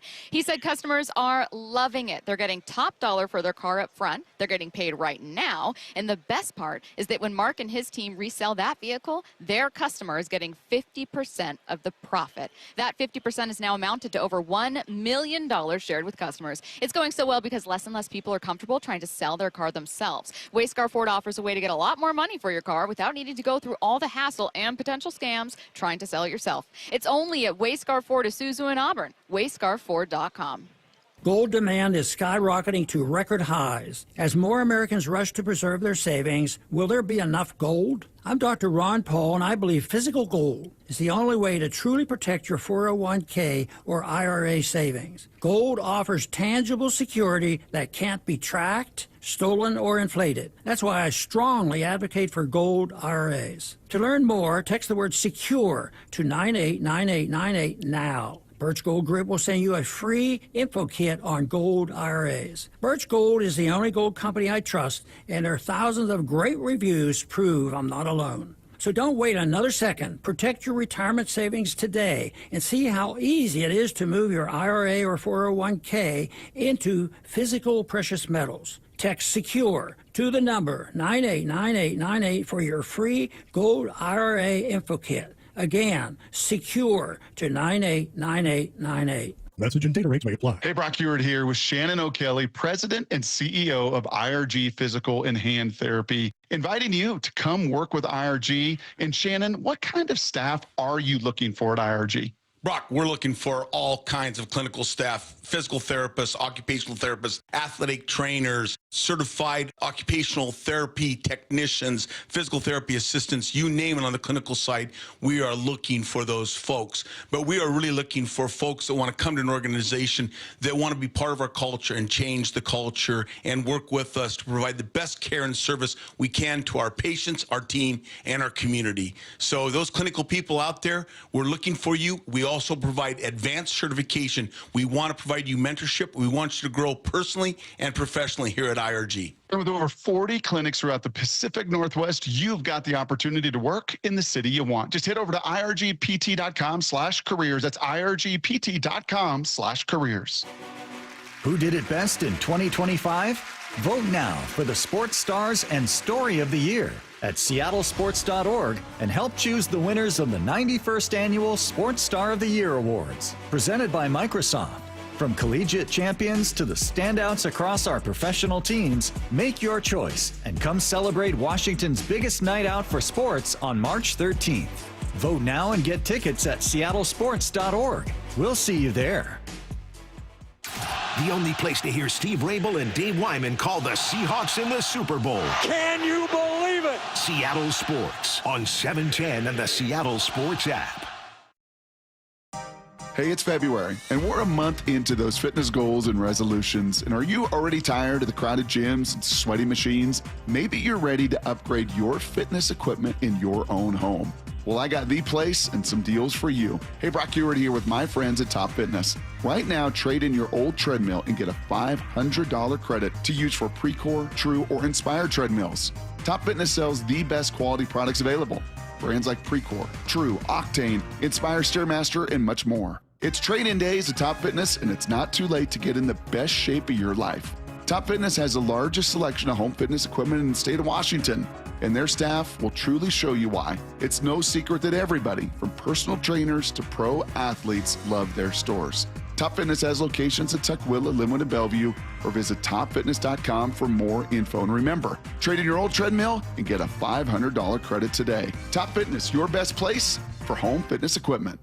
Have you considered surgery or even joint replacement? Hey, it's Dave Wyman, and before you make that decision, see Dr. Mark Wagner, MD, at Seattle Sports and Regenerative Medicine. Why? Because he gives it to you straight. Dr. Wagner said my right knee needs replacement, and I appreciate his honesty and expertise. My left knee is fine right now, but the minute it isn't, I'm heading to Dr. Wagner for his expert opinion.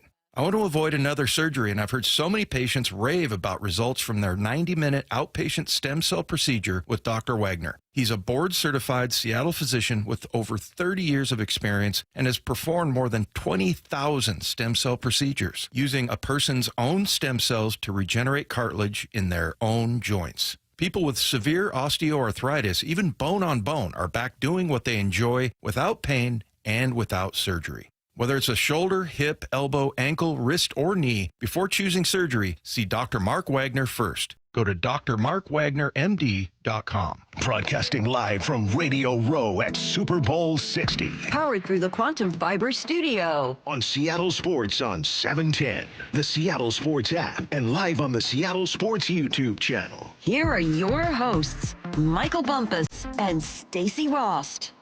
Well, if you're not watching the video stream and you already know, you'll recognize his voice here very quickly. It's Sounders legend Kasey Keller, kind enough to join us to help lead us out of this one. And look, Bump can't wait to talk to you about the World Cup. I'm not going to waste too much time. I know we're at Radio Row, so I have to ask you for your Super Bowl pick, of course. Well, I mean, I'm been a lifelong Seahawks fan, so growing up in Olympia, so 100%. Yeah. I was at Super Bowl in Arizona for 2014, so I'm hoping for some redemption this time around. So Seahawks all the way. I'm with you 100%. She's right. I'm jumping right into soccer, man. Okay, let's do it. World Cup is coming. Yep. One of my good friends, obviously, Dempsey used to play for the national team, and it's almost weird seeing that era be over. Yes. You know, because so used to seeing like that group. Yeah. What do you know about this group coming up and their style of play? Yeah, I mean, obviously, Christian Pulisic kind of leads the charge, and him having a successful tournament will clearly help the team. Yeah. A lot of other players, playing successfully in Europe, MLS as well. And I think in these situations, you always need your stars to play well, just to kind of steady the ship. And then you need a couple guys that emerge that you were kind of like, I didn't expect that kind of tournament from. And this is going to be a very crucial next 3-4 months to watch the guys in their club careers, where they are in fitness, where they are in form. We don't have a squad like Argentina or Spain, so if we have 2 or 3 key injuries, that can make a big problem for us going in. So real key that we have the strongest squad possible and everybody's kind of in the right frame of mind. You mentioned one already, but key development here that we're tracking, maybe a couple players here that's like, okay, if he's on it, we're feeling pretty good. Yeah, I mean, I think in midfield, I think we've all seen the potential of Gio Reyna and what he can do, and then now that he's at Gladbach and playing more regularly, I think he can make a big difference. I still think there's some question marks in the striker role. Ricardo Pepi was somebody that they keep talking about, and then he was supposed to transfer to Fulham, but then he broke his arm, and so now he's out in Holland for a little while. And will that be Florian Balogun? Will it be who's the guy that's going to consistently put the ball in the back of the net for you? And I think midfield we're pretty solid. I think we have options there. So even if a player or two goes down, I think we can make up that difference. Okay, and then I think defender wise, we need someone like Anthony Robinson, who's struggled all season with his fitness at Fulham. And if he can have a good late second half of the season and be fit on that left side, Chris Richards at Crystal Palace as well. He had a great year last year, and so he needs to be in good form as well to really solidify at the back. Way more Americans playing overseas than when I was coming up. Yeah. Where is the development of our country's athletes when it comes to soccer? I would say that what's probably happening right now is more Americans are getting opportunities to play in Europe. The stigma of being an American was broken by the last generation. Right. And so now the Americans are getting these chances that they maybe didn't get before. Are we necessarily creating a squad of 50? No. But we're having guys that are still having that opportunity to go challenge themselves at the highest level. Now, we still need – I spoke at a conference one time, and kind of the Sloan MIT data analytics conference, and they're talking about – why have we not created a Messi or a Ronaldo or, this real world superstar? And I said, look, I'll give you some numbers. I mean, some of the clubs I played for this club I played for was founded in 1885. This club I founded for is 1886. We are still in our infancy in this sport. And then the other thing that you have to recognize is people would ask me, what was it like playing in the Premier League? What was it like playing in La Liga? I said, the only way to explain it to Americans is if you combined baseball, basketball, and football into one sport. Mm-hmm. It's that much attention. Yeah. Every Spaniard's dream is to play for their national team in a World Cup.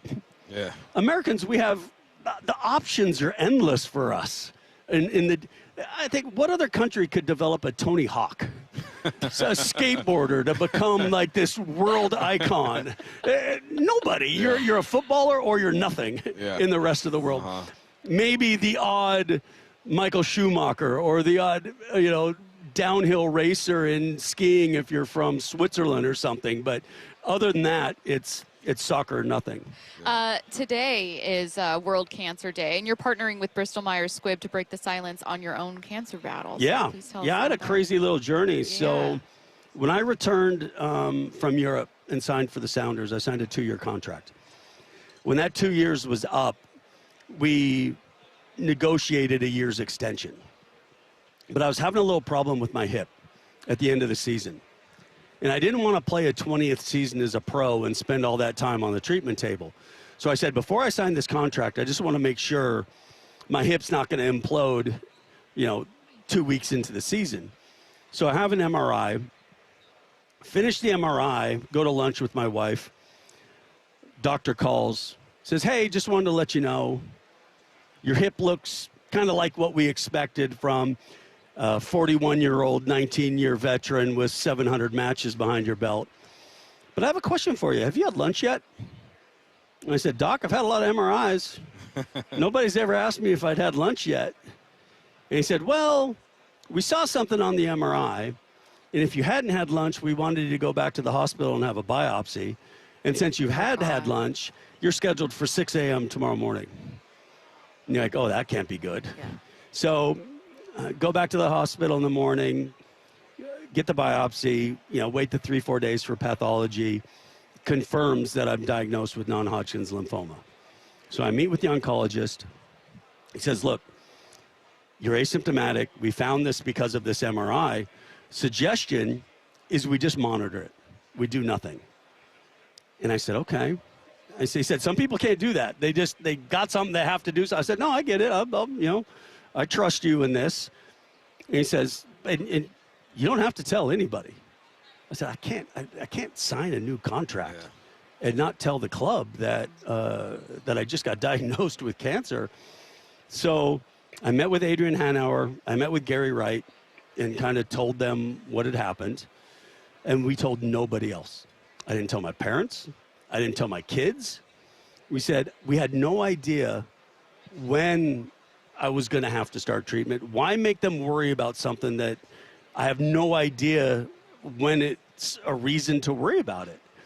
So signed the contract, started preseason, had a test just after preseason to see if I could start the season. Halfway through the season, had another test to see if I could finish the season. Finished the season, went into the broadcast career. About 2017 in the winter, you know, you retire playing, you're not having the same workout that you used to. The suits were getting a little tight for the broadcast, so I thought, hey, I better kind of kick things into gear here a little bit and pick up the workout routine. Started losing some weight, started losing some more weight. Got around Christmas, ate a little too much and still lost weight. And then it really was in February that I was getting out of the shower and my wife was like, you need to go see the doctor. It looked like the lymph nodes in my groin were going to come through my skin. Oh, God. And so I was like, okay, I got to confirmed with the doctor that it was time to start treatment.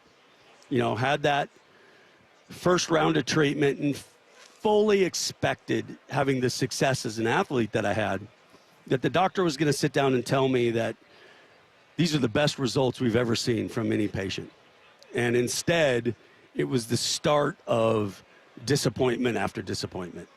And so I had treatments that had a little success. I had treatments that had no success. I had treatments that had great success halfway through to then by the end, they had completely reversed.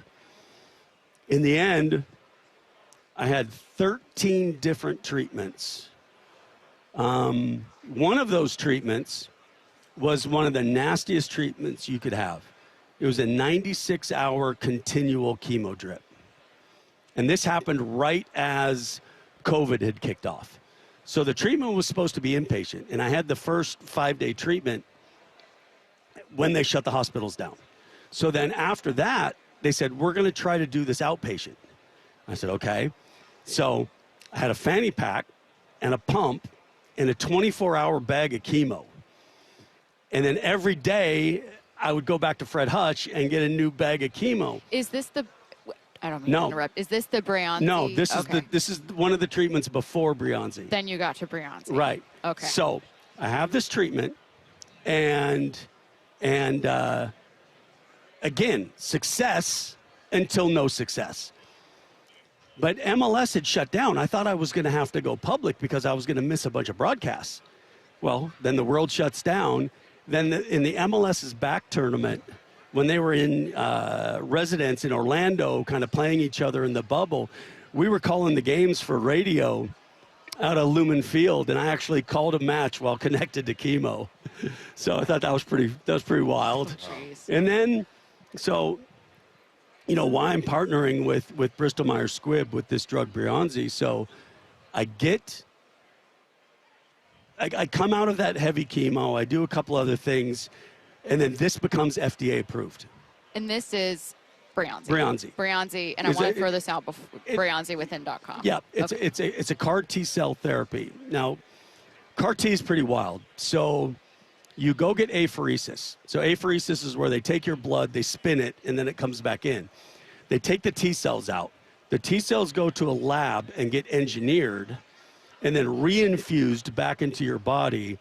And those T-cells have markers to target the cancer particularly. Unreal. And so I went from 13 different treatments with this array of no success to some success to within a month I was in remission, and within 3 months I was declared NED, which is no evidence of disease. Oh my God. And that was in the spring of 2021. Okay, so this is CAR T-cell therapy in Breonzi. You can go find out more. BreonziWithin.com. He is Sounders legend Kasey Keller. I feel horrible cutting you off right now. It's an amazing story. We have to let you go. You have so many more interviews, but BreonziWithin.com. Kasey, thank you so much. Thank you. Wyman and Bob coming up next.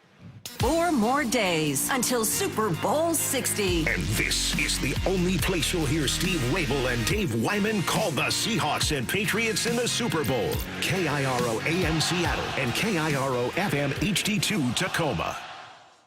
It's Super Bowl week. Not super week, like super week. Let's go!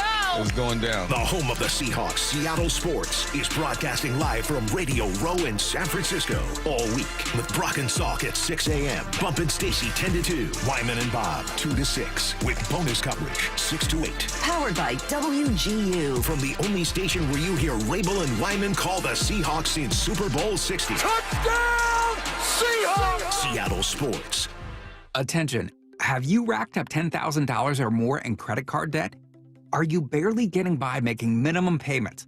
With credit card debt reaching all-time highs, National Debt Relief is notifying consumers about significant debt relief options currently being made available to help those with overwhelming credit card debt. These options may reduce a large portion of credit card debt for those who qualify. You don't need to declare bankruptcy or take out a consolidation loan, and you may only have to pay back a fraction of what you owe, even if you have bad credit. National Debt Relief has already reduced the credit card debt for more than 550,000 consumers, so don't wait. If you owe $10,000, $20,000, or even $100,000 in credit card debt, you can now take advantage of this financial debt relief as the cost of living continues to skyrocket. To check what debt reduction you may qualify for, call 800-288-9944. That's 800-288-9944. Once again, that's 800-288-9944. Luxury has arrived. It's Mike Salk here, and the all-new Snoqualmie Casino and Hotel is now open, featuring a destination spa, the expanded non-smoking space, and breathtaking views of the Cascades. You can catch every game at Hawks Peak, over 66 televisions, plus that 2,000-seat entertainment venue and exciting new dining options. Effortless style, the utmost in relaxation. You can book now at snocasino.com. Seattle's closest is now Snoqualmie Casino and Hotel. We live here in Washington. I travel all over the state for work. Affordable short-term rentals help us stay together and make Hazel feel at home. Now Olympia is considering a huge tax increase on short-term rentals, pricing us and other families out, since more than half of short-term rentals here are used by Washingtonians. Costs on everything are going up. Please tell legislators not to make our trips more expensive too. Paid for by Airbnb helps our state thrive. Host PAC. Seattle thrives on innovation, and so can you with a bachelor's, master's, or certificate program from WGU's School of Business. Get your business education online on your schedule with personalized support every step of the way.